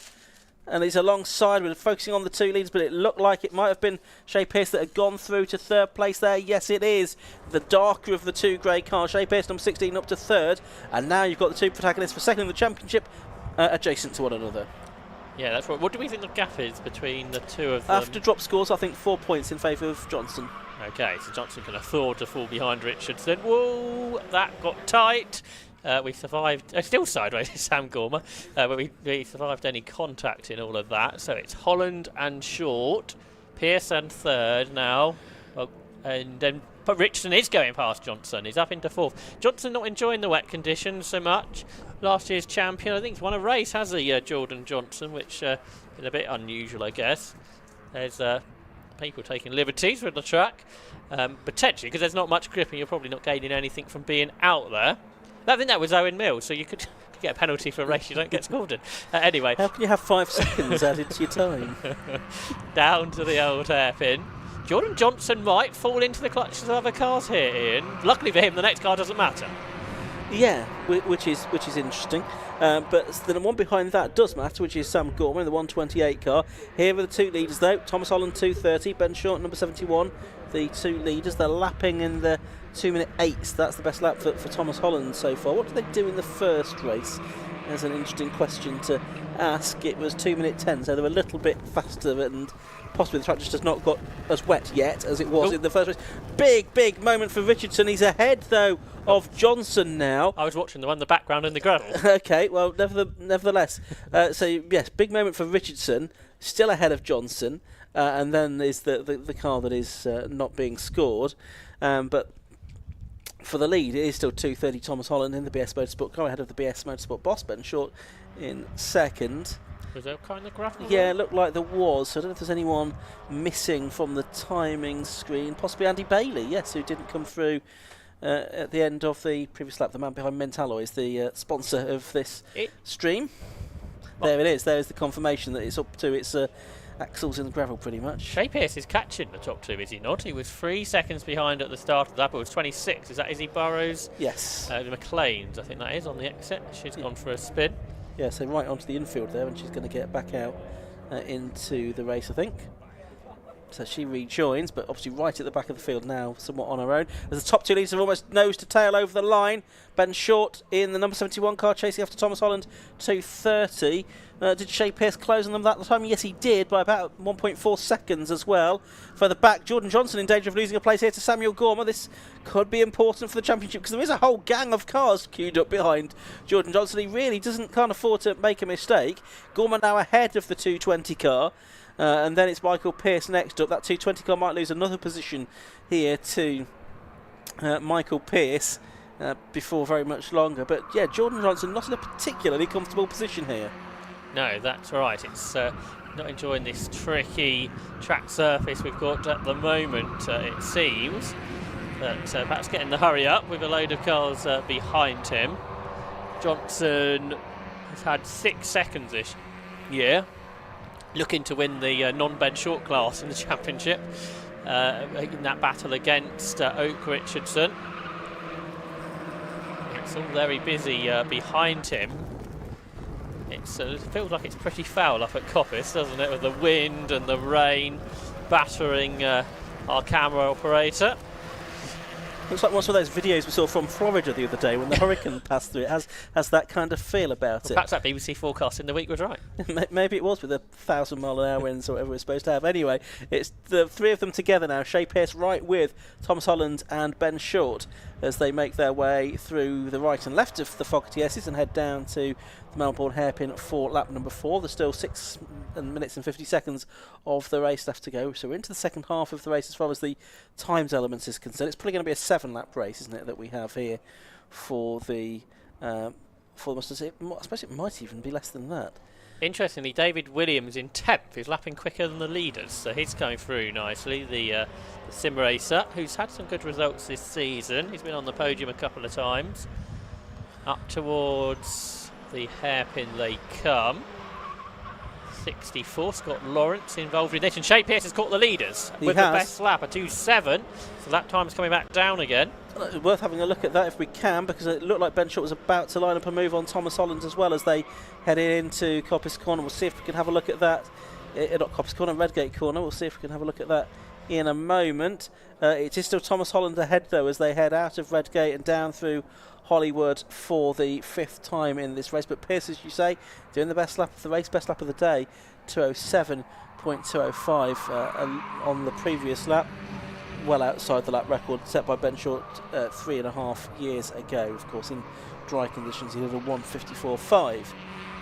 So out of view at the moment. Here they come up towards McLean's.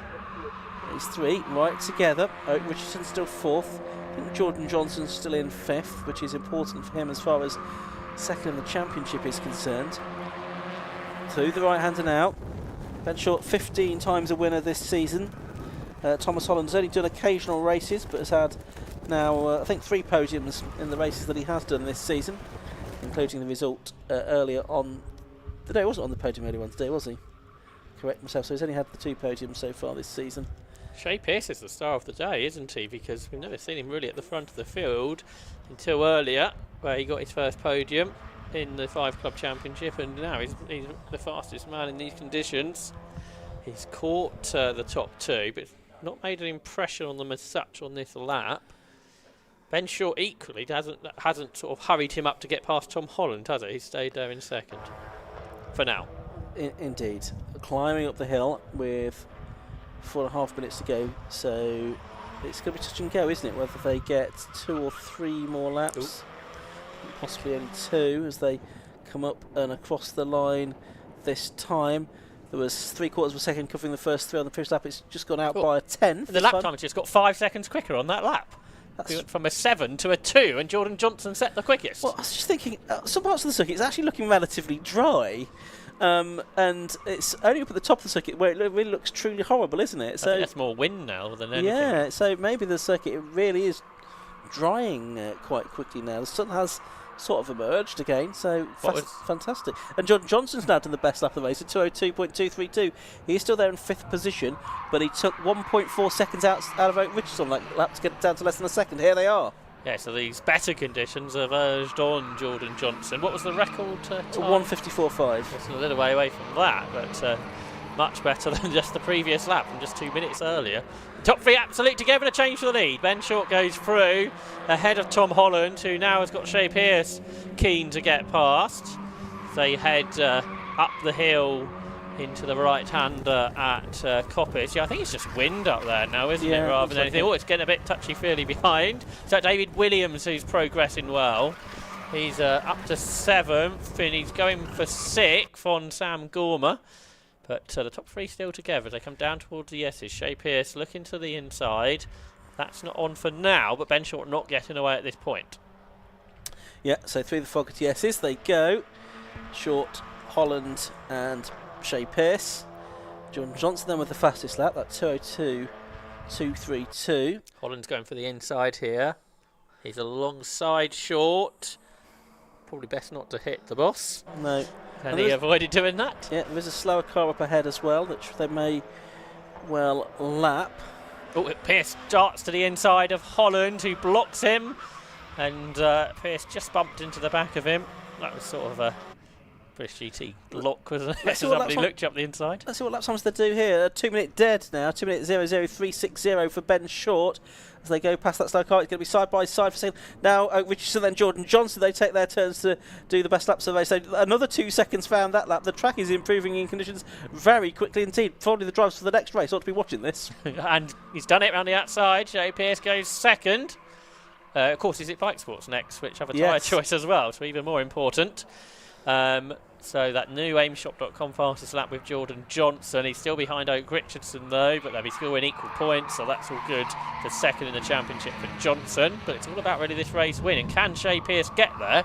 And they should get another extra lap in with the extra pace that they've shown in recent laps. Yeah, that's the interesting thing. It looked like it was going to be a 7-lap race, but now they almost had like 15 seconds to spare, I think, because they came across the line to be able to do that, or even 20 seconds possibly at the speed they're now doing.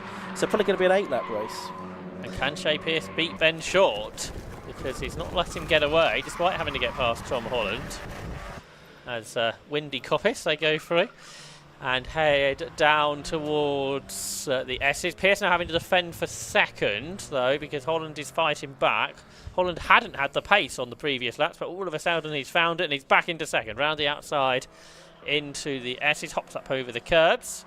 He was on the podium here earlier in the year in the British GT Championship in the Pro-Am class with Colin White. Looks like Pearce is going to try and fight back. Another back marker to try and lap. We don't often see lappery, do we, in MX5 races? But that's the 63 car of Stuart Dowson that is being dealt with now. Ben Short has already gone past him. Now, let's just see. Are we going to get one more lap out of this? We should do, because still 30 seconds to go as Shea Pearce goes past the back marker there and tries to get up the inside of Tom Holland. Might well get the move done on the exit of the corner here. Depends on who has most momentum. Last lap board has been prepared, so we have got one more lap to go in this race then, and it's side by side for second behind Ben Short, looking for his 16th win of the season. It is wing mirror to wing mirror. It's Shea Pearce on the outside line, Thomas Holland on the inside line for Redgate Corner, and it's Holland that holds on for the moment. Again, Jordan Johnson has done the best lap of the race, and now 1:58.772, so another sort of 1.3 seconds found that time, and he's got the gap down to 0.7 of a second to Oak Richardson. You can just see them in the background there, those two vying for second place in the championship. That should go to Johnson as things stand. And lapping quicker than the leaders, interestingly. But they lost out when it was a bit more slippy. The top three had the pace at that point. And Short's gone away now, so it's Pearce versus Holland for P2.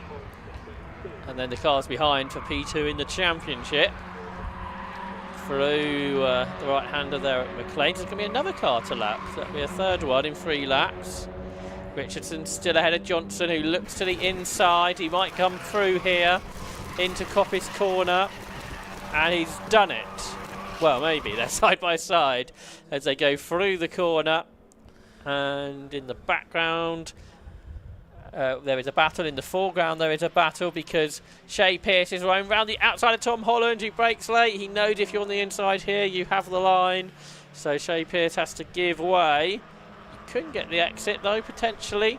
If they come up to the Melbourne Loop, it certainly looks like it's going to be a 16th win for Ben Short. But second is not over yet, with 2 corners to go. It's Holland in front as the back marker gets out of the way. They're side by side, a battle for second in the championship. They've been battling all year, and they're going to battle to the end of the race here. Yeah, if it stays this way, it's going to be Jordan Johnson by 4 points. Here comes Shea Pearce to try and get second place away from Thomas Holland.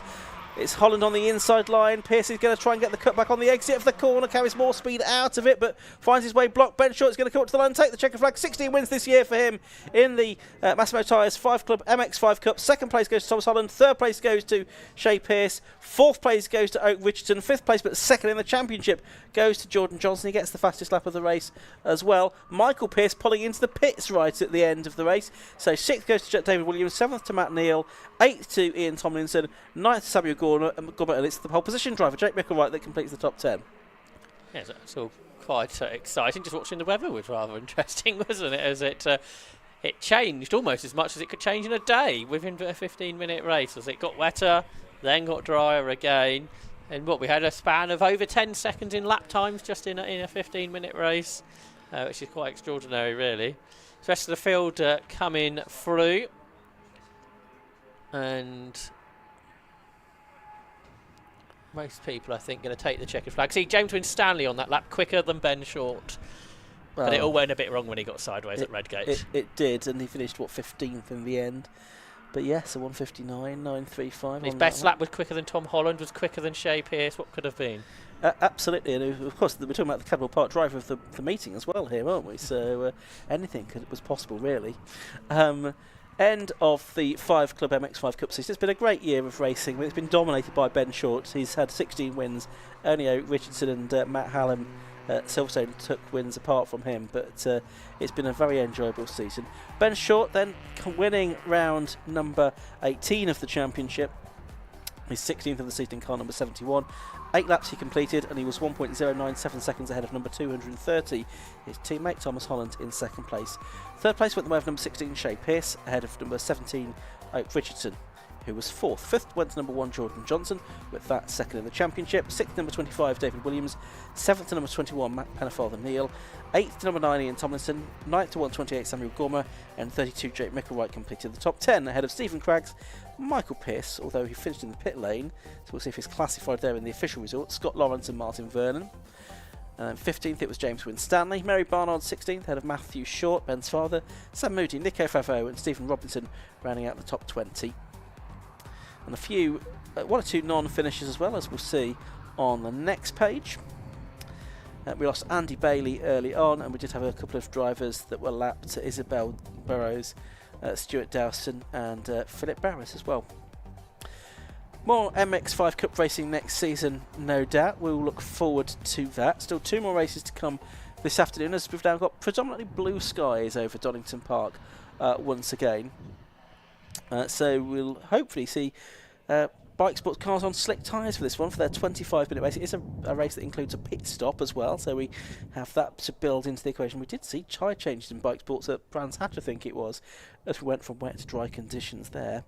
We've got bike sports and then the 116 Sprint Trophy and the 120 Coupe Cup to round out the day's racing, with 8 more races to come tomorrow here at Donington Park. And don't forget, 750 Motor Club are in action again in a fortnight's time. That is the Burkitt 6-hour relay race on Saturday the 26th of October, and on Sunday the 27th of October we've got championship finals day, and that's all streamed by Alpha Live. But let's now head down to the pit lane. Matt Suckling is going to have a word with our top 3 at the end of the MX5 race. I'm indeed Ian, yeah, thank you very much. Down here with a 16-time winner now, Ben Shaw. You did the job earlier with the championship and you went out in style for the end of the year. Yeah, well, such good fun driving these cars, especially when we had that little bit of drizzle, and Tom did an absolute sterling job of feeling the grip on the road for me on the way round, so I was perfectly happy to sit behind him and let him do all the hard work for a bit. And it's great to see Shea. I mean, I think it's only his second meeting this year, so lad's obviously really quick. Really quick. Yeah, it was a great race for you. The times weren't quite there at the beginning, as we saw everyone tiptoeing about, but all of a sudden 5 seconds went off a lap time, so the grip was there then. Yeah, I find since they resurfaced here, what was it, like 3, maybe 5 years ago, it is like a switch, it's on and off. So there was a bit of heat in the tyres, I guess, from us running round, and then all of a sudden I noticed up at the top corner coppice, track just turned and it went full dry within a lap. What a fantastic season it's been for you, Ben. Well done. Yeah, thank you very much. Cheers. There we go, champion for this year, Ben Shaw. Then we move on to Tom Holland, who's having a bit of a guest drive this weekend. We saw you at Brands in British GT just a couple of weeks ago, now having a bit of fun in second place. Yeah, well, I've been doing Mazda since I started. My first ever race was with Ben Shaw's BS Motorsport back at Snetterton back in 2020. So it's something nice to come back to. I can't exactly say no to coming back, as it's what racing should be. It's a lot of fun. It's not not having to worry about the price tag at the end of it. But I absolutely love this to bit, and we showed it with the racing that we had on today. It was very close between me and number 60. I'm sorry if I've forgotten your name again. But yeah, it's been a good race. It was you leading for a little while as well, and then Ben kind of hounded you down and wasn't going to let you have the win, was he? No. I tried taking the wins from him at Thruxton, but unfortunately he's very experienced with these cars, and I can't commend him enough for how quick he is. And he helps everyone at BS Motorsport as well. He wants the best for all of us, and I tried to give him a run for his money, but Ben Short's going to Ben Short, so we'll see how long it'll take for Tom to topple him consistently. Great race, Tom. Well done. Congratulations on your second place. And Shea back on the podium for the second time today. What a great return it has been for you. Yeah, brilliant. Had a great start. Just got my head down, pushed towards the front. Tom and Ben were battling away, and Ben was helping Tom get away. But I got towards them, had a good battle with Tom at the end, and just picked me across the line. So no, it was good. It was a great battle there. The conditions weren't kind to you in that one either, were they? A bit wet to start with, and then things started to dry out. Yeah, it was very mixed, but got to deal with it. Everybody's in the same boat, so yeah, crack on. You've enjoyed your return though, and maybe a few more next year? we'll give it a go. Need some sponsors.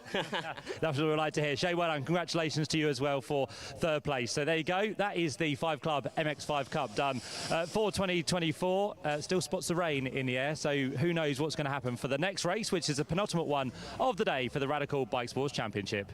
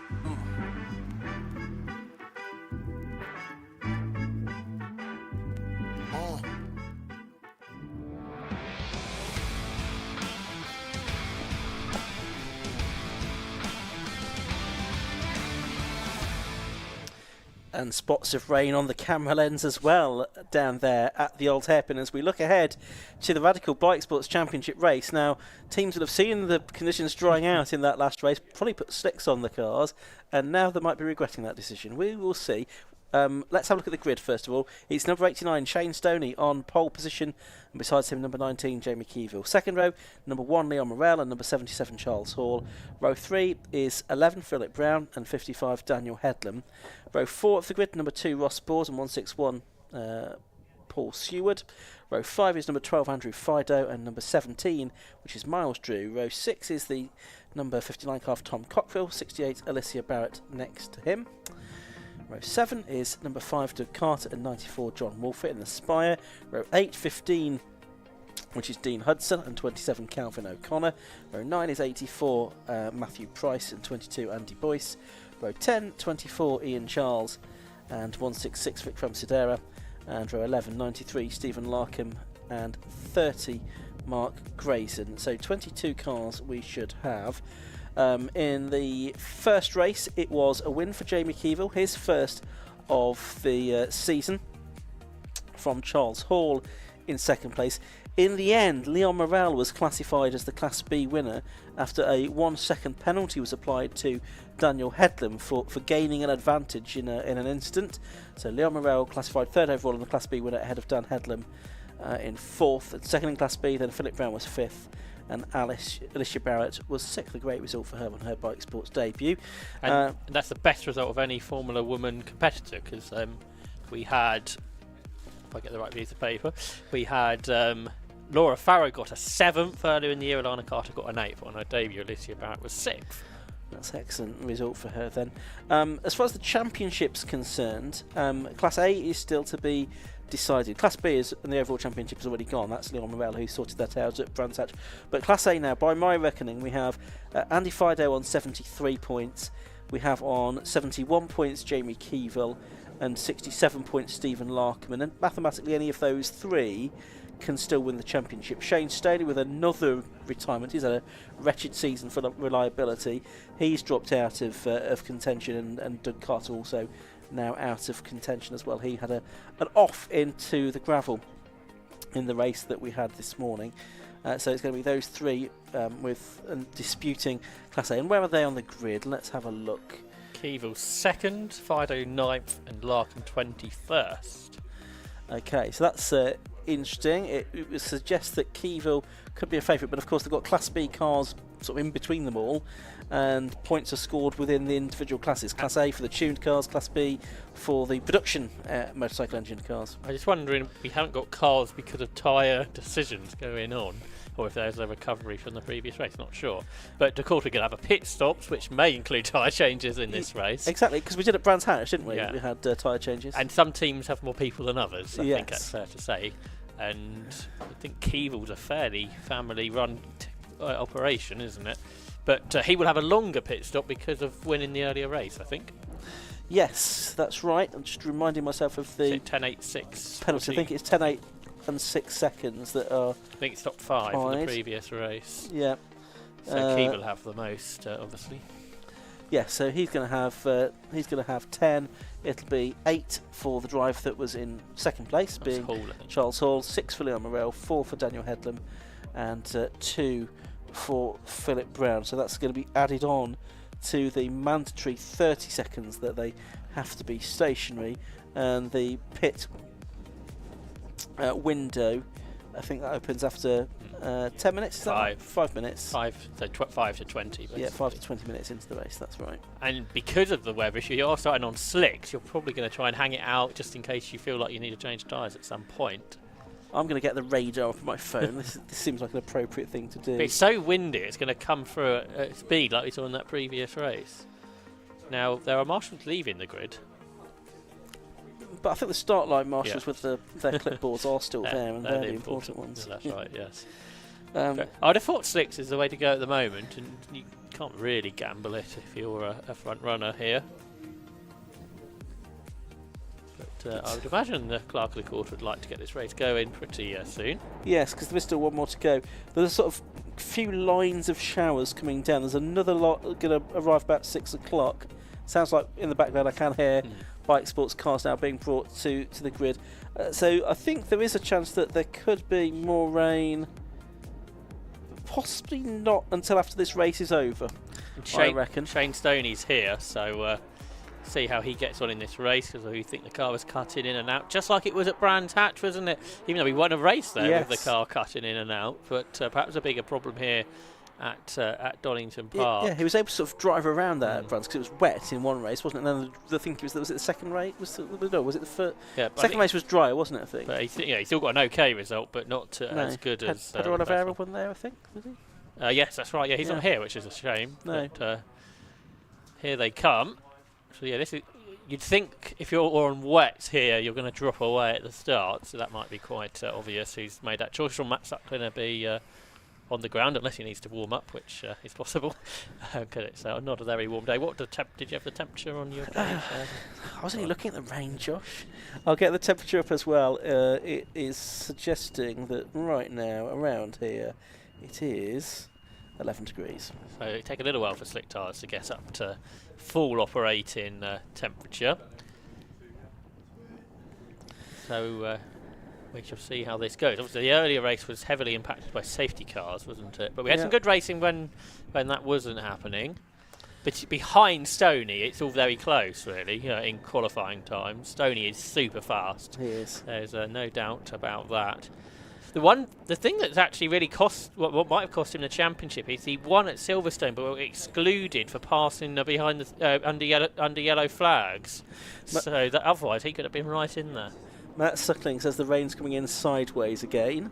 It's just told us. So if they're on slicks, this is going to be tricky, and well, you'd bet on Shane Stoney, wouldn't you? If the car works in every way, that could cause because really it's Keevil. He's in the same class as Stoney, so that'd be Stoney taking points away from him, which isn't ideal if he finishes ahead, of course. No, but exactly. If as long as they're in the top 3, I think it's whoever's ahead between Keevil and Fido. If they're not in the top 3, that well, no, really Keevil needs to be second, doesn't he? Because if he's third and Fido's fourth, that won't be enough. No, I don't think so. So he needs second, really. So, I mean, if this is interesting for the driver to see where the grip is, I mean. Look at the track. You can see the tyres. You can see the tyre marks, can't you? I mean, it's not very wet, but it's greasy and wet enough. But it's not really what you wanted for this race, to be honest. But it is one that is not sort of really full wet conditions, is it? Either. Well, it's the worst case scenario, I think, from everyone's point of view. And I do think that sort of is an advantage to Shane Stoney. Where has Jamie Keevil gone? That's a very good point. Because he's supposed to be second in this queue. I thought he was. He was at the start, yes. But Jamie Keevil may have had an off. We got any cars perhaps gone off? Sure, our camera operators will be looking for that if that is the case. Or did we just miss him? No, I don't know. Oh, there he is. There he is. So he hadn't made it as far as the old hairpin. Now, he's obviously gone right to the back of the field, which means that he can't retake his position, so he's going to have to start from the back here. And he was on the grid, wasn't he? Was so on he the grid. didn't come in the pits. So he's not been into the pits, no.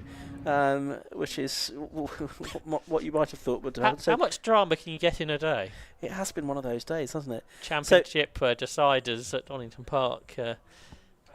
It can be dramatic, and it seems like today has been. It's more been in first races, though, hasn't it, with Vauxhall Thousands and Formula V. But this the Donington decider for the Class A Championship has had a dramatic turn before the race has even started.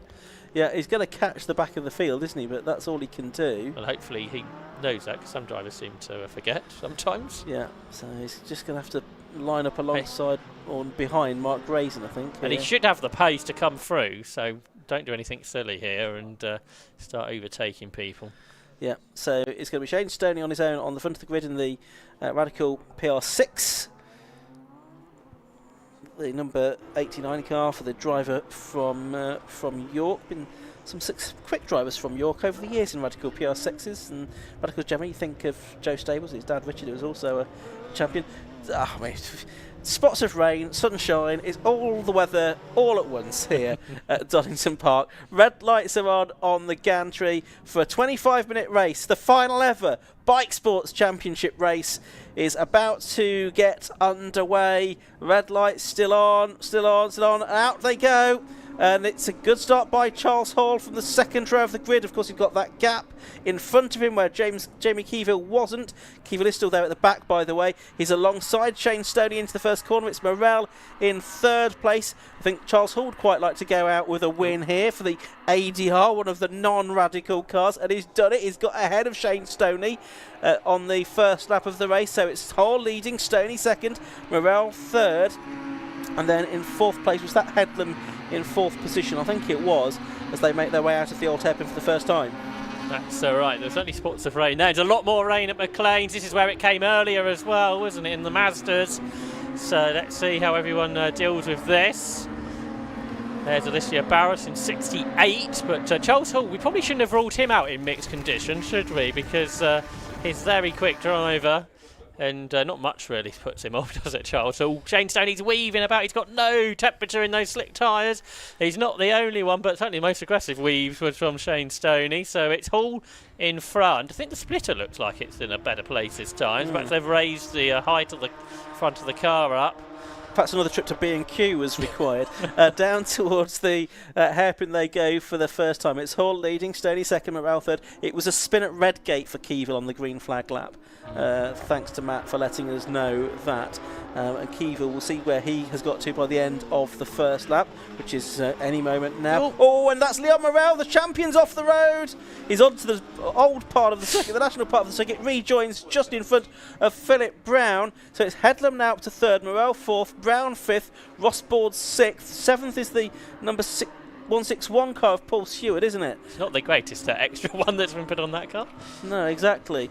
So the race goes on, and where has Keeville got to? He's only got to 17th on the opening lap. But the leaders are absolutely together, so they may not be a champion, but a battle for the win on very much here between the two, probably the two fastest drivers in bike sports competition over recent years. Charles Hall and Shane Stoney up towards McLean's. They're driving away from the competition. Dan Headlam leads the B class from Leon Morel after that big slide off the circuit, but the leaders absolutely nose to tail at Coppice Corner and going away from the pack, as I say. But great battle on here between the ADR that hasn't really worked that well before. It's going well now, but maybe not as well as Shane Stoney, but he's on the damp side, so had to back out of it. So it's Hall still ahead then of Stoney as they go through the left-right at the S's and head off towards the Melbourne Loop.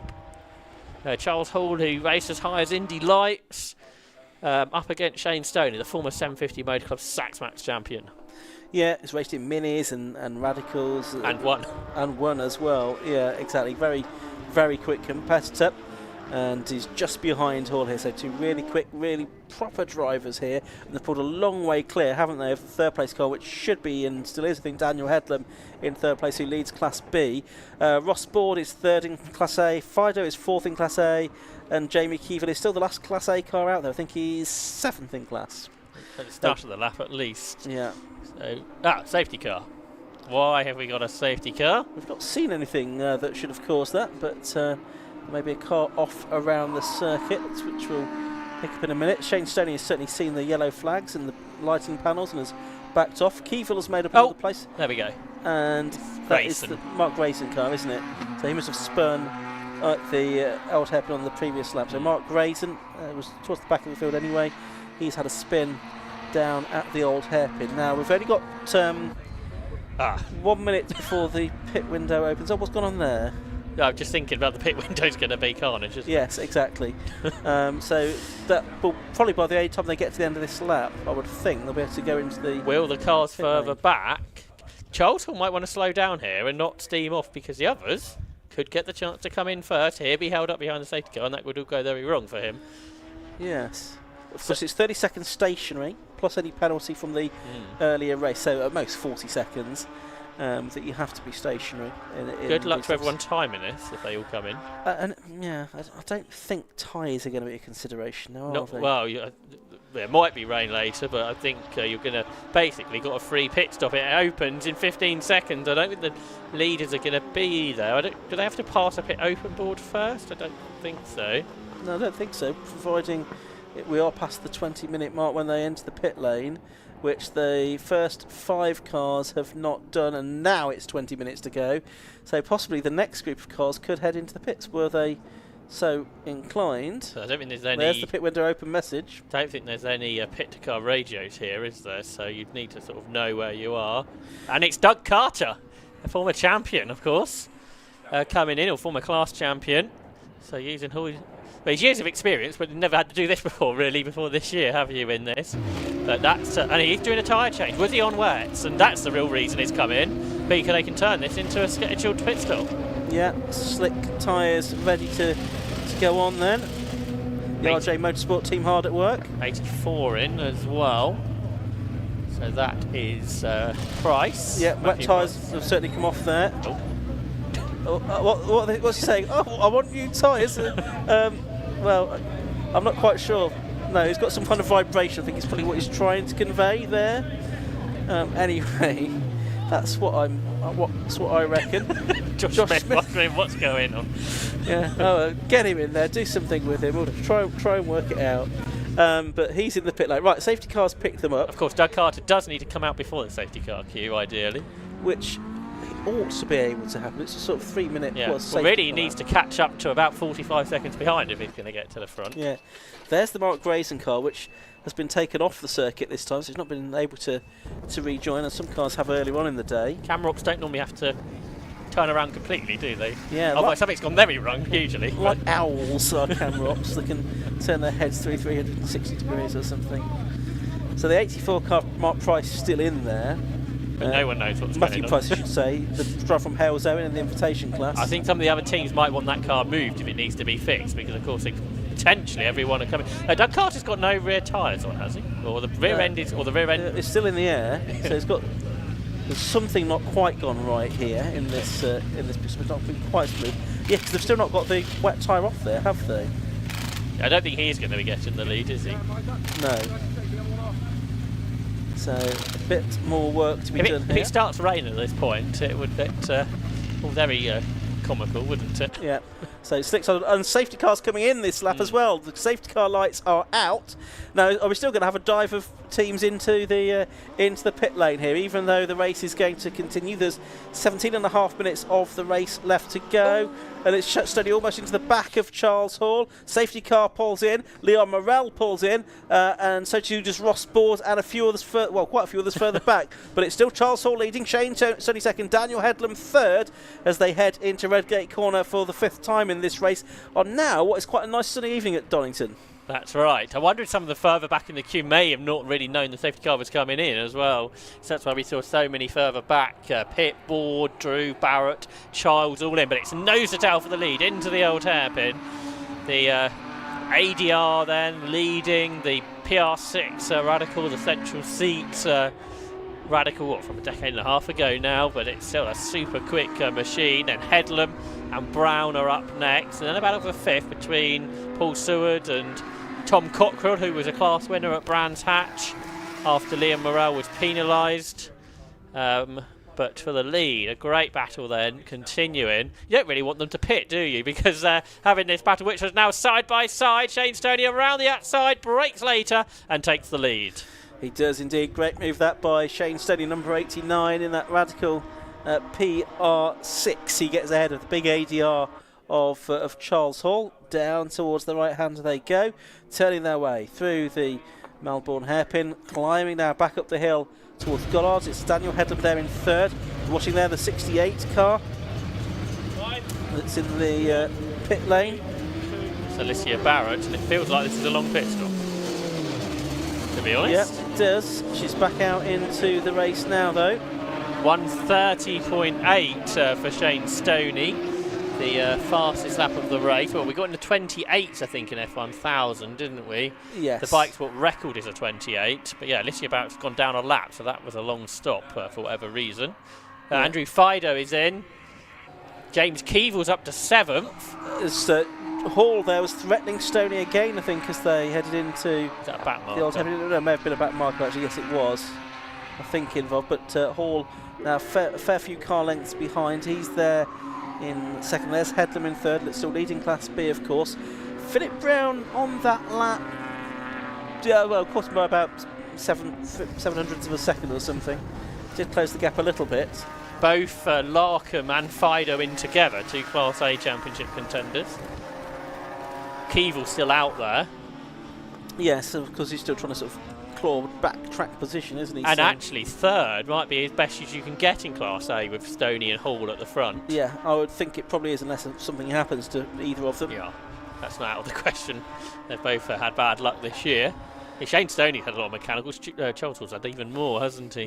The Metelli was in that. I think only finished about one race. Only changed to the ADR. That hasn't had many finishes.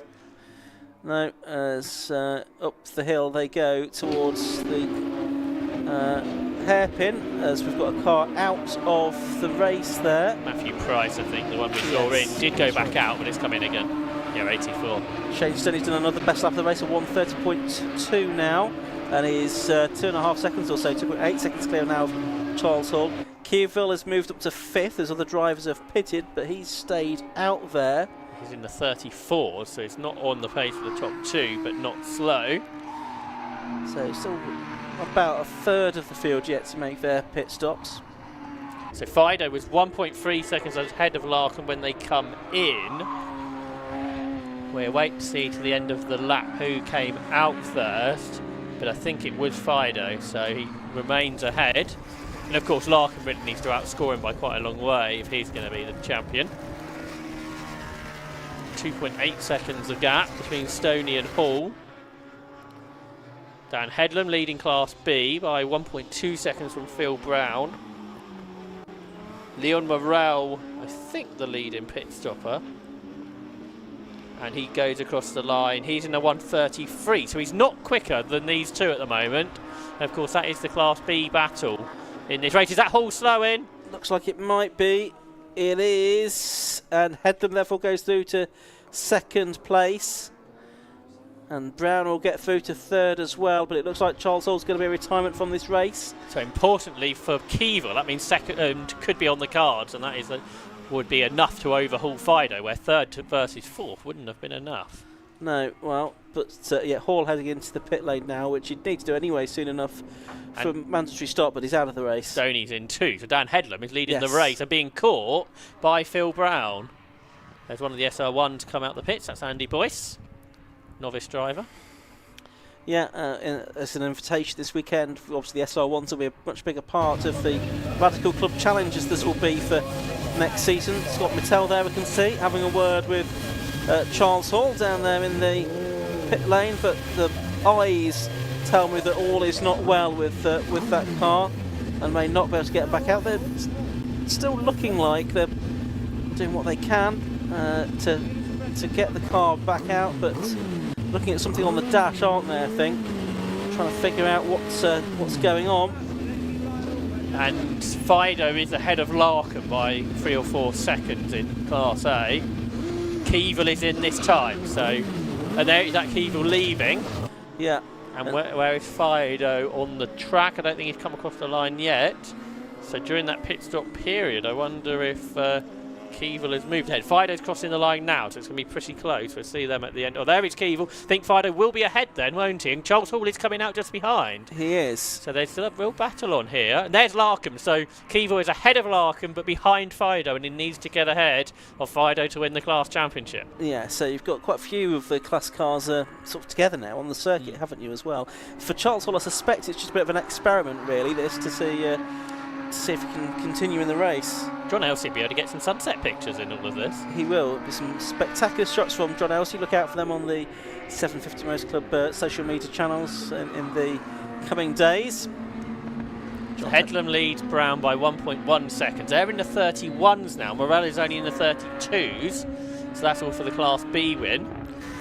The only 2 cars that well, there's 3 cars that have yet to make their stop. Dean Hudson is one of them, but also the 2 that are at the top of the time screens, Headlam and Brown. And Hudson came in while you were saying that sentence.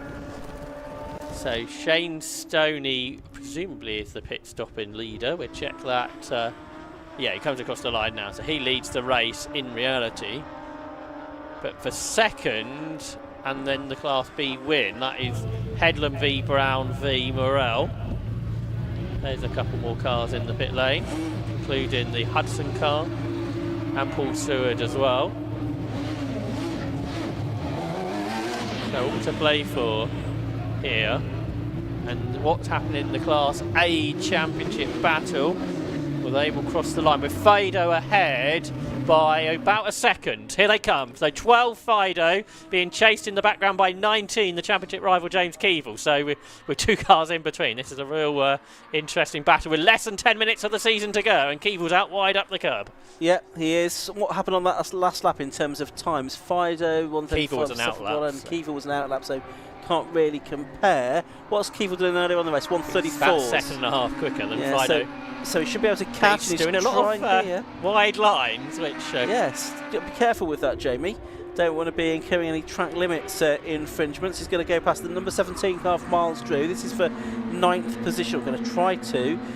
You've got Fido, and then it's just Cockrell up the road a little bit further, isn't it, I think? He's in a B car. In a Class B car. So it's Drew. Oh, Keevil, it was tight there with Drew. He needs to get past him, even though he's in a different class, and he didn't, so that cost him time. Yeah, so that's the frustration.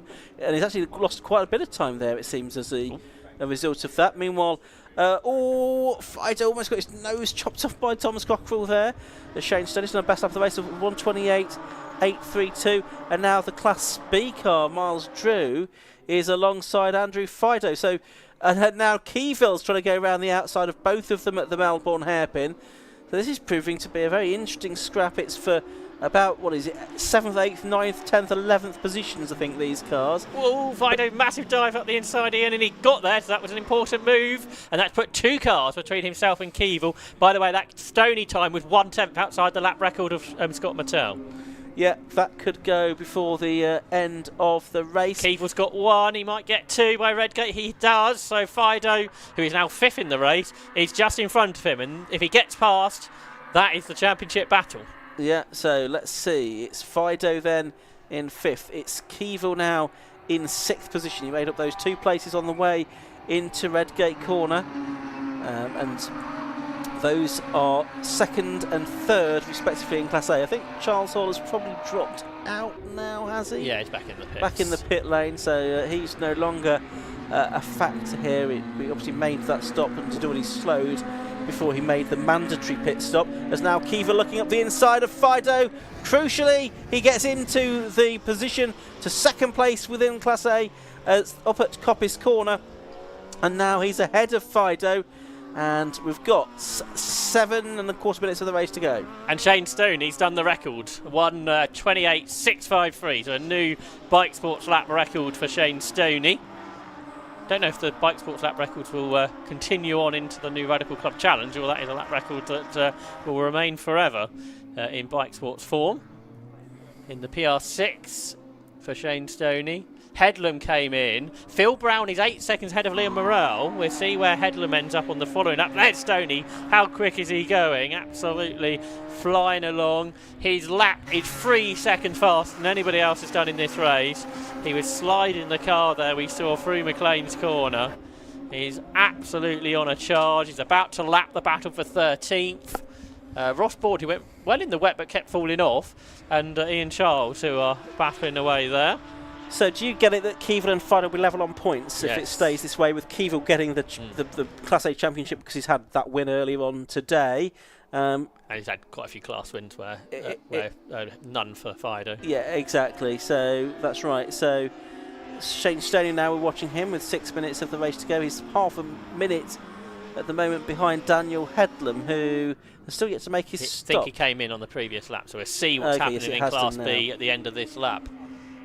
Brown was 8 seconds ahead of Morrell. We'll see where Headlam slots in. So another fastest lap. Yeah, 1:28.297. So he's now taken 3/10 off Scott Mittell's lap record. I think that's faster than the F1000 cars too. I'll check that later. But I mean, we were talking about what tyres they should be on at the beginning of this race, and now Shane Stone is giving us the answer by taking the lap record by nearly half a second. I think he's taken them at almost all tracks this year, or certainly when we've had dry races. Here we go then. So there is Headlam ahead of Morrell, but Phil Brown ahead of both. So Phil Brown, who won at Silverstone in Class B, looks like he might be on set for another Class B victory. Yeah, could well be. As this race has 5 1/4 minutes to go. There is Headlam then, having rejoined the circuit from the pit stop, 7 seconds or so behind Philip Brown, and about 2 seconds ahead of Leon Morrell, who had that dramatic moment at the hairpin in the lap there earlier in the race. There is Headlam just going, is Morrell I should say, just going through in the background. Pit window is now closed. I think everyone's made their stop. Yes, they have. So that's good news. They'll all have completed their mandatory stop in good time. So there's Morrell, and it'll be interesting to see if he can catch Headlam then for second within this class before the end of the race. Obviously Morrell, the champion this season, with 6 Class B wins before this today, 7 including this morning. Yeah, he lost an on-the-road win at Brands, and now has gained an on-the-road loss, really, hasn't he, here? So it sort of evens out, I guess. There's Headlam in 55, so again, it'll be another podium in class, but not that win that we thought we had earlier. Up to the final hairpin with 4 minutes on the clock. Shane Stoney leads by 26 seconds, by the way. We said 3 seconds faster than anybody else, just like he was in the wet qualifying session. There's Alicia Barry, who's not having such a good race, really. She's in 14th. She's sort of 5 seconds off her class rival's pace. So yeah, went very well in the wet, but not as well in the dry. No, and obviously had that long pit stop as well. But a good learning experience for her, having the different conditions that she's had to contend with. Headlam was 1.5 seconds quicker than Brown on that lap. Okay, and the gap is 5.7 seconds, I think. So he's not giving up. No, but probably not going to have enough time to close at that rate. Keevil, by the way, 3.7 ahead of Fido, so he's pulling away. Not huge amounts, but he is pulling clear. Yeah, doing what he needs to do now. That important move he made at Coppice a few laps ago to take second place within the class, and effectively that's going to be enough for the Class A Championship. There's Shane Stoney. He's probably going to have, well, is it going to be 2 or 3 more laps to go? It might be 3 more laps to go here, because he's crossed the line with 3 minutes and 3 seconds left. At the moment it's 1 minute 20, another new lap record there, 1:28.245. Another new lap record he's done, so yeah, he should have plenty of time to get another 3 laps in. Although I wonder if we flag it after 2 with big black clouds coming over. It could be again. That could be done, and with 1 race still to go this afternoon, but we'll see. Yeah, so he's this is the best of Shane Stoney. He's got a problem. He's slowing. There you go, Josh. That's commentator's curse. Shane Stoney slowing as he goes through the old hairpin now. His lead was what, 29 seconds? Can he? Well, he's going to have at least 2 laps to go. He's back up to speed, is he? Back up to speed. Well, is it just, and it's cut out again. It's doing this thing where it's cutting out again, isn't it? So can he drive around this? Interesting to see what his lap time is. But it might be just 2 laps to go now. Yeah, it could be, but that's fine because he's got half a minute in hand. He didn't. If he can just drive around this. Morrell's got Headlam on that lap, by the way. He has, hasn't he? So that's for the Class B second place. What's the gap to Philip Brown? Big 8. now. It's gone out now to 8 seconds. Brown's just done the best lap in the class, I think, 31.1. So here's Shane Stoney down at the Melbourne hairpin for what probably now is going to be the penultimate, but even then that's not certain, isn't it? I wonder if it's still fast for everybody else with the car slowing down on this lap. Yeah, well, he's a special driver, Shane Stoney. Let's have a look. Over the line, he's about to come to complete lap number 14 of this race. And what was that lap? A 1:32.876, so about 4 seconds slower than what he had been doing. But only a second slower than everybody else's best. Yeah, and that's when his car's sort of cutting out occasionally around the lap. And how much time was there on the clock? Well, there's still 1:31. Probably then will be checkered flag this time around. Then, assuming this lap is similar in pace to the last one. But he's got a lead still of 28 seconds, I think that is. Yeah, 28.206 seconds over Philip Brown, who in turn, in that Class B lead, has an advantage over Leon Morel of 9 seconds plus now. Now Doug Carter's got slicks on it, it's on a 1:33, so he's one of the quickest drivers out there. But just went for the wrong tyre choice at the beginning, which cost him. So Shane Stoney's lapped everyone up to 10th because Tom Cockrell there just ahead of the 29-year-old. The Burkitt Relay scratch winner from 4 years ago, the Radical SR1 champion in 2019, the Double Mini Challenge Cooper champion and the SACMAX champion 13 years ago. That was probably decided here at Donington as well, wasn't it, I think? And he's coming out of the penultimate hairpin, and this will be win number 4 of the season, and that'll be the most overall wins of anyone in bike sports this year. So Shane Stoney comes through the final corner with 5 seconds to go on the clock, and the checkered flag is ready, and it is waved at Shane Stoney, who does get home with about 1.3 seconds before the 25 minutes, but the checkered flag waves nevertheless, and it's a dominant win as it proves for Shane Stoney. We had the demise of Charles Hall, who was leading in the early stage of the race. Just checking in Class A, how big was Keeville's advantage over Fido? It was 8 seconds. So, unless Keeville has a problem, he's just there in the background, actually, just heading down towards the Fogarty S's. Looks like he's going to be good for position. Phil Brown for his second win in Class B of the season. He beat Liam Morel at Silverstone, and he's beaten him in quite convincing fashion in the end here at Donington.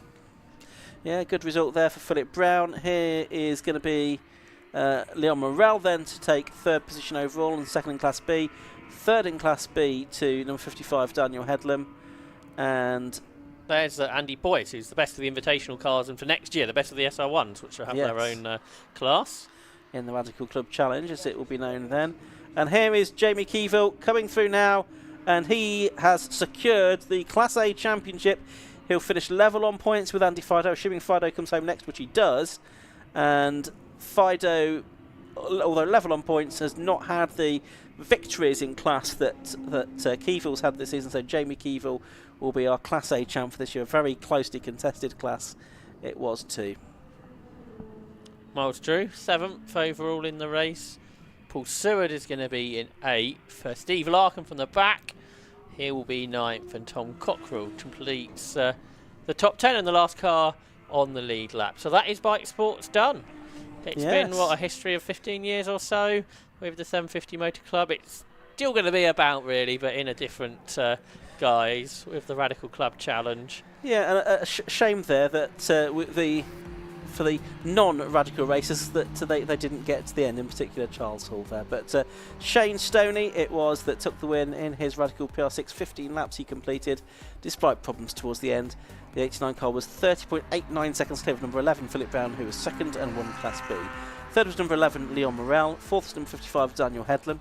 Fifth, number 19, Jamie Keeville, who, with that second place in Class A, wraps up the Class A Championship. Sixth was number 12, Andrew Fido, who was the driver that he pipped. Seventh, number 17, Miles Drew. Eighth, 161, Paul Seward. Ninth was number 93, Stephen Larkham. And number 59, Tom Cockrell, round out the top 10. And those were all the cars on the lead lap as well, because Ross Bordy and Charles Calvin O'Connor and Alicia Barrett were all a lap down. Doug Carter changed tyres during the race and improved his pace to finish in 15th position ahead of Andy Boyce, the best of the S1s, and Vikram Sidera, with the demise before the end of the race of Dean Hudson, Charles Hall, Matthew Price and Mark Grayson, John Wolfett a non-starter. So that brings to an end the Radical Bike Sports Championship. A win in the championship for Leon Morel, a win in Class A for Jamie Keevil as far as the points were concerned. And we've got one more race to come this evening. That's for the 116 Sprint Champ Trophy and the 120 Coupe Cup. More of that in a moment, but we're now going to head down to the pit lane. We're going to have Matt Suckling.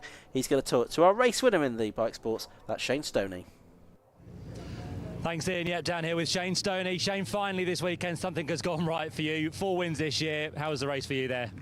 Yeah, finally something actually went right. Oh, it's been an absolute disaster, hasn't it, this year? I think I don't think I've had a race where I've not had some kind of problem, so it's been a bit of a... But massive thank you to my dad, massive thank you to Will, massive thank you to everyone in the paddock who's helped us out, because I mean we've had some absolute random problems that have kicked in this year. That one wasn't without its sort of issues as well, and you know, so yeah, it's just been it was nice to actually get some clear running and get the car. The car seemed to be working for the most part, and it's like, yes, let's just keep going, keep my head down and just go. So yeah. Did you have a slight problem down through the old hairpin on the penultimate lap, was it? Yeah, it tripped on the fuel surge. So not done that before, don't know why. So then I was like, right, I'm just going to back right off now. I was desperately trying to get a 27, so I was going absolutely flat out trying to get a quick lap. So didn't quite make it in the end, but a few times got close, but never quite got it there. So, but yeah, no, it's been a good year. It's been really enjoyed my year. Shame I mean, I've never had a year like this in 15 years, so it was just no luck at all. And the only luck we've had has been bad, so the championship was out pretty much straight away. But yeah, been a good year, and hopefully we'll be back next year and try and have a good year. Yeah, good to hear. And also a new lap record there at the end. Yeah, that was nice. Always nice, you know. So nice. You know, when the pace is good, when the car works, the pace has been really good. It's not worked, so you know. But yeah, no, thank you to everybody, and yeah, thank you to all the marshals and everyone else who's involved in putting a meeting like this together. Because you know, we can't go racing without all the marshals and everybody else, and they give up their time for this, so we do appreciate it. Good words. Well done, Shane. Congratulations on the victory. A very happy Phil Brown as well, by the looks of it. Phil, have a quick chat with you. Class winner, second overall. Well done. Yeah, I had no idea where I was. Pit board, no dashboard. So yeah, I mean, absolutely thrilled after our conversation earlier, and it's raining now. So it's nice to have a proper win this year. So it's a good end to the year, and we've got a car to put on the trailer. So yeah, thank you to everybody at 750 and obviously fellow competitors. But yeah, amazing. I'm really happy. Glad you're happy. Well done. Congratulations, Phil. And Leon Morell's over here somewhere. He's behind me. Leon, you're already the champion. That was wrapped up earlier in the season. But well done to you on the podium and second in class. Mega. We made a rule change with this. Leon looks after my car as well. Yeah. We made a rule change with this format for this year, with the bit of jeopardy from the reverse grids and the pit stops, and that is the type of race it's producing. That was mega. Well done. 31.1 as well. What a pace. What a pace. So please, yeah, like he said, we look after his car. I've been over fitting his engine and diff, and then he's gapped him by 0.8 of a second on the fastest lap. So I'm going to leave some bolts loose next time. But yeah, mega. Great way to end the season, and yeah, mega event. Yeah. Been a good year, isn't it? Yeah, it's been mega. Car's been faultless. I've not checked the stats properly yet, but I think that car ends up the Bike Sports Championship as the most winningest car in bike sports history. No car's ever won 3 championships, and that finished second in its 4th. So 3 out of 4 years it's competed in. It's pretty amazing. Not sure about plans next year, but we'll see. I think it'd break my heart to sell the car, but it might have to happen. So we'll see. We'll see how we go. If not, come back. We'll definitely be back in something. Yeah. Well done, Leon, champion this year in the Bike Sports Championship. And as you might have guessed, the rain is back. So whenever I come down in the pit lane, I bring the weather. So sorry about that, but we're ready for the last race of the day here at Donington Park. So we'll hand back to Ian and Josh for the 116 Sprint and the 120 Coupe Cup.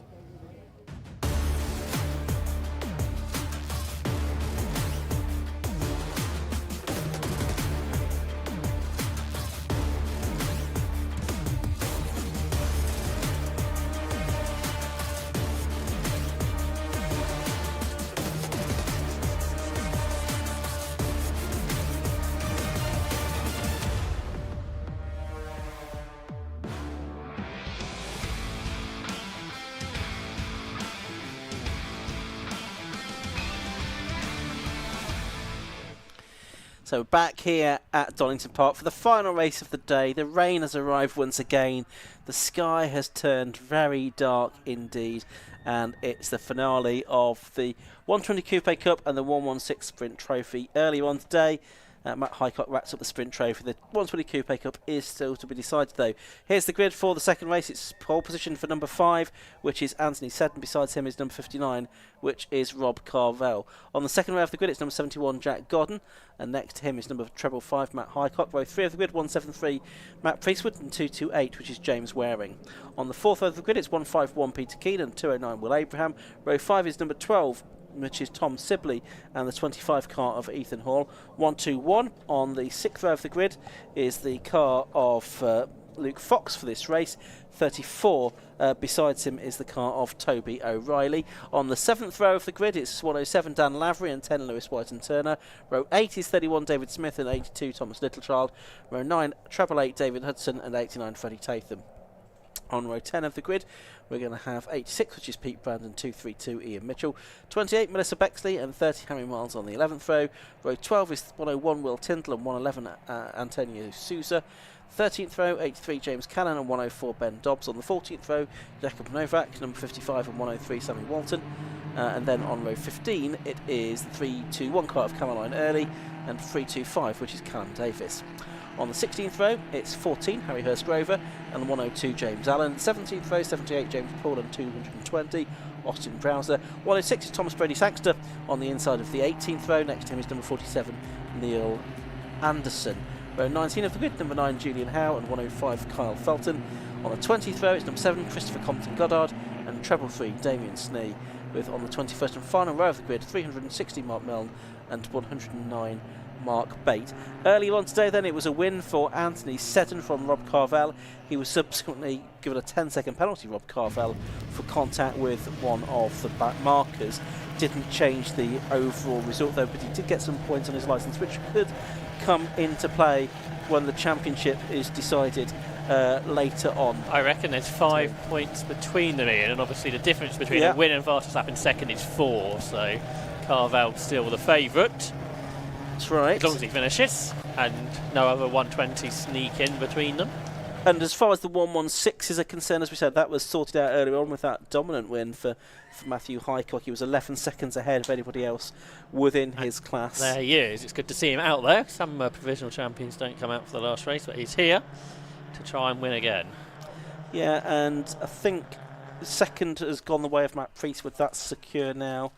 And I think also third is secure for Will Abraham, and fourth is secure for Peter Keane. And we've got a rainbow. Well, I was hoping that we would. I mean, that's only a little bit of a rainbow. Yeah, we just saw it on the screens, and it's right outside our window as well. But it's very dark.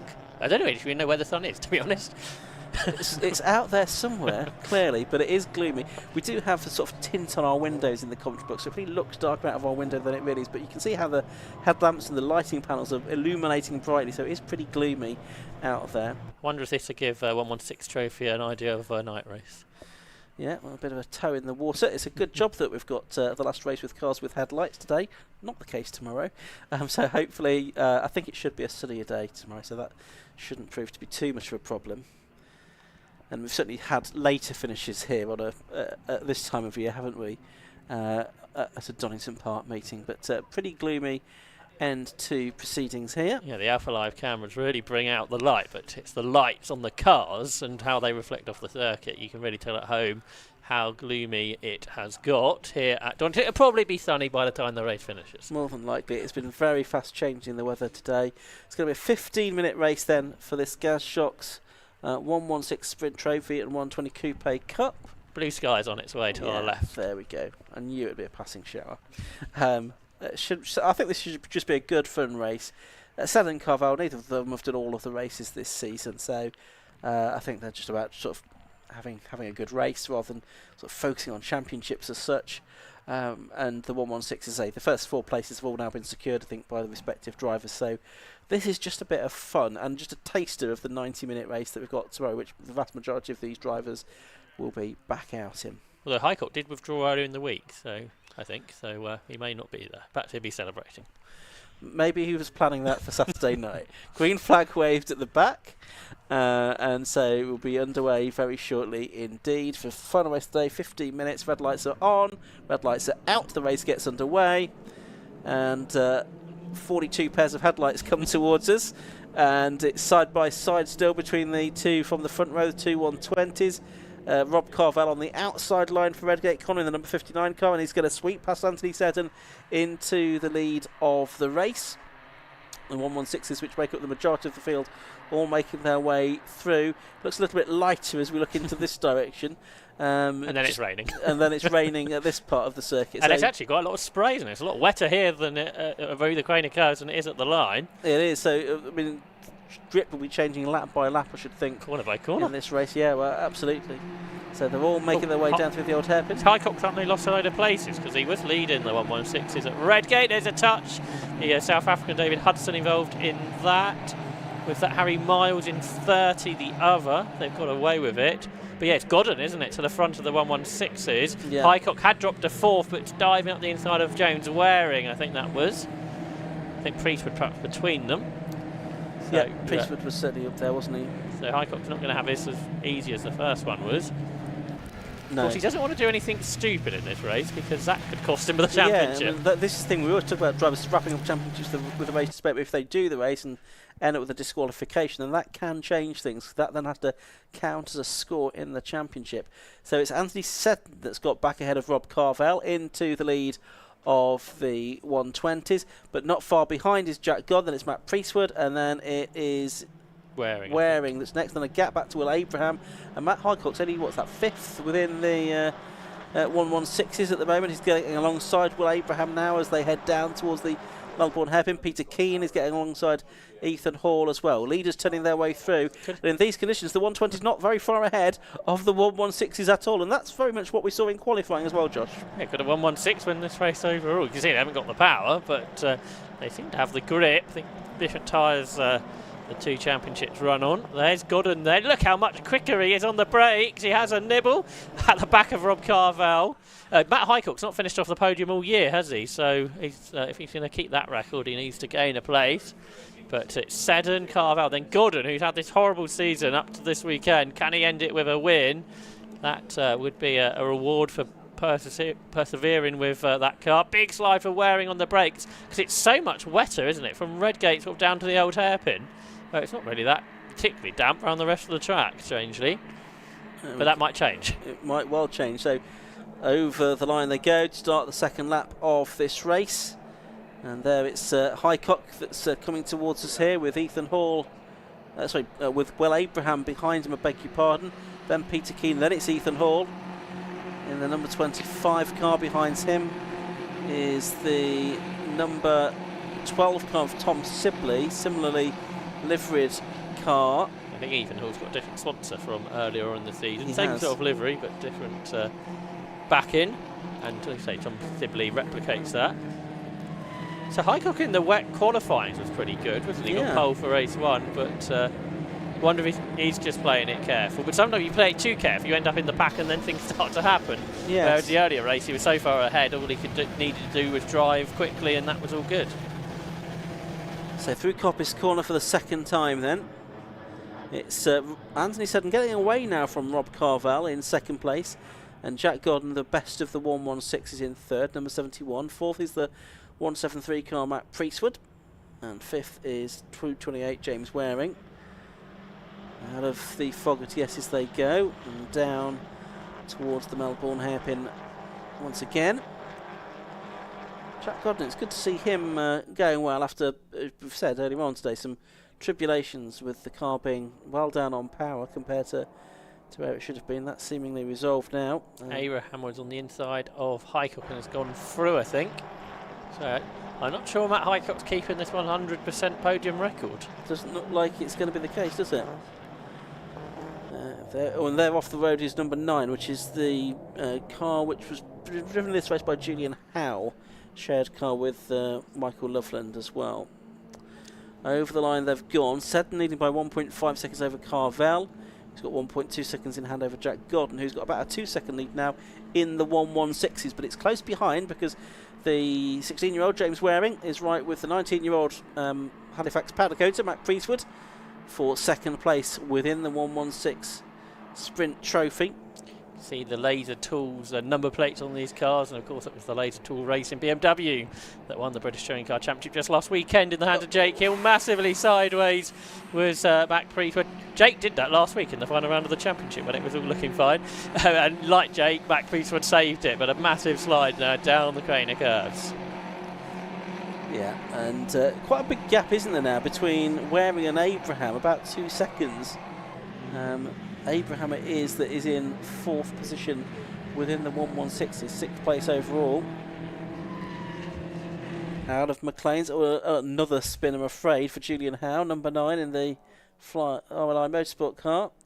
Interesting, all the front runners are all youngsters in the 116s, aren't they? So it's a great way for young drivers to get involved in motorsport on a much more sensible budget than perhaps some other categories afford. It will be interesting to see. I mean, I know Matt Priestwood's got looking at various options for next season, see where he does end up. Was it GT car he was testing recently? Yeah, and he was telling me at Croft that there was other options as well. So let's see where he does end up next year. I mean, on merit, do you think? Yeah, he's got the talent to progress, certainly, and so too do one or two others out there. So it'll be interesting to see if drivers do now start to come through the 116 trophy and sprint trophies. They drive off into the sunset, and progress to higher levels of motor racing, really. And I know at one point James Waring had similar ambitions, didn't he? But I saw he put in a new commentary form, which then the ambitions to be a GT driver had disappeared off of. So I don't know if he realised the budget to go up there was a little bit more than he could afford at this stage. Because now I think he's hoping to come back and do more 116s next year. And I think that would be a good thing to do to continue to build experience. As we've said, he's only 16, so lots of time still to learn before he moves on to something else. And sometimes it could be good to consolidate, do a second season of something, and maybe succeed in it, take a championship title, which might be more eye-catching than just the odd win here or there, which he has had in the 116s. He's been successful with podium finishes and been very quick.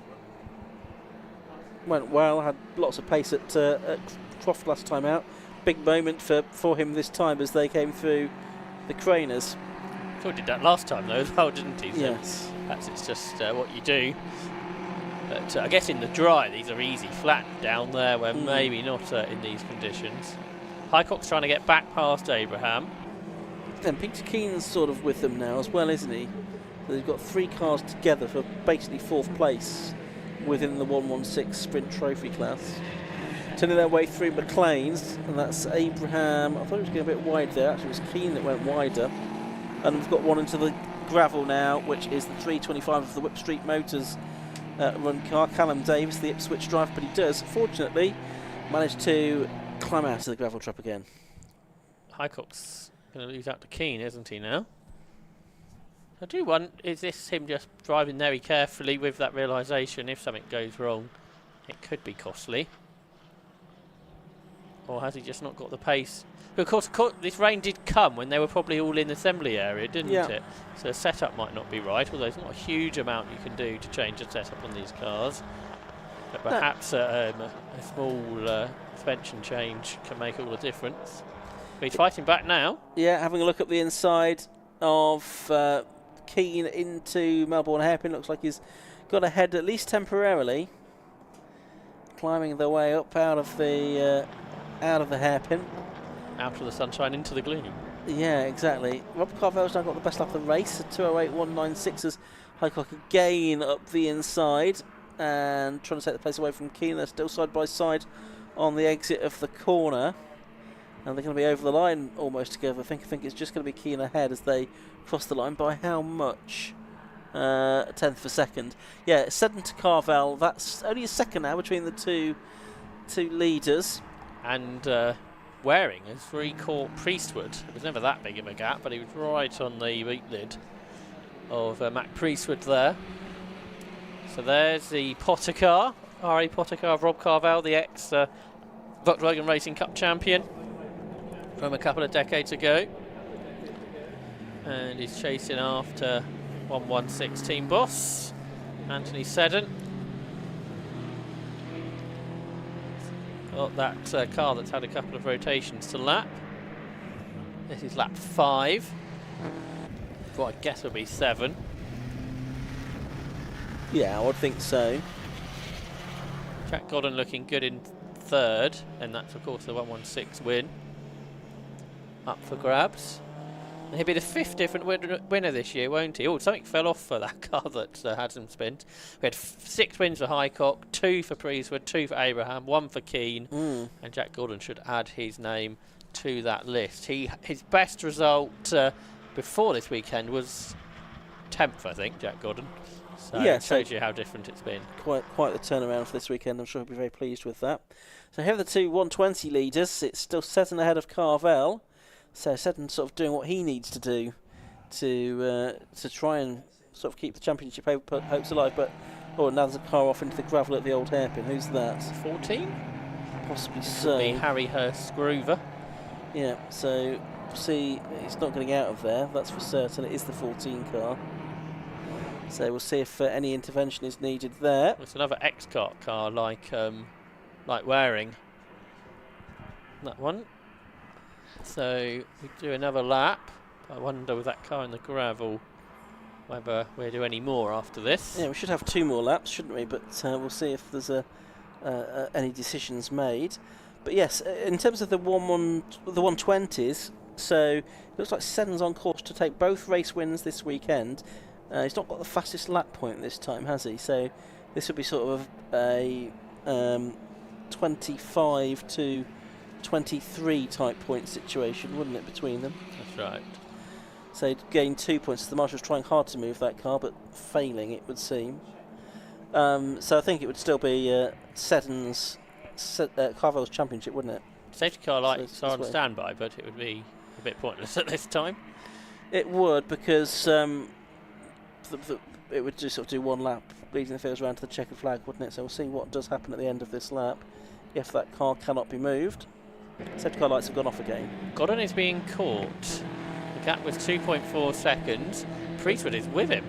Yeah, so that's a huge amount he's caught on this lap. I wonder if he's got a problem. Was he just more courteous through the yellow flag zone?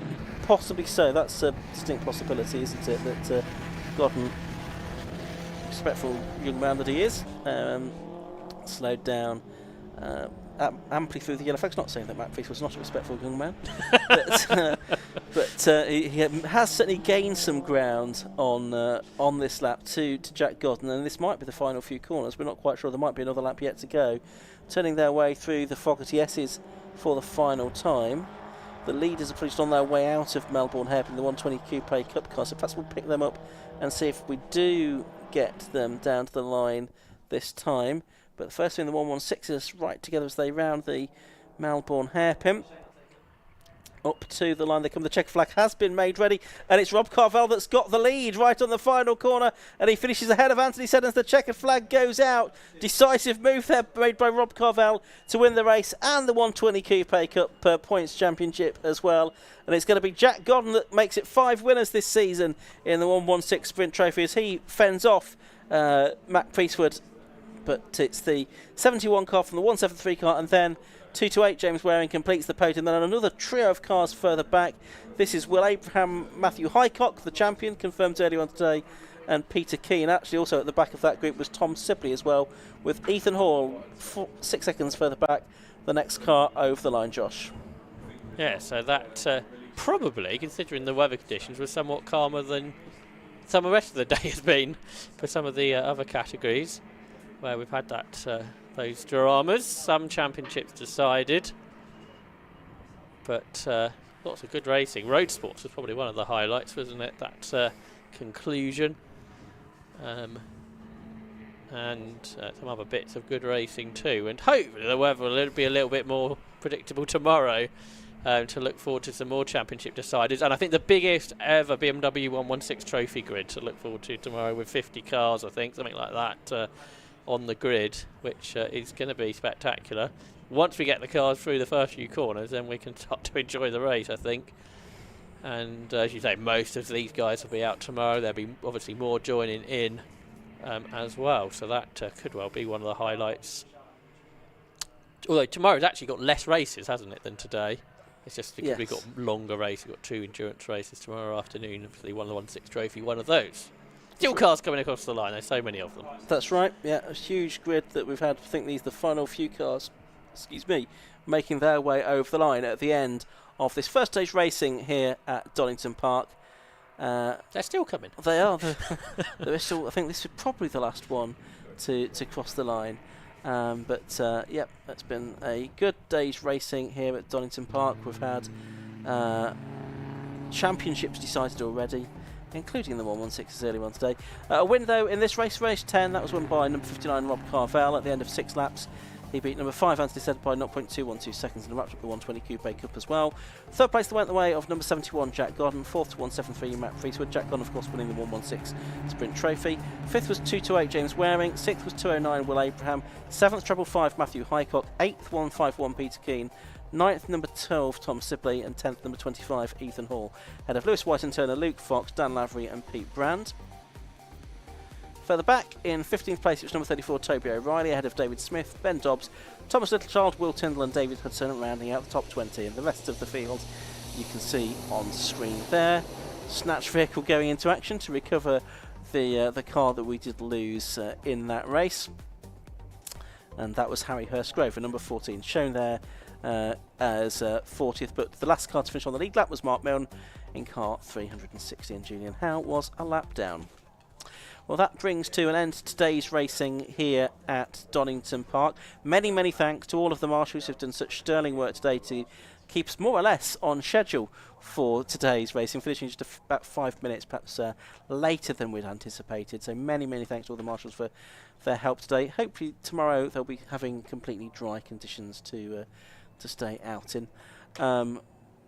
Thanks to all of the other officials of the 750 Motor Club as well, and everyone else who's made this today's racing possible. Been very appreciative of all of you. Don't forget, tomorrow we're underway at 10:40 with Zamp Helmets Formula V Championship. We've also got Sports 1000, MR2s, F1000, the Gasshocks 116 Trophy and the Tiguan Club NGO Championship. But from Josh Barrett and myself, we wish you a very good night. We'll hand you down to Matt Suckling in the pit lane now for the final time today. From Josh and I, a very good night. Thank you, Ian. Yep, down here with our race winner overall and I think the champion in the 120 Coupe Cup. So well done, Rob. You've done it all. Thank you. Yeah, we've finished as we hoped, and no one can not enjoy a last corner victory, can they? So I think I was lucky to get it in the end. But all fair play to Anthony for giving me a good run round, and yeah, really good race. Really enjoyed it. You were lurking right towards the end, weren't you? You're just waiting to pounce at any given opportunity. Yeah, I was fortunate in that following's a bit easier, so I could pick off the places where I knew it was on. Yeah. And yeah, we made it stick, so brilliant. Big thanks to Richard Potter and Trevor Hill for preparing the car and for giving us a fantastic season of racing again. And to the 750 Motor Club. Great season, well done, Rob. Yeah. And the marshals. Loads of thanks, well done, Rob. Congratulations. And we'll have a quick chat with Jack Godden, who wins the 116 sprint part of that race. Cracking job, well done. Yeah, I don't know what to say. It's been a long wait since the last one, and yeah, I don't know, it's been too long. That's the best way sometimes. Save your best till last and you can kind of go off on a high through the winter. Yeah, we've had so many problems for so long, and it's just all come right. Finally, it's been a long time. It's a good one, this. It wasn't easy though, was it? Because Mac was there, I think James was on your tail as well, so a nice three-way battle for the win. Yeah, I thought I was going to get caught up with Rob at the start. I thought the 120s weren't going to get away, but thankfully they pulled a bit of a gap and it was just managing to map behind. And then I was taking no chances with the double wave yellow on the last lap, which let him get a bit closer, but win's a win. Yeah. Play it safe. Well done, Jack. Thank you. There we go then, our two class winners within the 116 sprint and also the 120 Coupe Cup, and that brings a close to day one here at Donington Park for the 750 Motor Club Championship Deciders. A few champions have been crowned today, but again we'll do it all tomorrow for much more of the action. So do make sure you can join us at 10:30 in the morning. That's when the stream goes live for day two, with plenty more to come and a couple of endurance races to look forward to as well. From Ian Soman, from Josh Barrett, myself, Matt Suckling, and all the team at Alpha Live, we look forward to your company on day two tomorrow.